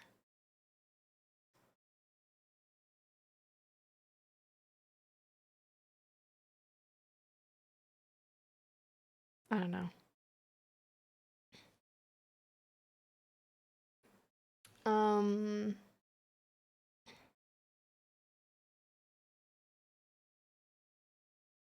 for migraines, yeah. Does it help him? For me, it did nothing, sadly.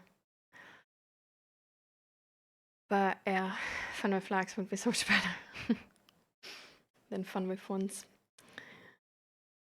Um,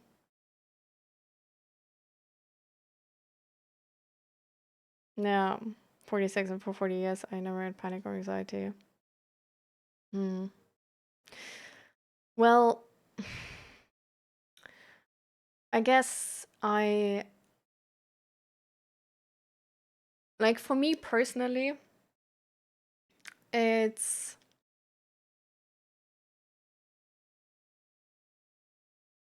I just sort of know that like SSRIs are like sort of like honestly like sort of heavy medication. Um and I oh, because you're bored and sick. Ah, okay. uh, okay, have fun then. um but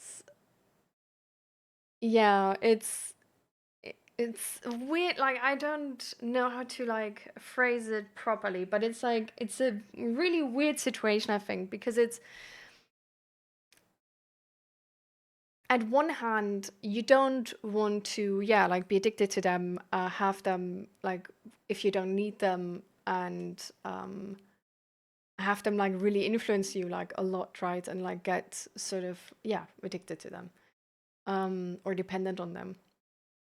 um on the other hand, um it's because they're, and that's also like why, like because they're heavy met, right, like you don't want to use them if you wouldn't have to.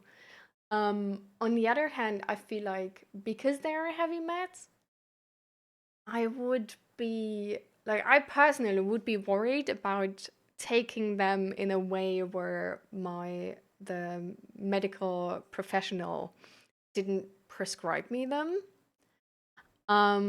Because I would be like, I don't know, like, what are like those side effects then, you know?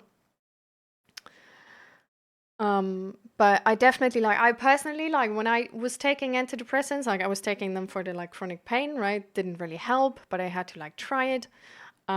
So I was on, I don't know, like 10 milligrams, and then it was like up to 20 milligrams, and then it was up to 40 milligrams. And I, like, the entire time I was on them, I didn't feel like myself. Um, and I honestly, when I was on the highest dosage, I also felt like a worse friend and stuff because I really couldn't give a shit. Like this was like, I think like 2 years ago or something. And I don't know, I felt so bad because like people would tell me stuff which is like tough, right? Like I would stream and somebody would tell me, oh my God, like work was like so tough today. And I would just be like, oh, I'm sorry. But this was entirely fake. Like I'm sorry, like if there's anybody here who like I did that too. Like I wasn't doing mental health back then, like don't worry. But it was like I knew this is what I'm supposed to say, but I didn't feel it. I didn't like empathy, compassion was really hard in that, like while on these meds. And the same time I didn't have as much fun. Like I didn't have like any lows, but I didn't have much fun. And that's like, so I hated being on these meds. So that's why I like stopped them. But I stopped them like the entire time. So I listened to my dog, like I took them like 10, then 20, then 40. We tried it, we found out it didn't work, and then I stopped them again. And to be fair, I shouldn't have. In that my like the dog, I was like a neurologist for them because it was like because of the headache, right? And not at like a psychologist. But the neurologist has my like track record, right? So like she knew I'm in therapy. Also for depression. She knew, okay? And she told me to within 2 days cut from 40 milligrams to 0. This could kill people. In a way, like not in like the way of like this medicine directly, like it's like straight up just taking you out, but this will send you in like a sort of like chemically induced depression, but a really heavy one. And so I felt like nauseous for like a week or two. And then I just had like, yeah, like a strong depressive phase for like a month or two till I was back to normal. And this could have had long-term effects on me. So in that moment, I shouldn't have listened to her. That's why I'm saying like it's a very complicated situation because I don't want to tell you like always listen to doctors. But I also don't want you to make you paranoid to like never listen to doctors because I feel like if a doctor is good, it's a really good resource. And technically, in our system, we should listen to the doctors because we don't know about these medicines, right? But some doctors are really trash, apparently. Worse than they should be, considering they are a doctor. But yeah, I don't know. Weird situation. And welcome back, Naradem. We're done for the online with the online class for today. Amazing. I had cancer surgery in September 2020 and it and whilst and that's and that is when my panic and anxiety started. Oh. Do you know why it started? Also, like with the medical professional you're seeing weekly now, are you working towards resolving that anxiety and like these panic attacks?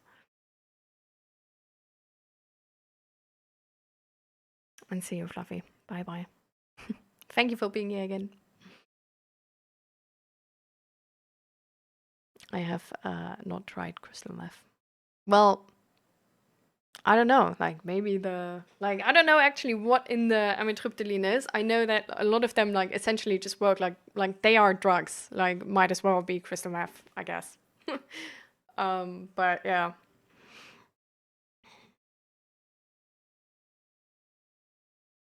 Yeah. But yeah, that's why I got it. You don't want to be that to be like that for your family. But because this is definitely like influencing your life. Like to me, honestly, like when I like therapy without on amitriptyline was easier than with amitriptyline, I feel like.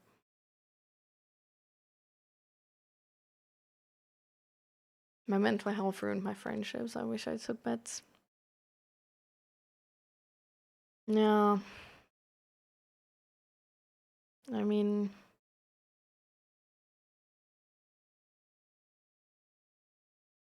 that's the tough part, right?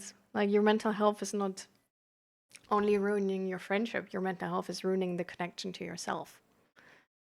So, and like the connection to like anybody, like yourself and friends. But yeah, with meds, like meds are not the solution, right? Like meds can help you in like a very specific case. Like if you're, for example, suicidal and like the next low would sort of like possibly kill you. Um, but I feel like apart from that, it just really like therapy, which is gonna get you out of there long term. My stuff is mostly related to my physical health. If I feel something physically off, it triggers my anxiety. Ah, I see. Yeah. Oh, that's tough. I get you. I get you. I sort of like I can relate to this actually really well because of the like chronic headache. Because before, like it's like it's not the same like your, but like I can sort of like get the vibe of it. Um because when like before my chronic headache started, I was always like one of the people who like never got sick, and when I got sick I was like sick for a day. That's it. And I was always because I was like younger, I was like, I don't know, I was like okay fit. Like I wasn't like super fit or whatever, but I could just like do what I needed to do, you know? And I also like I didn't have like back problems or whatever. Like I was like playing 12 hours on a day and like didn't really matter to me. And then COVID hit and I stopped with gym and any type of like physical activity because I was really um I don't know. I feel like I feel like me and my friend circle, we were like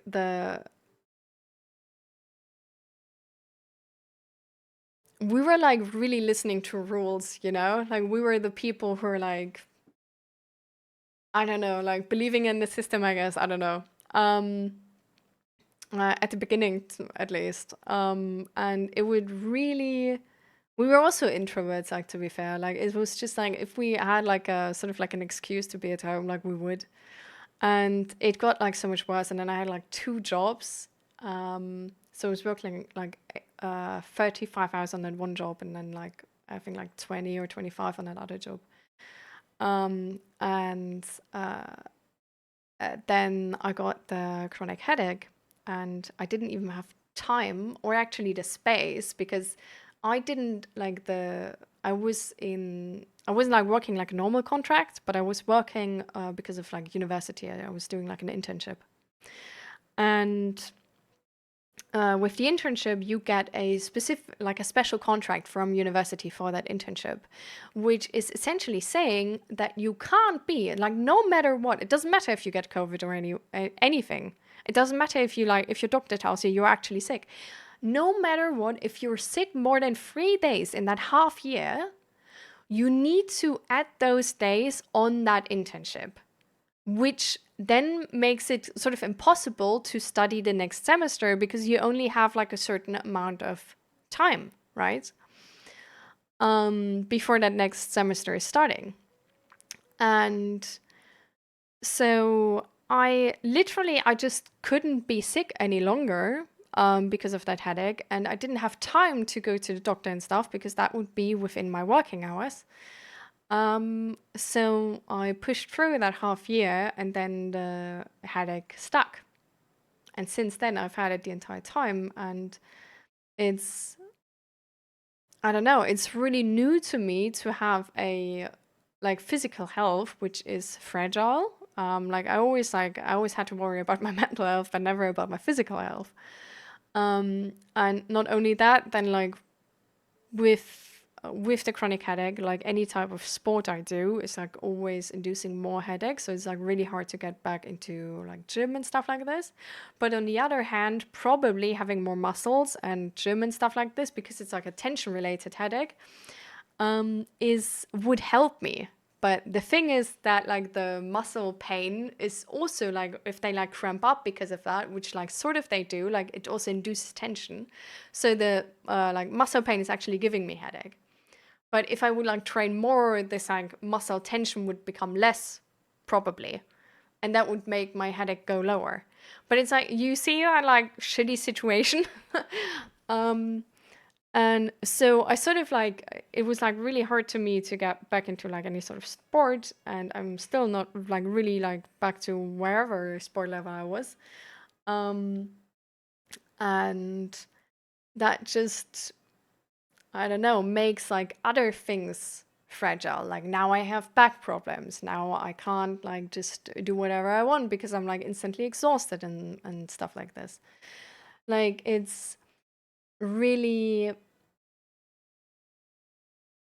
I don't know, it's like this weird situation where like you're just stuck with this fragility or this fear of fragility. And yeah, yeah, yeah, exactly. You're in this weird, like confusing space between.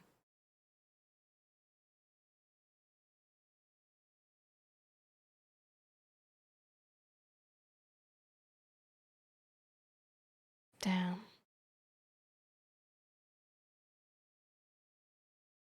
I'm so glad you tell me about the side effects because I wasn't like actively aware that like of course like when you remove that like thyroid it's like yeah it influences a bunch.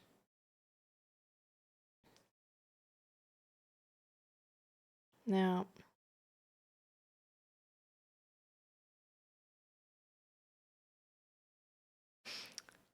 I really like though how you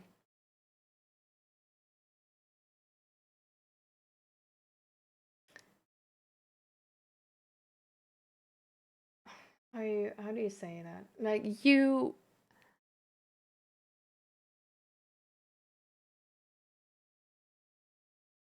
have determination. You know what I mean?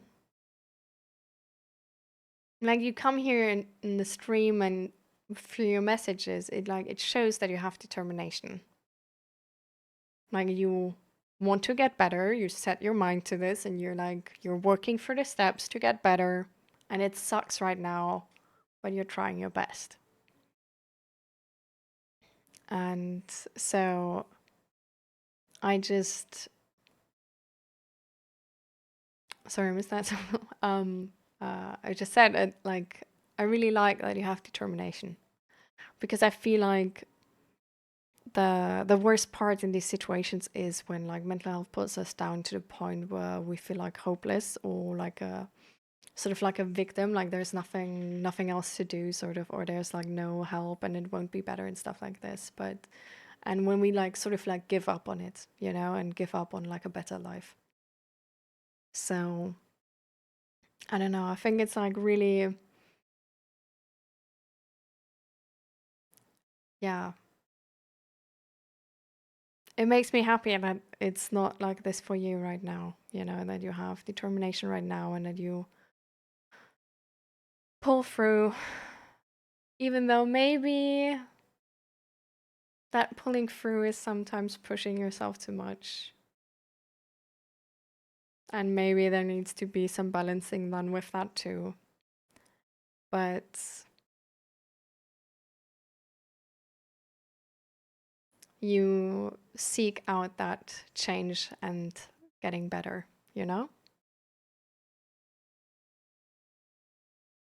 And yeah, you try to put in the work which is needed.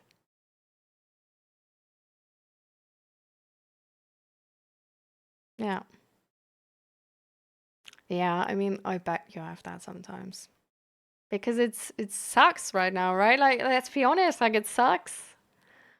Like this is like you were fine, and then your thyroid is like removed and your whole body is doing like jumping around, and like I get it. I entirely get it why someone would be anxious. And it's so annoying, and it's so like it's nothing ever somebody would ask for. Like it's nothing we're sort of like taught in school how to handle and stuff like this. It's nothing like anybody's prepared for, honestly. It's probably nothing your family was prepared for either. So it's like I'm glad you still sort of like like you have that connection to your family, and you you work on this because I don't know, like I think that determination to work on a better life is going to get you through that. Like sometimes it might be too much, but at the same time it's not too little. Because I don't know, like because you want help, you're a person where like people can help you. And that's honestly like asking for help is like already the first step in our society, and getting that support is a big, big thing. And I think like you don't realize how much you actually do for your future in that moment. Because there's so many people like really scared of getting support, or who think they don't deserve it, or like any of that, right? And if they're gonna like get to their goal or not, the chances are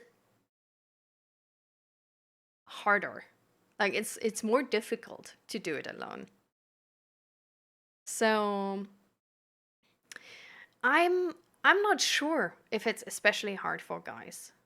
Um I feel like it really depends on like the social circle you come from, right? Like for example, like for me, like it's also never been like since I was little, it was like being emotional, asking for help is weak.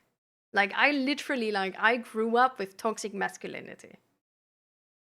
So it's like it can hit women just as much, right, like that, right? So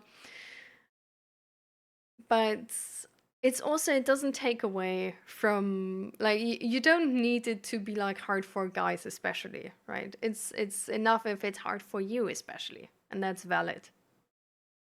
So I think that it's like I don't know, I'm really glad to see that you just get that support and get that help, and that you're trying to do what's right, even though it's sometimes like really confusing what's right? Like you hear of these medicines and you hear these stories of people being addicted, and then you're like, okay, so I'm not going to take them all the time, but that means more suffering. But you try to find the best solution, and sometimes that's really hard. And I think a lot of people don't realize how a chronic issue, it doesn't matter if it's pain or if it's anxiety or panic attacks or depression or whatever, but how really hopeless it can make you. Because if something like that sticks around, it really makes you doubt if there is a better life in the cards for you still. And the annoying thing is that in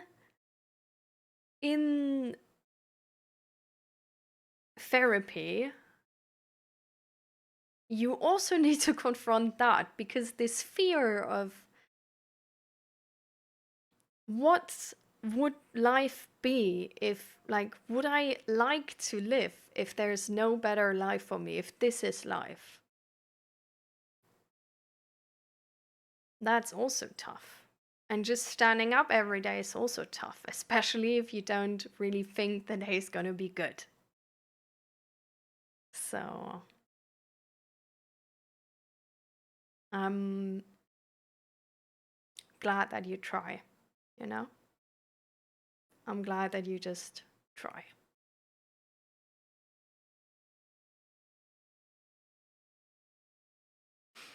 good masculinity, talking about toxic masculinity. They're always saying what's toxic masculinity and what we shouldn't do, but they never really give a good alternative or a role model that can show you how you can behave. Yeah. Yeah. It's low key like this lack for good role models is really a struggle we have in society in general. Like, I feel like this, I can really imagine how this must feel with like lacking a good role model in terms of like good masculinity and how to be a good man. And especially also how to be a good man while still maintaining boundaries, for example. Um, so I absolutely get where you're coming from, and I actually had like really close contact to this because of my husband, because he's also struggling with this.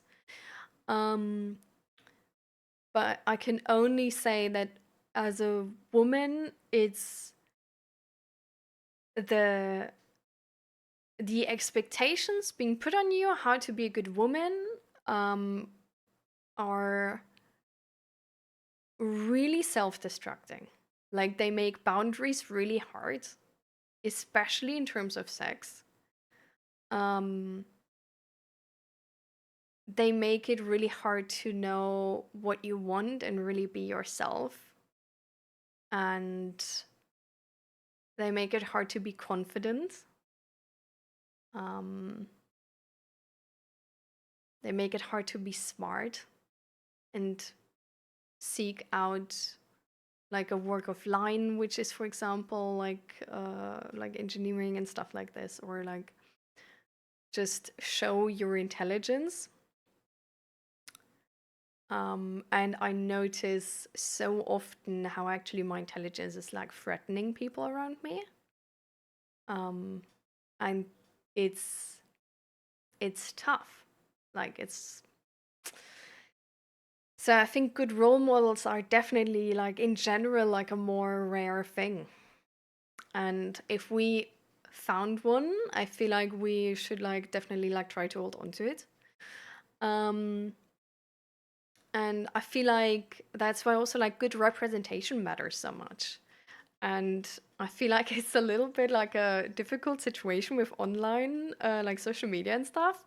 That a lot of the role models we see online, and which are, of course, we on one hand have this like issue with like that what you represent online is not really how reality can be.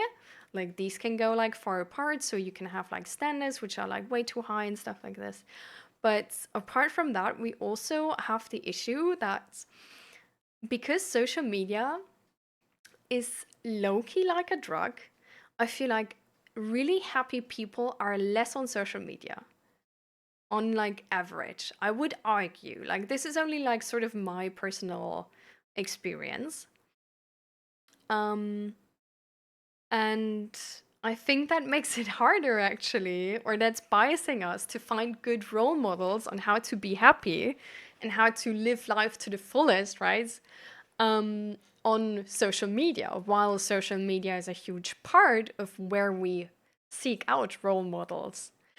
So I don't know. Like, in essence, I think we would need more like good role models on social media. And there's like with the mental health thing becoming like more popular, I feel like it's like sometimes happening that there's like really nice people on social media.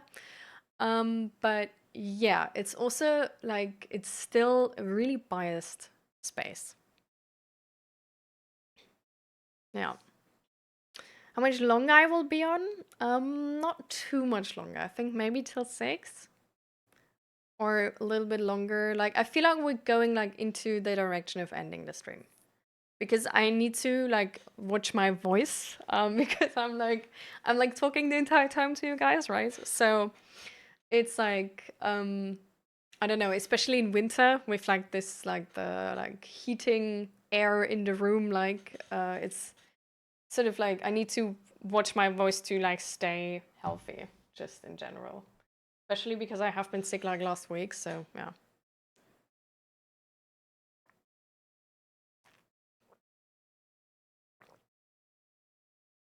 Yeah. Yeah, exactly. Like, social media has a really warped image of reality, especially with the echo chambers. And it's like so. Oof.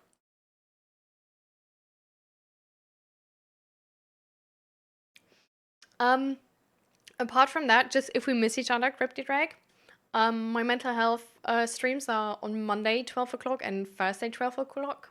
If it is 12 o'clock or not, you find here. Um, but yeah, so if we don't see each other today anymore, I would be glad to meet you on Monday again.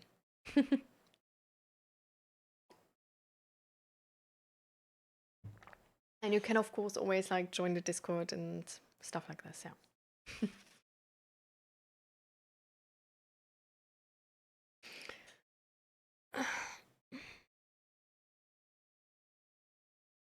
That's what Be Real tried to fix a little, but people just find a way to make it look better than it actually is. I actually love, like, I feel like honestly, I don't know if that's like a also Cryptid Rank actually sorry.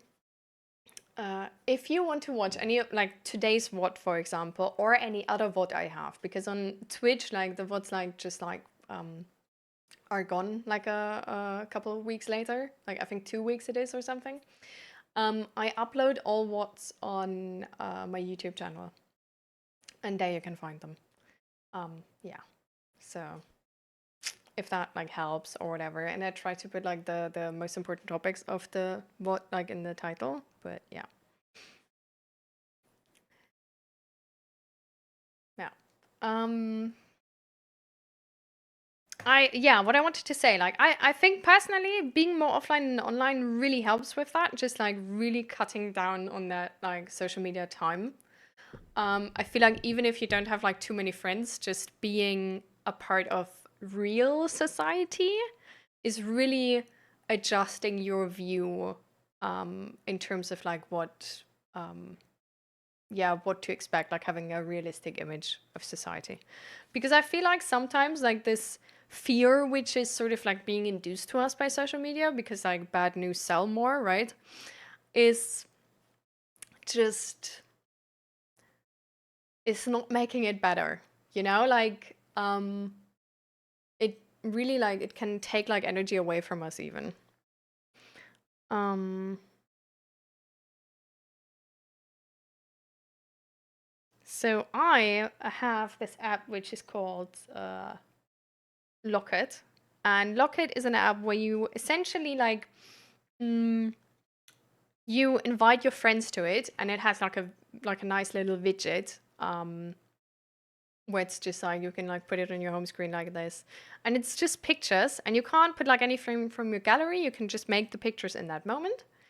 Um, and then you just invite your friends to it, and then like with all the people you sort of like invited and are like in your circle, and we have this with like all the friends which like don't live here but live like further away, so like mostly our friends in Germany. um and then you can just like make a picture, and like everybody like you're friends with, and you send it to like sees it, and you always see the like newest picture. So if there's like multiple pictures from friends, you will like only see the newest in the widget, but get like a ping for the others.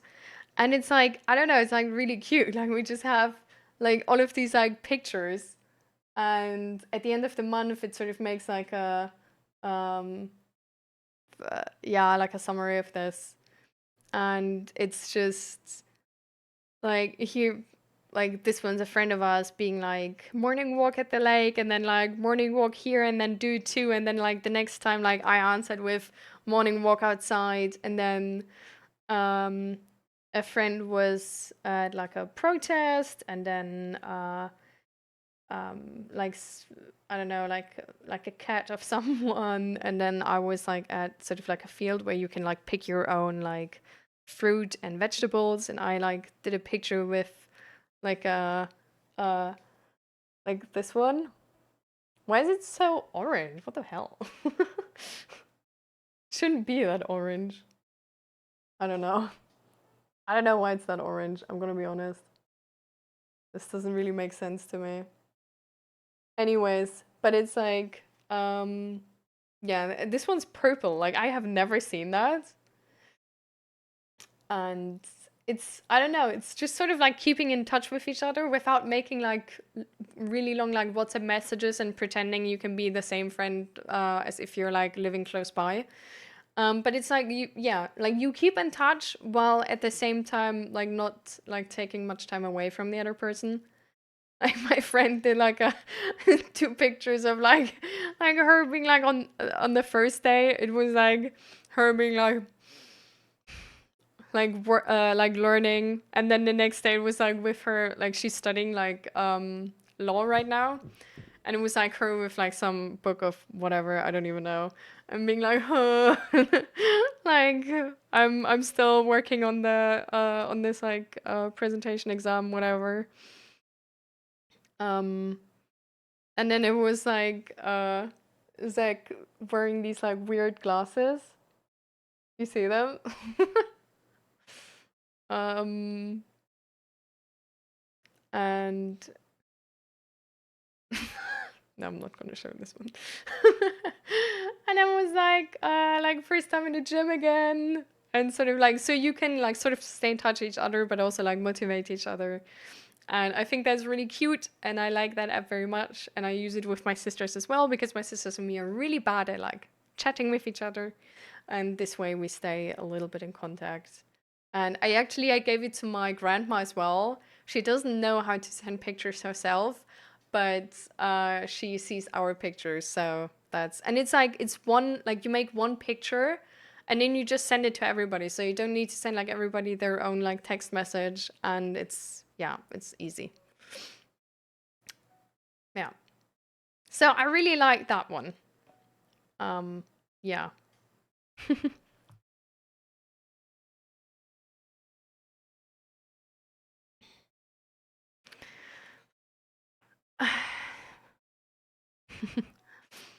Also, when I party, I hate it when everyone's using their phones documenting everything. For me, partying is trying to have fun and get away from all of that, not being on someone's camera roll while I'm having fun. Mm. There are some party places which actually have a rule that you can't make pictures. Um, so I don't know, like you like might like maybe look out for a club like this. Like I'm really not in a club scene. I don't know how common these are, but I just know of some clubs like these, which are just, yeah, like don't allow like phones inside or make you have like specific like stickers in front of the camera and stuff like this. So yeah.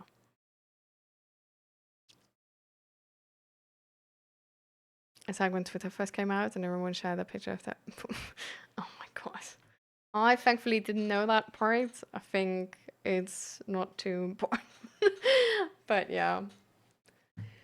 So yeah, that's sort of like, and I try sort of to do that with because I don't spend like a lot of time on Instagram at all anymore, because I feel like it's, yeah, I don't know, it's like low-key fake. But the only time I try to do like every once in a while is like yeah, just upload what I have been doing in like stories, and do that like if I were like chatting to my friends, sort of. I feel like, I don't know, like maybe if we all do that, it gets like more common and whatever. But yeah. Yeah, Insta is definitely toxic. Like I'm not gonna like, definitely. That's why I like low-key like spend so little time on it. But yeah, so every once in a while I just upload those like pictures, like low-key like the pictures from the Locket app I had, and it just be like, we played board games, really fun, huh? And then painted minis.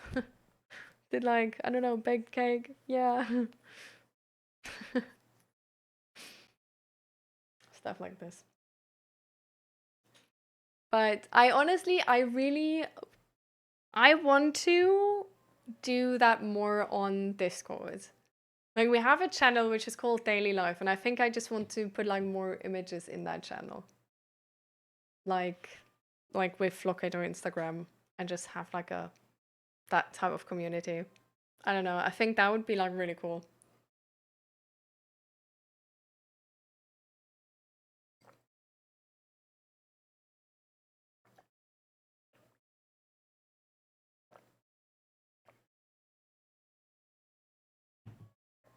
But yeah, haven't done that so far, but I feel like maybe that would be cool actually.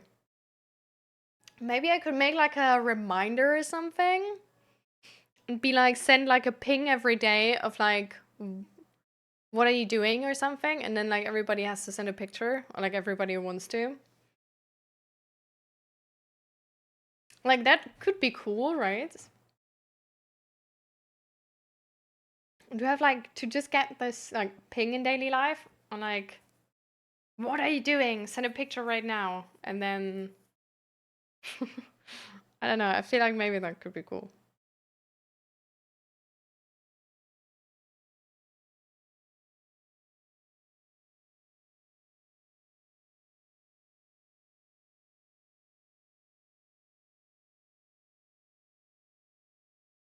Yeah.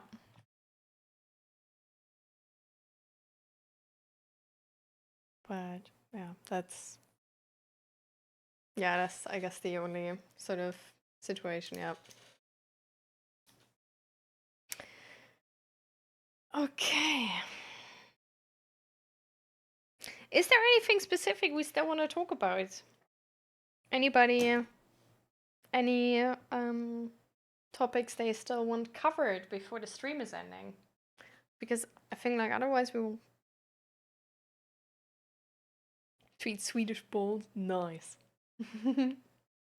I personally, I do have to say, I don't like properly understand why everybody's hyping them so much. But I'm also like not that much into like meat, so like, I guess I just don't get it. I do have to say, I really love those like hot dogs, like, especially like the vegetarian ones. But they don't have um they don't have the sides anymore to the hot dogs, and since then it's just, I don't know, it's just way worse. Want to talk about how dating apps are such a scam? How are they such a scam, actually?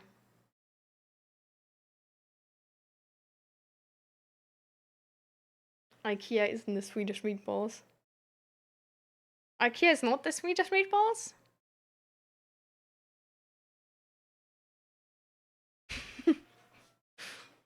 Like, what is it then? I thought it's Swedish.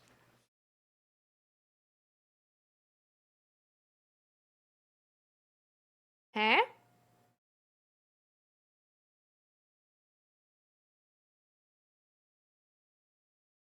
Like, the only dating app I have is Bumble.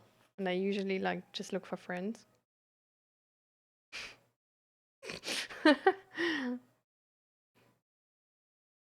I don't know.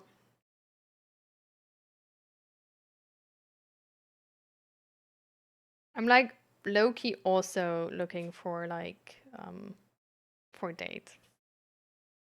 But yeah, with a woman. Because I don't know, I need to know if I'm bisexual or not. It's supposed to be made from an old grandma. Well, I feel like Swedish people are gonna miss their grandmas if you make that a necessity, you know?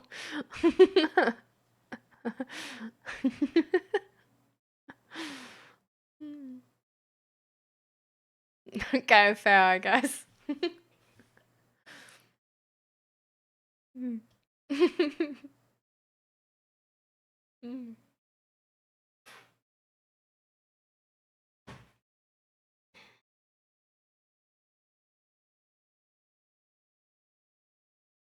I'm still thinking about what I pack in your package, by the way.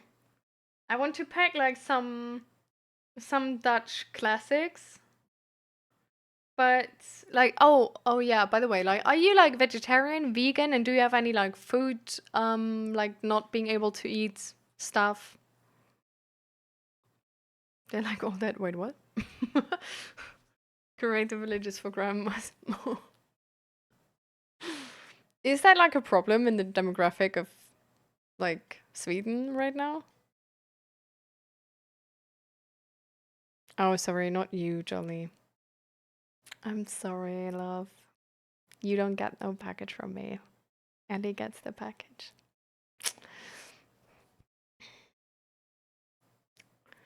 She bought some like dice from me, you know. I had everything except the package. Nice. I love that. Dating apps often feel like a quiet scam because so much happens behind the scenes that users never see. People imagine Tinder is a simple swipe and match system, but in reality, it filters profiles through hidden rankings and compatibility scores you never asked for.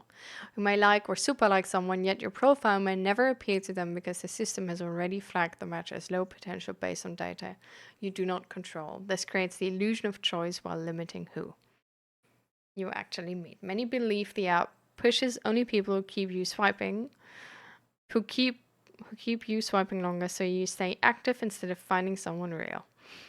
It becomes a loop where the app profits from your loneliness while pretending to fix it. That's true.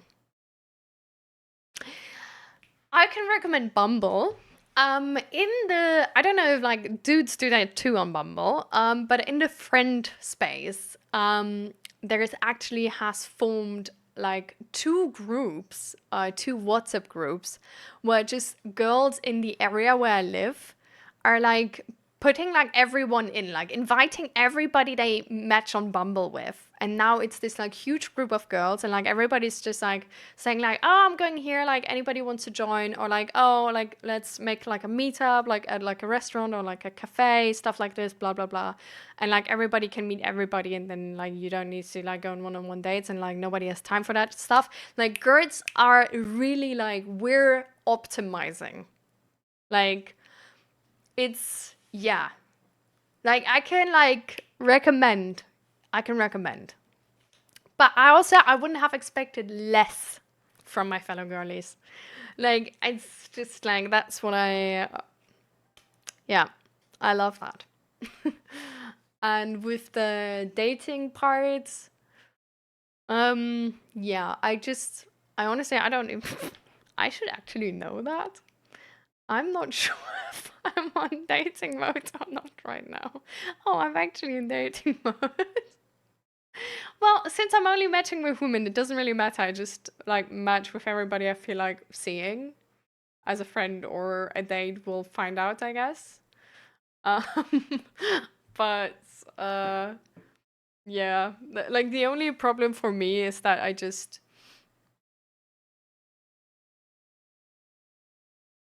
I'm too lazy to build up slow connections. If that does that make sense?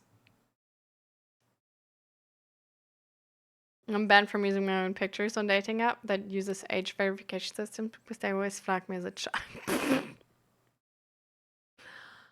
Mm, I'm so sorry.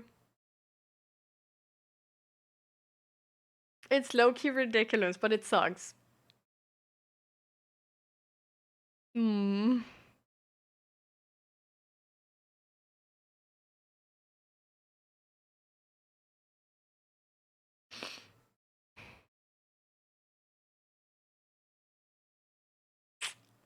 I'm sorry, love.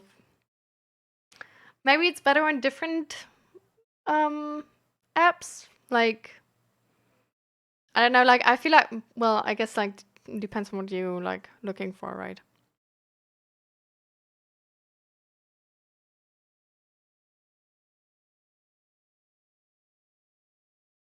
What? What do you mean I use her often? Huh? um are you in second a poly relationship? Yeah, sort of. Like not really. But kind of. So it's um uh like Zach and me have been in a relationship like really long, right? Like we've been in a relationship since I'm 14.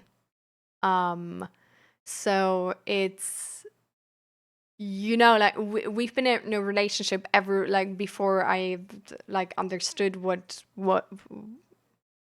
attraction means, sort of. And so I don't know, like also like the part where I lived was like more conservative, because I'm bottom part of like Germany, or like I guess I maybe I don't know, like I just never had like really like a connection with this. Can also just be that I was like too like dealing with trauma that I ever had like time for like considering what my sexual identification or whatever is.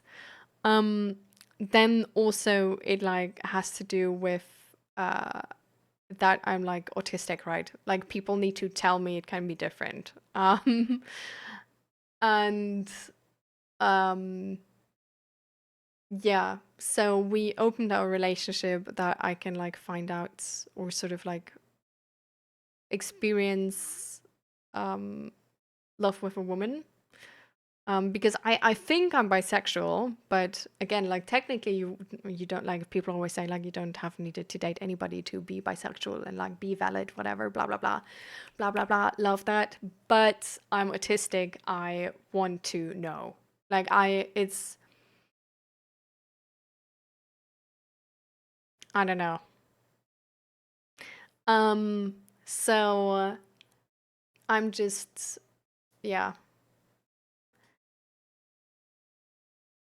exactly. So, like, so this is how we sort of like opened our relationship to me experiencing that. It's not necessarily about sex, but it's also like not excluding that part.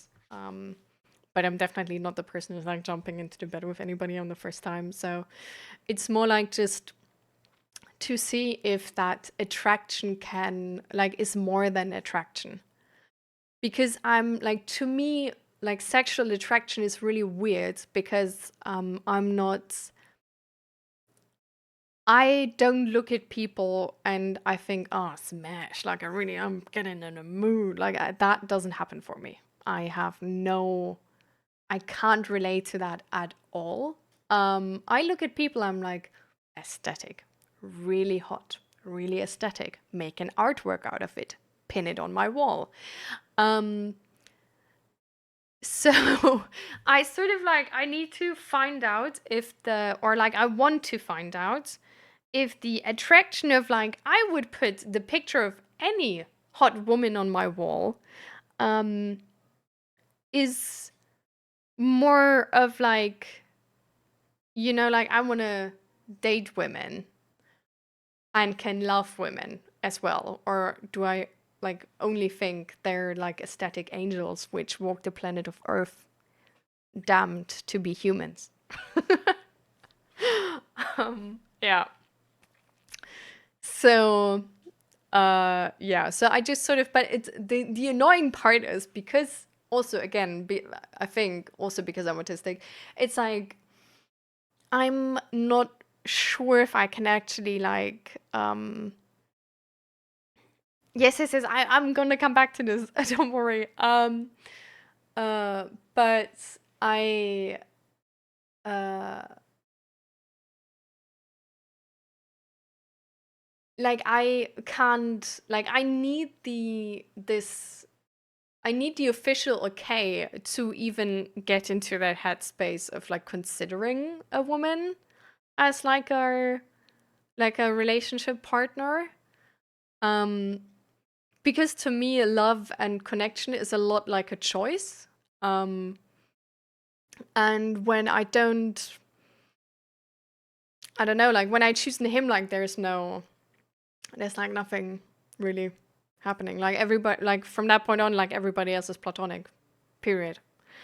So it's, yeah. So we sort of like we talked about this openly and blah blah blah, and we're then like, so we opened our relationship for that, but it's like I don't know, like it's been like open since, I don't know, a year, and I don't really did anything so far. Like it's really like at some point Zach actually, because I'm like not really, I don't know, like sex was never like a big topic for me, so I'm not like as informed around that part. And he was always also like, you do realize though, right, that if you ever like feel like, okay, this is could move to the next stage or something like this, you should consider sexual like transmitting diseases, right? Like there should be. And I was like, what? I need to do what? why? And then he was like, well, like that stuff can happen. Like this is like a not like uncommon thing to do. And that sort of like made so then like for a few months I was like completely out of the topic again, because I was like, I'm not putting that effort in, what the fuck.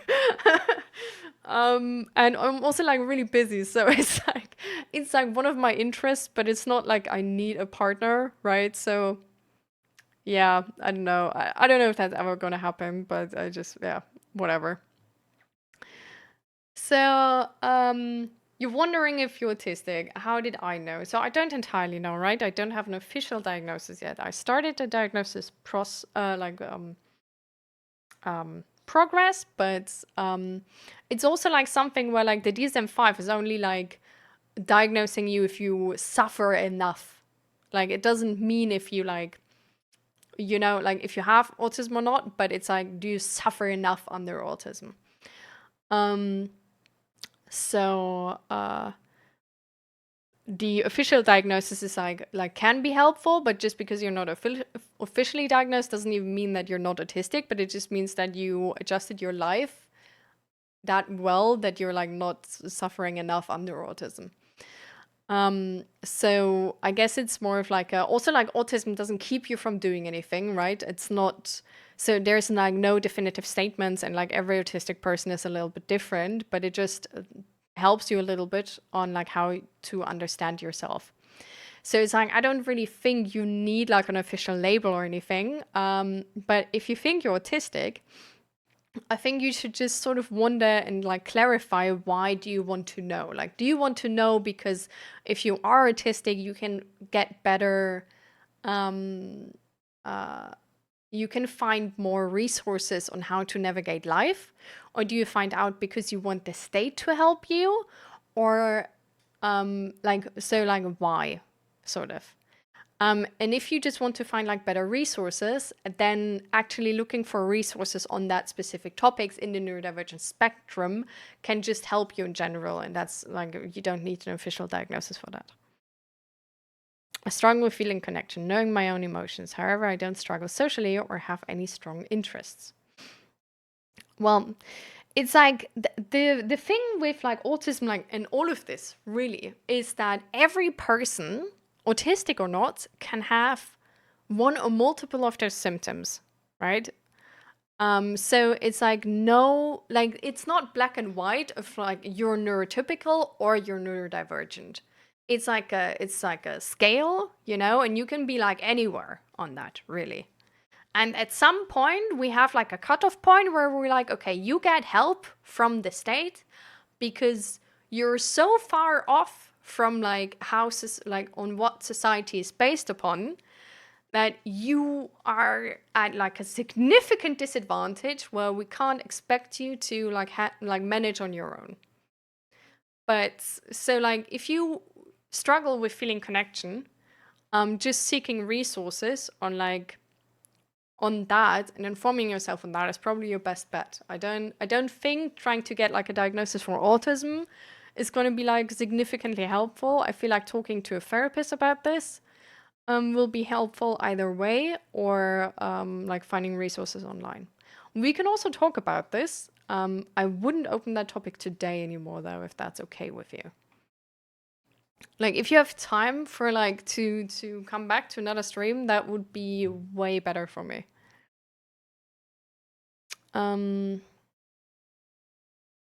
It's a lesbian dating app, Grindr form. What is a good first message to send when I match with someone on Bumble? There's like opening questions. I don't know, like go with your gut, whatever floats your boat. I don't think I should be giving you something. I think it should be you, and like genuinely you. I've Alexithenia, so strong with recognizing my emotions. Yeah, that's definitely a struggle. Oh, that's sweet. I got exactly what you mean. I met my ex at 14 too, and we had a relationship for like 6 years and then ended it, and now been best friends for almost 10 years after the breakup.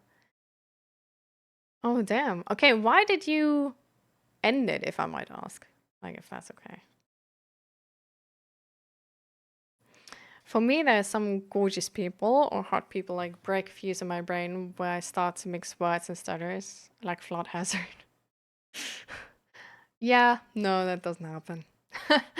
um, oh, it's fine, Fairy Shark. Don't worry. Is that having the flower and beast talk with you? Oh my god, seriously, like I'm scared to death of lesbian sex. Like what? I don't even know how. Like I don't know. Like I didn't learn that in school, okay? uh, but I just trust. Like I actually like I had to talk with the like with Zach about this, where he like sort of tried to explain to me. And apart from that, I just trust when I ever end up in that situation that the woman I'm in will guide me. I struggle with feeling connect. Yeah, that's. Wait, your therapist left you? What do you mean? Oh, were you together with one of your like fellow psychology students and she was like therapizing you? Is that what you mean, or?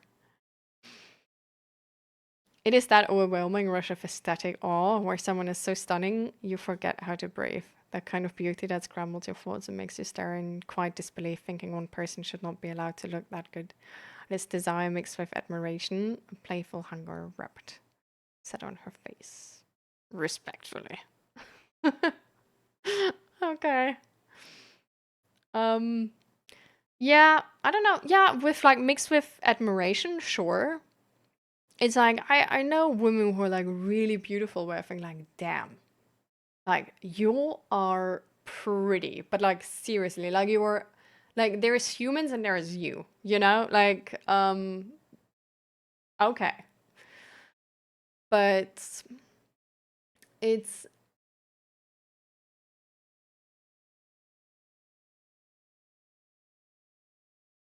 I don't know. I feel like for me, representation is really necessary to sort of like know if stuff like how stuff feels, like to sort of like check my own feelings and understand them. So it's like honestly like because yeah, I still sort of lack with like proper representation on how like lesbian love works, I think. And it's not that I don't like see anybody on like social media and stuff, but it's just yeah, I don't know. So yeah, I guess I'm just confused. So that's why I'm yeah.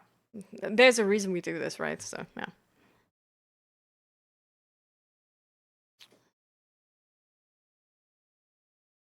Just no romantical feelings or seeing a future together is living with each other, but still attraction, friendship, and all the intimate parts. Oh, so it's like a friendship plus, or like what? Or like the intimate parts were not good, or like I'm confused. Sorry. It's like seeing someone for the first time, but you still want them to do bad things. Not just another little kind of game as well.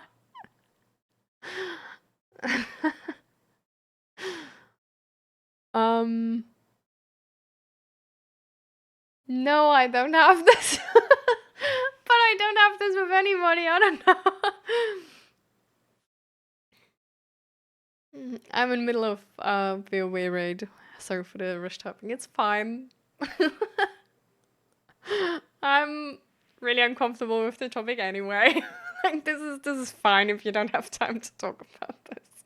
It's really like we can just stop actually. Like guys. It's like I just like I'm like I see your emotions and I'm just like looking at them like okay. So I'm like it's like I'm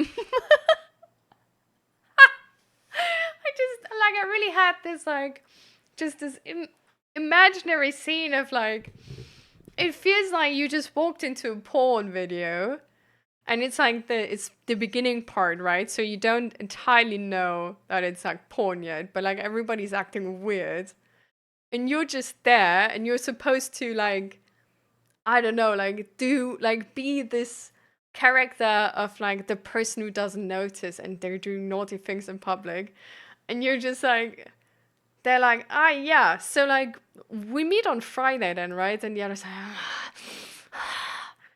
and you're like, So Friday is not fine. I don't know. And that's how I feel. I don't know. Oh. But yeah.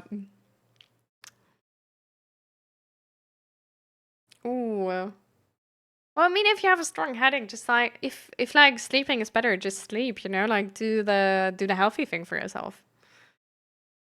You lost a fight, and then oh Jesus Christ, that's only like that. I love how this is essentially like just like low key like. Oh, like okay. Well, you do you.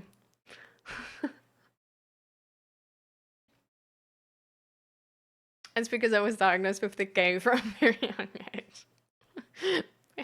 Yeah.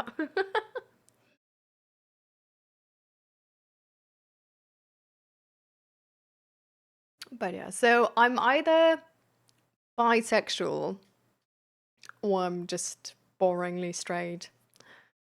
Don't know which one. But I don't know, there's like I guess like behavior is for me like a bigger thing, sort of. Like looks alone, like a picture is doing nothing for me. But I do have to say that these are it's like some lesbian first traps, which are sort of like, okay, okay. We could talk.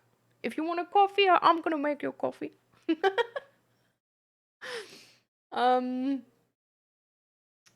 so that's like sort of like I feel like yeah, like I feel like that's not as true, but at the same time, then you see like weird comments of like people like I'm straight and I'm like considering not to be straight. Where I'm like, but are you really? Like maybe you're just not straight, but in a straight relationship and not wanting to find out. So I don't know. It's so weird. But at the same time, you can sometimes just find like certain traits attractive, right? And then it's still like not really about the person. But I feel like, yeah, maybe I'm also like pansexual. Like I think like honestly like pansexual and bisexual is for me like low key the same. Um but yeah, I don't know. It's like it's weird. I think I'm affected by compulsory heterosexuality. I'm sorry for you. That's a tough situation. What? What are you saying? No? Don't like like don't kid me on this. Like I'm a newbie, okay? Like I'm like like I try to be an informed ally right now, and I'm possibly more, but I'm still sort of like not in the scene or whatever. Is it possible to not be attracted to anyone? Yeah. You can be asexual and then you're just well, it's like like you might want to have like a relationship with people and like hug and stuff like this, but you're not attracted in anything like sexual.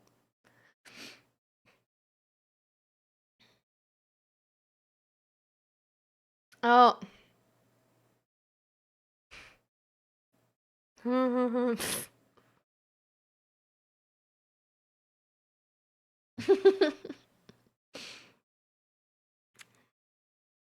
Bro, you can't make these jokes with me. I really don't get them.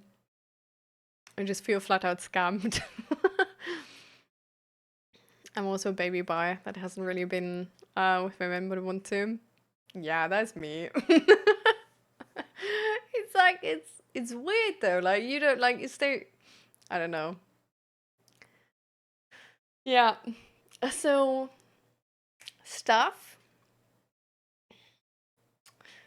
Yeah. Yeah. So stuff, life and stuff. Yeah. But yeah, I don't know.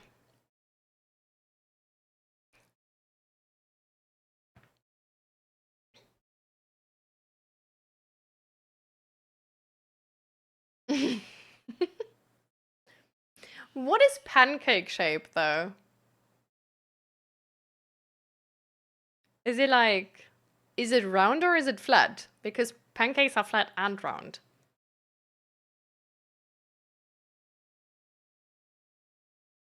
Exactly, like I'm as doubtful as you are about my answer.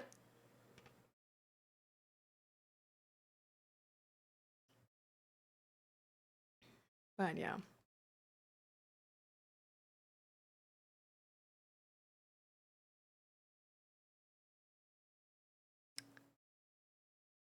What?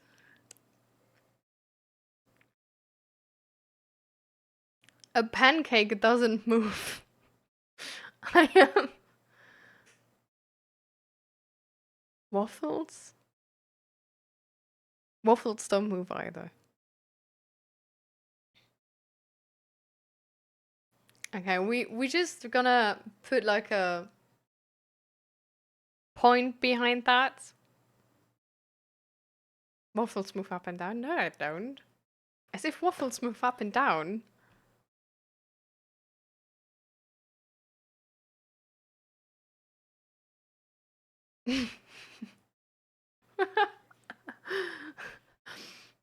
Your butt is waffle shaped when you've been sitting on one of those like stupid like metal benches outside for too long in summer. Then like your upper legs and your butt is waffle shaped.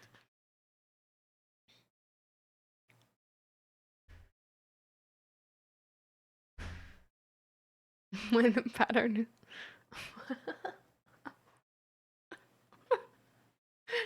Okay, let's just stop that topic. I'm getting just more confused. Hi, welcome home. How you doing? Oh, I'm in a process of wrapping up. Now, you guys heard it first. Okay, Zach. What does it say when like okay, so like somebody, some anonymous person said pansexuals are when you like pancake shaped butts. What does that mean? Are they flat? Are they round? What does the butt look like? You want a second tip? I wanna leave. You want to leave? Okay, so second tip. After this one, you want to leave for sure. It's the skin going up and down like a pancake.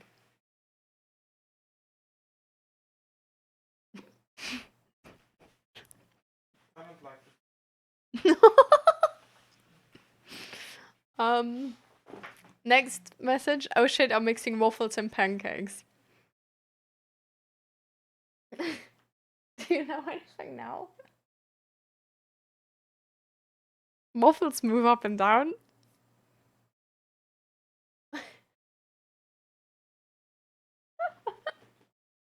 I think this person should smoke less. No, they have a concussion. It's fine. Oh. Run, Zach, run. Say waffle interaction now. So grandma, okay, we just stop talking about that. Okay, we're like in the process of like wrapping up the stream. Let's not get sidetracked from this. So we're gonna do 3 things. We're gonna do deep breathing. We're gonna do stretches, and we're gonna do all stars. Which one do you guys want to do first?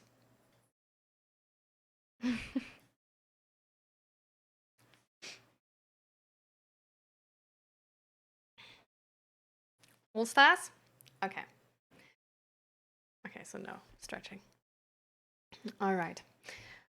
Oh, we're in the process of wrapping up though. We started our wrapping up routine. We're starting with all stars. What all stars means, I don't know if everybody's aware, is that everybody in stream, including me, says what they liked most about the stream. and what was their favorite moment about it. You can give one situation, you can give multiple, but it's essentially just, yeah, like what was your favorite moment? And this can be towards me, that can also be towards other people, or a situation between me and another person. Like, it's just in general, what was your favorite moment of the stream? You like most ones that came in and okay. Yeah, it was really funny. I can agree. Um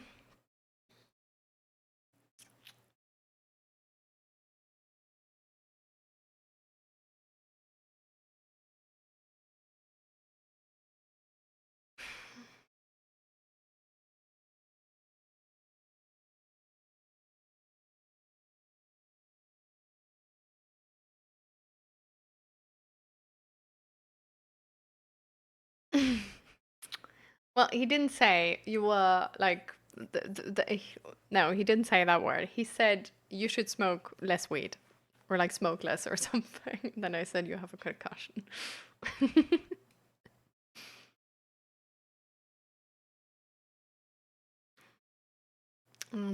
My favorite was talking to you about my anxiety and how much you relate to some of the things I'm dealing with.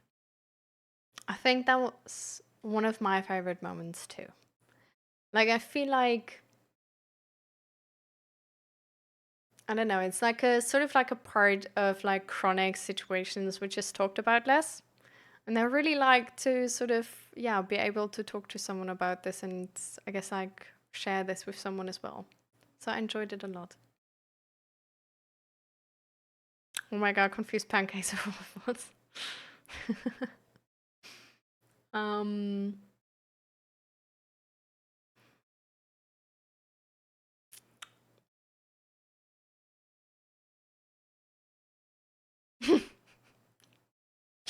I really liked when Ellie said, "Oh, I didn't like, I didn't have what was it specifically? I didn't have ads for so long as well, while having a sub already."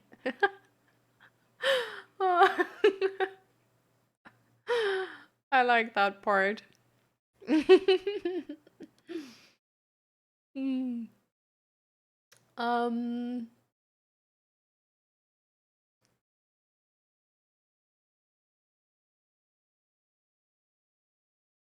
who's Zach? It's him.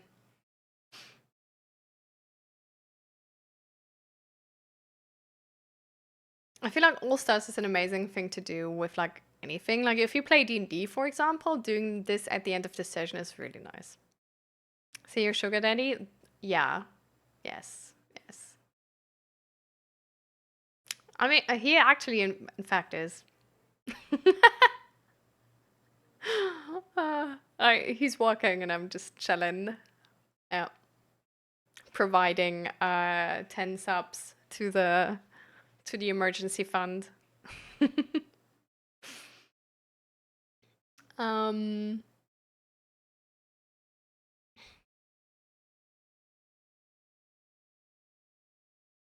I really liked how you opened up and just trusted us with your story, Cryptid Drag. I think something like this is really,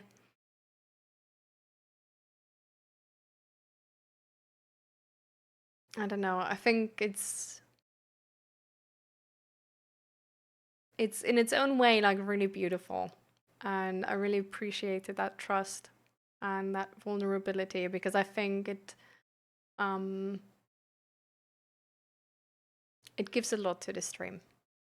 And it can, while it of course like gives you the option to like, I don't know, like talk to us and we being able to talk to you and talk about these things, at the same time I think it's definitely also encouraging others to like do the same. So, and at the same time it's also showing that I sort of like, I don't know, I'm doing something right, you know, and it's apparently um a safe space where people feel safe enough to be vulnerable like this. So I don't know, it has like a lot of like positive implications. And I don't know. That's why I really liked it. Also, of course, when Naradem gifted 5 subs, that was like special blush moment.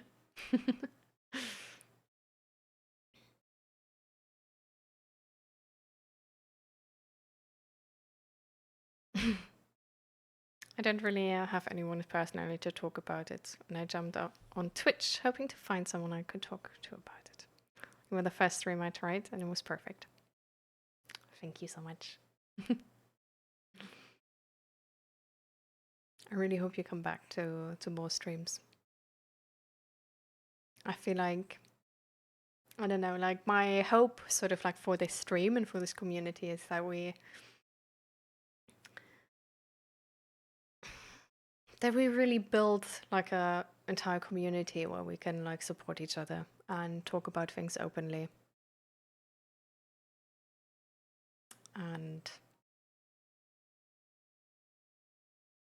I don't know, sort of like train together that it's not only okay to be vulnerable, but that if you are vulnerable, you find more meaningful connections and more intense connections with the people around you, and that it's worth to be vulnerable. I'm glad. I appreciate the way you share your knowledge on stream. Little stories and thoughtful moments always feel so grounding and meaningful, and you explain things with such clarity that it stays with me long after. I've always told you how much I enjoy your voice, and it is true, I listen while I cook, play, or commute. Your reaction to my poem was so precious and genuinely adorable. Aww. Thank you so much. This really means a lot to me, actually. It's, I don't know, it's just, yeah, like that's exactly sort of what I like hope to do. But you like, I don't know, like I guess with society and communication in general, right? Like you never know if it's like working out. Um, like that's the struggle of life, I think. Um, so it really means a lot to me that it's sort of like coming across, and that it's like, um, that it's doing something like positive and worth something. And hi, Luna. Welcome, welcome. We're doing All Stars right now. So we're like sort of ending the stream right now, Luna. I'm sorry. But you can like, we still do like stretches and breathing exercises. So you came for the best.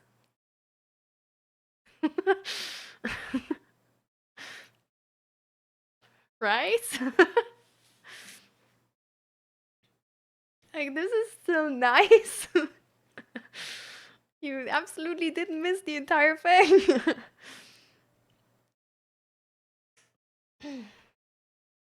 Someone still on time? Yeah, exactly. Oh, Pyro, we now didn't have no time for your like dating update. Let's have it on Monday, alright? Maybe we then already get like I don't know, like episode 1 and 2 together.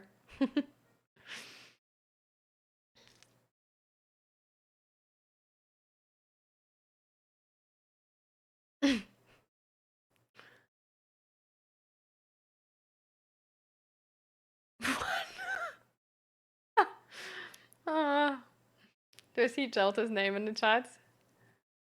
Yeah, like a few minutes ago, but yes, 5 minutes ago, actually, not too far. So, all right, everybody.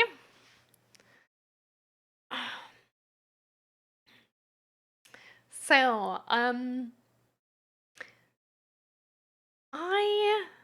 so first of all, I want to say again, thank you to Naradim for the 5 gifted subs. Really amazing that 5 people less have ads, and of course, also amazing for me. Thank you for the support.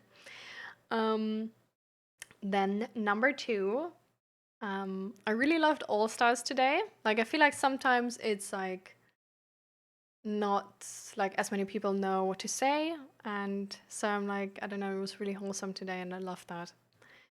The next thing is I really enjoyed how much we talked today and how many different topics we had.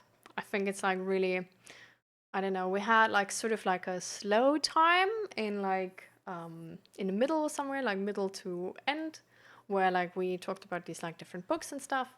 But apart from that, it was like always like really engaging and we had like really cool topics. Mm, and the last thing I wanted to sort of say is whenever anybody does any clips which are like really I don't know, like portraying the stream, and in a way where like maybe like other people want to join, or like sharing, like putting something in one where we share something like really nice, or meaningful, or I don't know, helpful. I always really really appreciate that part, because that's the only like social media sort of thing we have. And I wanted to also encourage everybody to on our Discord. So first of all, join the Discord. Um, but second of all, to on our Discord in the daily life channel, maybe start with me to like just put like on your day sort of like this like be real thing, to just randomly share what you're doing, like the good and the bad, and just I don't know, like yeah, be real, I guess. Um, and let's find some like more accurate, more realistic representation of that, hopefully. Mm, I'm dead inside, but Patrick Bateman says, but inside doesn't matter. I think I know that name though, but I don't know him as like weird Sigma male, whatever. Um, yeah, but that would be amazing. Don't forget that I have a Google Sheet where I have sort of made a list of like free resources. It's not only like tools or whatever, but it's like it's yeah, like it's tools, it's resources, it's like good recipes and like all kinds of like I just put like every good link I find on the internet I put in this list essentially. And it's a lot about like it's also like 3D printing, digital art, like it's really like from all sections. But a big part of it is also like sort of like knowledge, how to learn, and like good studies and good articles and stuff like this I've found, which can be like really insightful. So if anybody feels like reading something and sort of I don't know, like reading into a study maybe, then check that out too. I don't have it as a command yet, I think, but it's on the Discord. We have like a different channel, which is called Free Resources, and there you can find the link. If you have any good links, let me know, and I will add them to the list as well. And then I of course have my my shop, where there's some like mental health clothes, and yeah, a bunch of other things, whatever. Like my Etsy is linked below. I don't know, like there's different links. You know where to find them, okay? Like if you want like any specific ones, let me know. Um, and then we're gonna do some breathing now. So the breathing we're gonna do is not just deep breathing, but the breathing we're gonna do is dia diaphragmatic diaphragmatic breathing. I don't know how you pronounce that. Um, and it's I just had to remember the stream again where a person then answered like, "You always use your diaphragm." Like, what do you mean? And then it was like, but I read this. But where did I read it? And then I couldn't remember, and we looked it up, and we found like a whole bunch of like scientific accurate representations and articles about this. And then I sent them an article, and since then I've never heard from them again. um, but yeah, anyways. So we put our hand on our belly. Because the point of this breathing is not to breathe up here, but to breathe in our belly. Like, so like sometimes like some people just put the hand on the belly, some people put a hand on the chest and one hand on the belly, so they can like feel if they like use their chest. Exactly, it's also called abdominal breathing. And yeah, it's really good for anxiety. Like you're probably using it for it's essentially like calming, and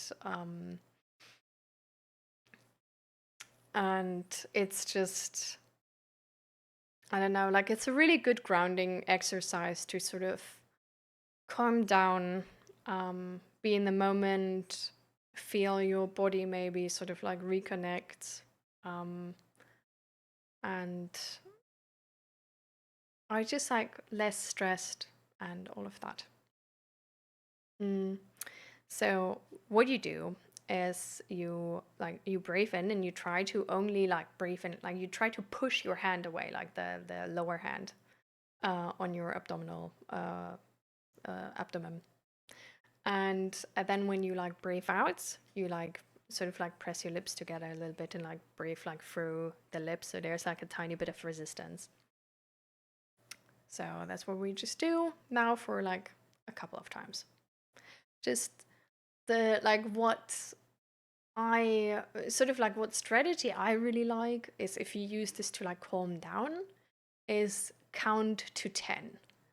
But the moment you sort of like forget which number you have been, or you're in doubt about the number you've been at, you start new.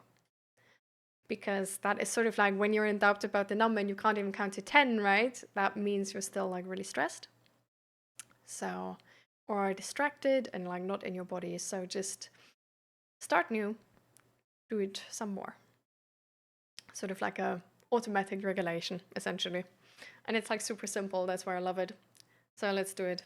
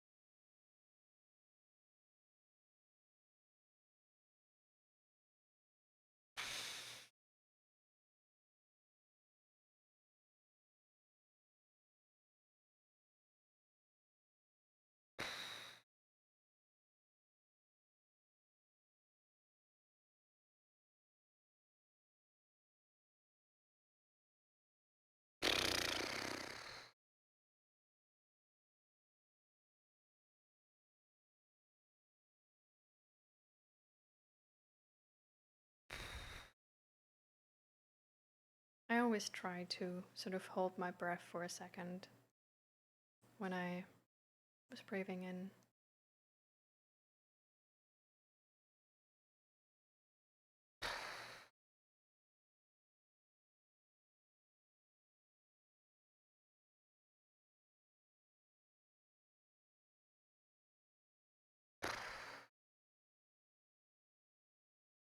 You can also stretch while you do it with your neck a little bit.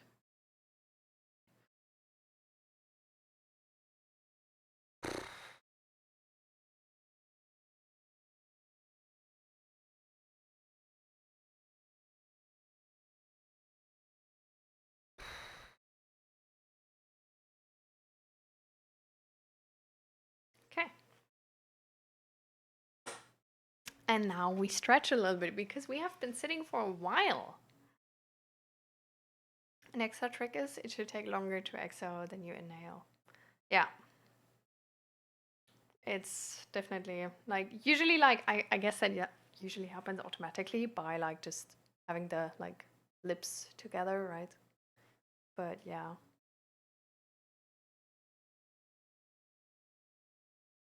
I guess it like I like to fluctuate that actually or dif- I don't know, do that differently from breath to breath. Like I really like to start or in between do like some of these breaths where I'm like sort of like this where it's really like just relaxing. And then there's more of these like normal deeper breathing things. But yeah. I just like to sort of like do it how I feel in that moment. Because that's always like, I don't know. I feel like with all of these exercises, it's like really individual what they do, which ones feel the best. Um, I'm not a big fan of like forcing yourself to do any specific patterns, but I just really, I don't know, sort of like to do the ones which like feel good in that moment.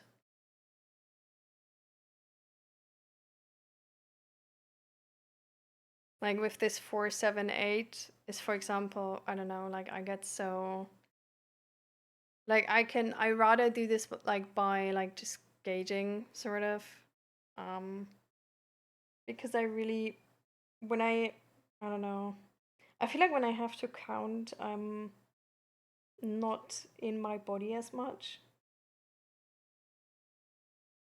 and that sort of like the defeats the purpose for me a little bit.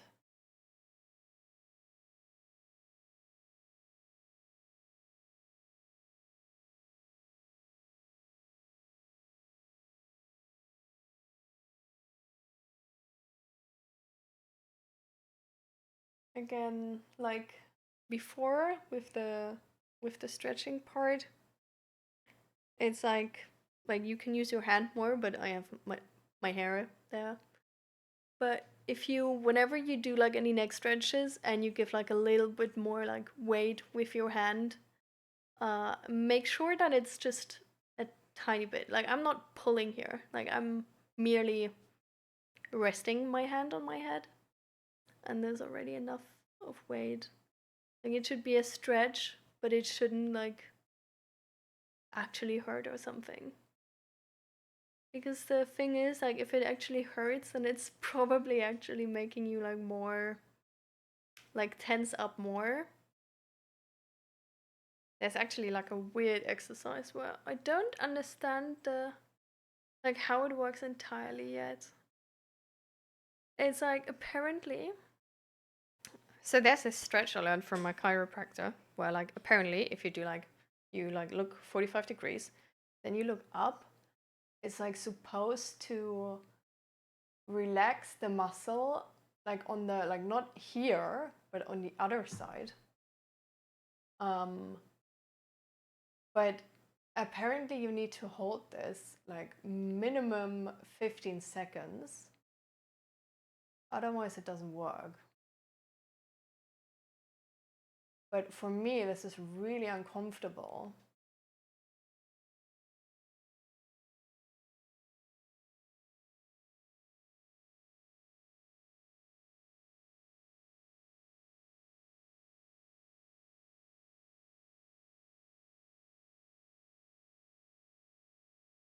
Mm. But I don't know, like I really don't like that stretch, but apparently it's good. But I don't know, I don't feel that working for me too well.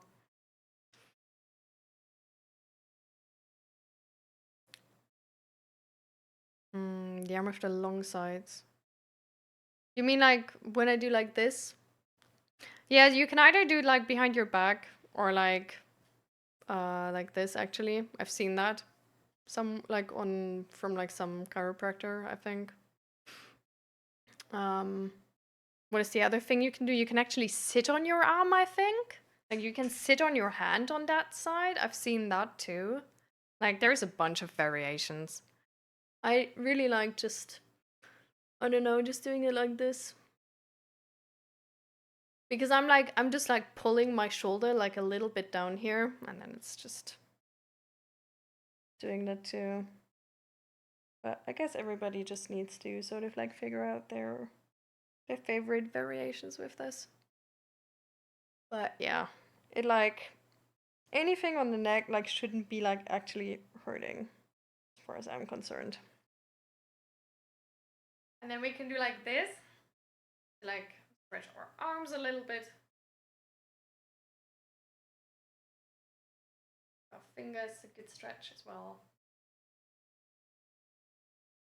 And then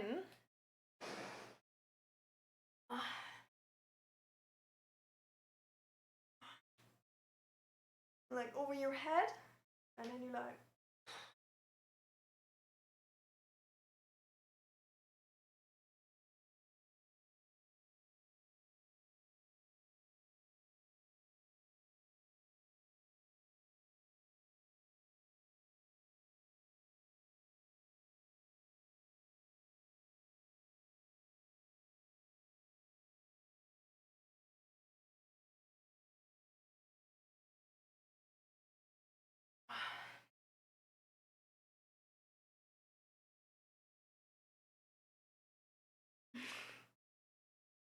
you should be stretching and not typing, Fluffy.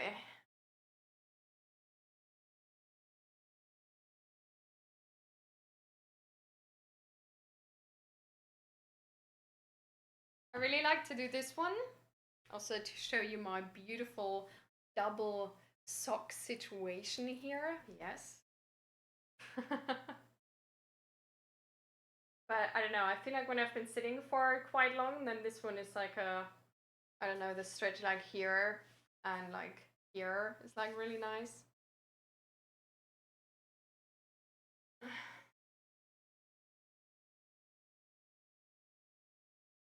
You had your stretches already? I was on the way. All right.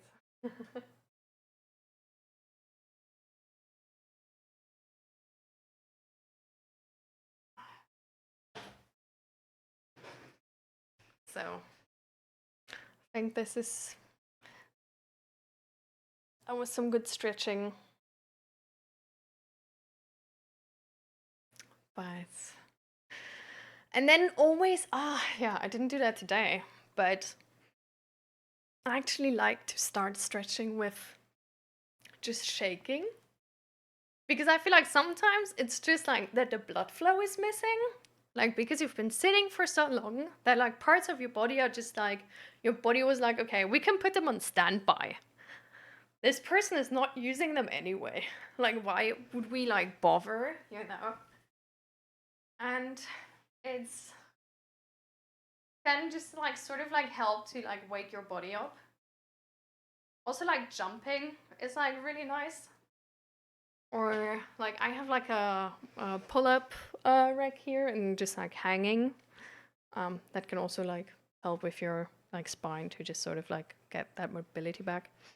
Also, oh yeah, we forgot the mobility exercise. It's how you sit at the corner of your chair in the front, and then you just sort of like try to like touch the ground. Well, you don't really try to touch the ground. You just let your arms hang and then go like in the direction of the floor. And this is giving some mobility back to your lower vertebrae. Yeah. Yeah. Usually I do this before I do the like stretch to the toes. But yeah, for good. All right, we're done. So, party people, I hope you enjoyed the stream. and do something healthy for yourself now. Drink some water, air out your room, walk a little bit, eat something if you haven't eaten, you know.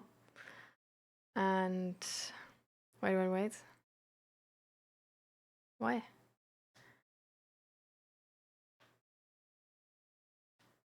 Oh, we already did All Stars, Fluffy. You missed it. I said, what did we all say? Wait, we can.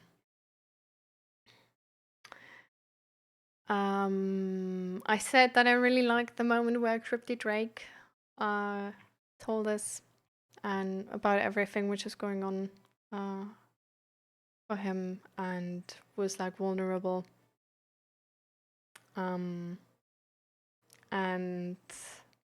like sort of that talk with him was really, I don't know, like I really liked the moment because it was so vulnerable and it showed so much trust and connection, I think. And the other moment I loved was when Ellie, like, so Naradim gifted 5 subs, like, amazing, love him. 4 hours afterwards, somebody was like, oh, ads, right? And Ellie was like, oh, I haven't had ads for a while. And yeah, she got like a sub since like 4 hours. But she forgot entirely about it. And this was like really funny because everybody in chat, like, yeah, that one was great. Like, you just were like, you have a sub. Like, what do you want?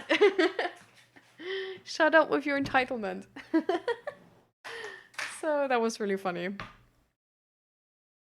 But yeah, apart from that, I think it was the vulnerable mental health talk with Crypty Drake. That was my favorite, yeah. So, goodbye, everybody. And see you next time. Love you all. And